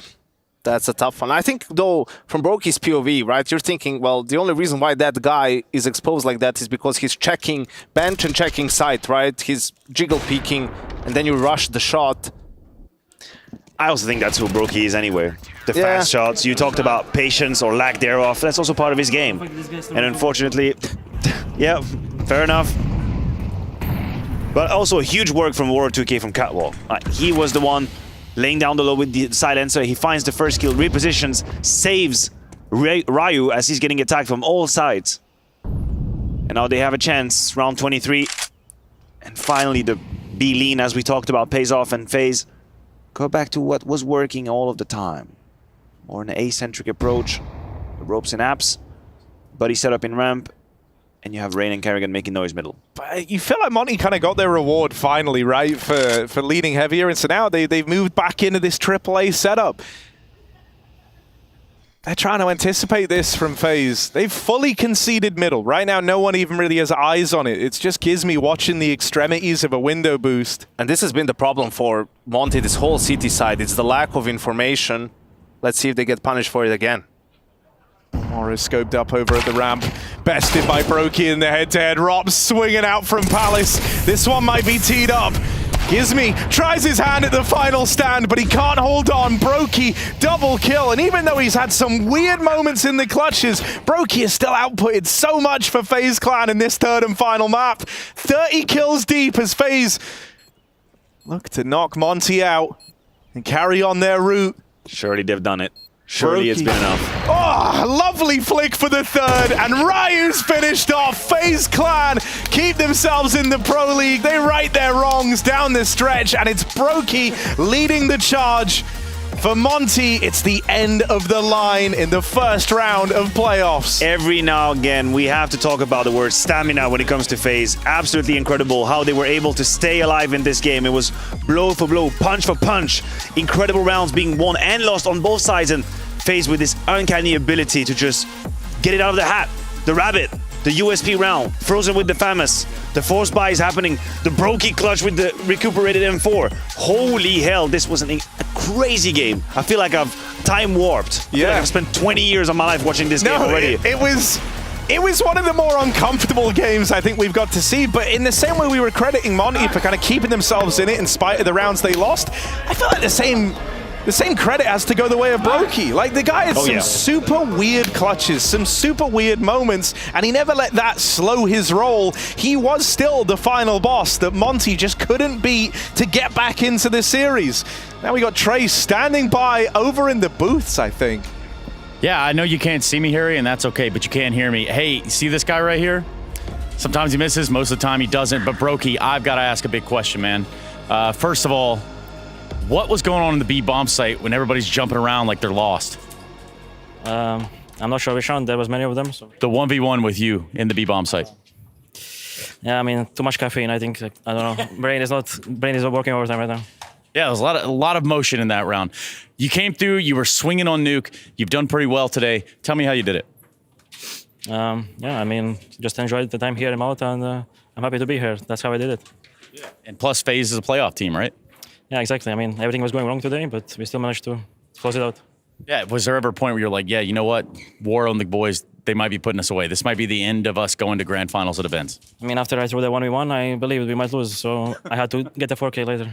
I see Rain smiling too. I mean, I'll let you get back to doing what you're doing. I know you're not a man of many words, but the words he does say very poignant.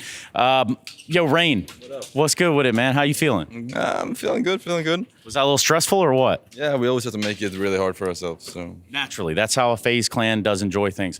Rain, what are you going to go back to the drawing board after this? I'm going to scrap this game and prepare for the next one. Yeah, exactly that. But what do you take from this that you need to work on? I don't know. I think, I don't know. We came in a little bit cold, so we just got to get into it, you know? It's like a start of a new tournament. Okay. Well, everybody looks like they're so happy to have won, and in that case, we'll use the United States Air Force Aim High player of the match to get us back over there to the studio itself. And it is going to be Brokey. Imagine that. That's my MVP. That's my pick for DHL MVP, and that's the MVP of the series. And we got our answer, boys, for what was going on with him in some of the clutches. Yeah. Too much caffeine. I don't know about that one being caffeine, man. I'm looking at that, and I'm like, WTF, He was jumping everywhere. He wasn't stopping. It's like you just wanted to play with fire. Oh my god, what a performance from Brokey. Yeah, I think it's safe to say it wasn't the cleanest of performances from FaZe. You could see a little bit of impatience at time. On Nuke, maybe a little bit of complacency, just laziness, you know, thinking the series was gonna be over on its own. But in the end, man, that's what FaZe does. They just get it done. They just find a way, no matter how maybe ugly it looks at times, no matter how, you know, losable the game seems at times, they just find ways to consolidate, to persevere, and they win another playoff series. Which is exactly, Harry, you've done that many times in your life. You've triumphed, persevered, you've had trials, even tribulations. What'd you think of this game? Were you not guilty in the end? Did the glove fit? Both of them. No, actually. Yeah, no, they never found anything. No, dude, this was a wild game, like from top to bottom. And to think that there was even a world where we were kind of entertaining the Monte were going to grind back into that, it was very real. Like, it felt like it. You know, it's not like, I don't know, there are some games where like the scoreline might look close, but the game didn't feel that close. This was not one of them. Like, I don't know, the moment that we kind of arrived on Mirage, it was clear that the vibe had changed, right? Like once Monte kind of got their heads back together after a close affair on Nuke, it looked like they were out of it then. But then they build back in and it's some close OT affair and they get to Mirage. They're off to a really bad way in the beginning, but then they grind all the way back in. They tie up the game. I was fully in on this idea that, oh my God, like FaZe's playoff streak might be coming to a close. They're mortal. I tell you when, 10-9 scoreline, 40 seconds on the clock, FaZe is trying to creep through that smoke, and Demka is on that position stairs. I thought that's it, the game is over. I thought that's it. This is it. Monte is going to win this. They have all they need. He finds only one, he gets traded, and then they have this 4v3 that they win with the Brokey bullshit. I'm just going to put it like this, with this M4. I thought this was the end of the series. I thought Monte had it. But I mean, Brokey said himself, when he lost that 1v1, he thought that was it, and then he got the 4K. That was the round right after. But I think that's the thing, right? Like that round, you see, yes, it's a 4v3 retake for Monte, but that's like a high pressure situation, against some players, for some players who are inexperienced, right? Who are stressed, who you're not supposed to lose this round, but it's also not as easy as maybe it looks. And it's tough. And you want as many of those rounds to happen if you're FaZe, because you're going to win some of them, and you only need 1 or 2 in a game to really bring you back and turn the momentum, and that's what they were able to do against Monte. And for a team of problem solvers, they solved yet another problem. This one was Monte, and Monte just standing in the way if we look at the brackets for FaZe Clan, and them getting back to the grand finals, kind of what everyone's looking at. Even if they don't win it, just making it there, I think, at this point. But the brackets for the playoffs do break down a little bit like this. We had some L's taken today from the likes of BIG, Gamer Legion, Bet Boom, and yes, that is Monte there at the very end, which sets us up for the next round of playoffs. And that's right, you guessed it. That's where teams like Na'Vi, Liquid, the Mongols, Na'Vi, and then, of course, 3D Max, all wait in the wing. 3D Max, of course. Yes, like indeed. we all expected. Against G2 in the round of 12. This Na'Vi phase packs an incredible punch. That's going to be beautiful to watch. Blokey, I think VP struggled massively to put Gamer Legion to bed. I thought it was a very hard game. I could hear them scream around from the casting position, so they're going to go on to the Mongols. I have a feeling Mongols have a card to play there. So what are the odds FlyQuest wins this whole event? Yeah, I'm also looking forward to that series against Team Liquid, because remember, this is the team that couldn't get a win. Like, they couldn't win a game at any time they come to Europe. And now in Chengdu, they're a couple of rounds away from making the playoffs in that game versus VP. Here, they finally make the playoffs, then they take down Bet Boom, sure, but they progress a further stage into the playoffs. And yeah, at this point, they're playing with house money. Why not? Liquid is not, the most solid of teams at the moment. They're still trying to find their groove, and I think that's going to be a very interesting series. Harry? Thoughts? Are you with us? Bueller? What? Hey, my bro just casted 3 maps. Give him a break. So give him another map. Get back over there, man. I'm kidding. You can cast our Face It map now. No, I bet. Yeah. Nice. Yeah, I'm keeping my eye on this hot up-and-coming pro YNK. Yeah? Up and coming. Okay. What do you know about him? Tell me a little bit about the guy. Well, tell me anything you want to about the guy. I mean, I could say some things, but like, you're Serbian, presumably. Wow, thanks so much, Harry. Yeah, you couldn't find anything nicer to say about me than that. How about Hugo say something nice for the first time in his whole life? Go ahead, Hugo. You look great there, Trace. That's a lie. See, I didn't ask for a lie. I asked for something nice. You got anything? He got you. Nice can be nice. Well, you know what's nice? We've come to the end of the day. It cannot always be the day.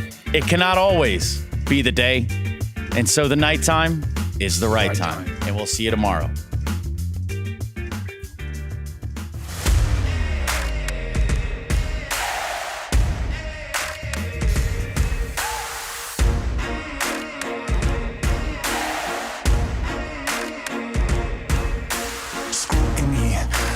Twisting up the truth, this ain't new to me.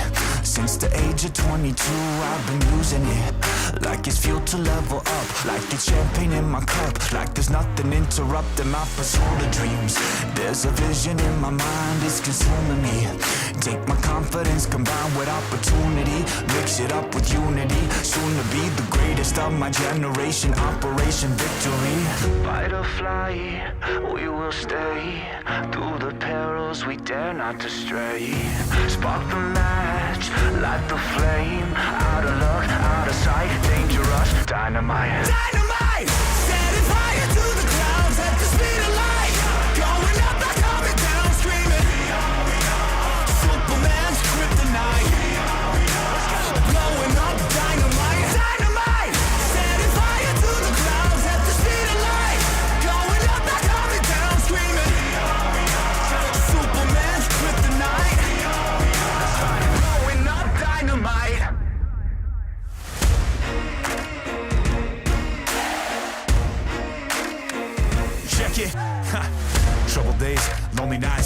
tears, a lot of fights, big dreams met with bigger lies. It ain't what it seems from the outside. On my downfall they pray, will I surrender or will I betray? Given the trauma that lives in my brain, or use it to fuel up the fire in my veins. I never complain, I boss up and do it. If there's a battle, I fight my way through it. If the wind blows, I thank God that he blew it. Cause what is a blessing depends how you view it. The fruits of my labor are in abundance, indispensable, I'm not redundant, incomprehensible the way I've done it. When the struggle pushes me, I don't shove it, I'll rise above it. Fight or flight, we will stay. Through the perils we dare not to stray. Spark the match, light the flame. Out of luck, out of sight, dangerous, dynamite. Dynamite! Setting fire to the clouds at the speed of light. Going up, not coming down, screaming. Superman's kryptonite. Blowing up, dynamite. Dynamite! Setting fire to the clouds at the speed of light. Going up, not coming down, screaming. Superman's kryptonite. Blowing up, dynamite. Smokes. You see double smokes in the same place there. Simple just jumping casually into the side. Wait, what was that? Never miss a play again. Simple, that's not allowed. This is not FPL. This is a major. Finally. With FaceIt Watch, you're in control. Switch between player POVs live and see the game through the eyes of any pro. Never miss a moment with replays. Relive each highlight on demand from all angles. Watch it, control it, face it.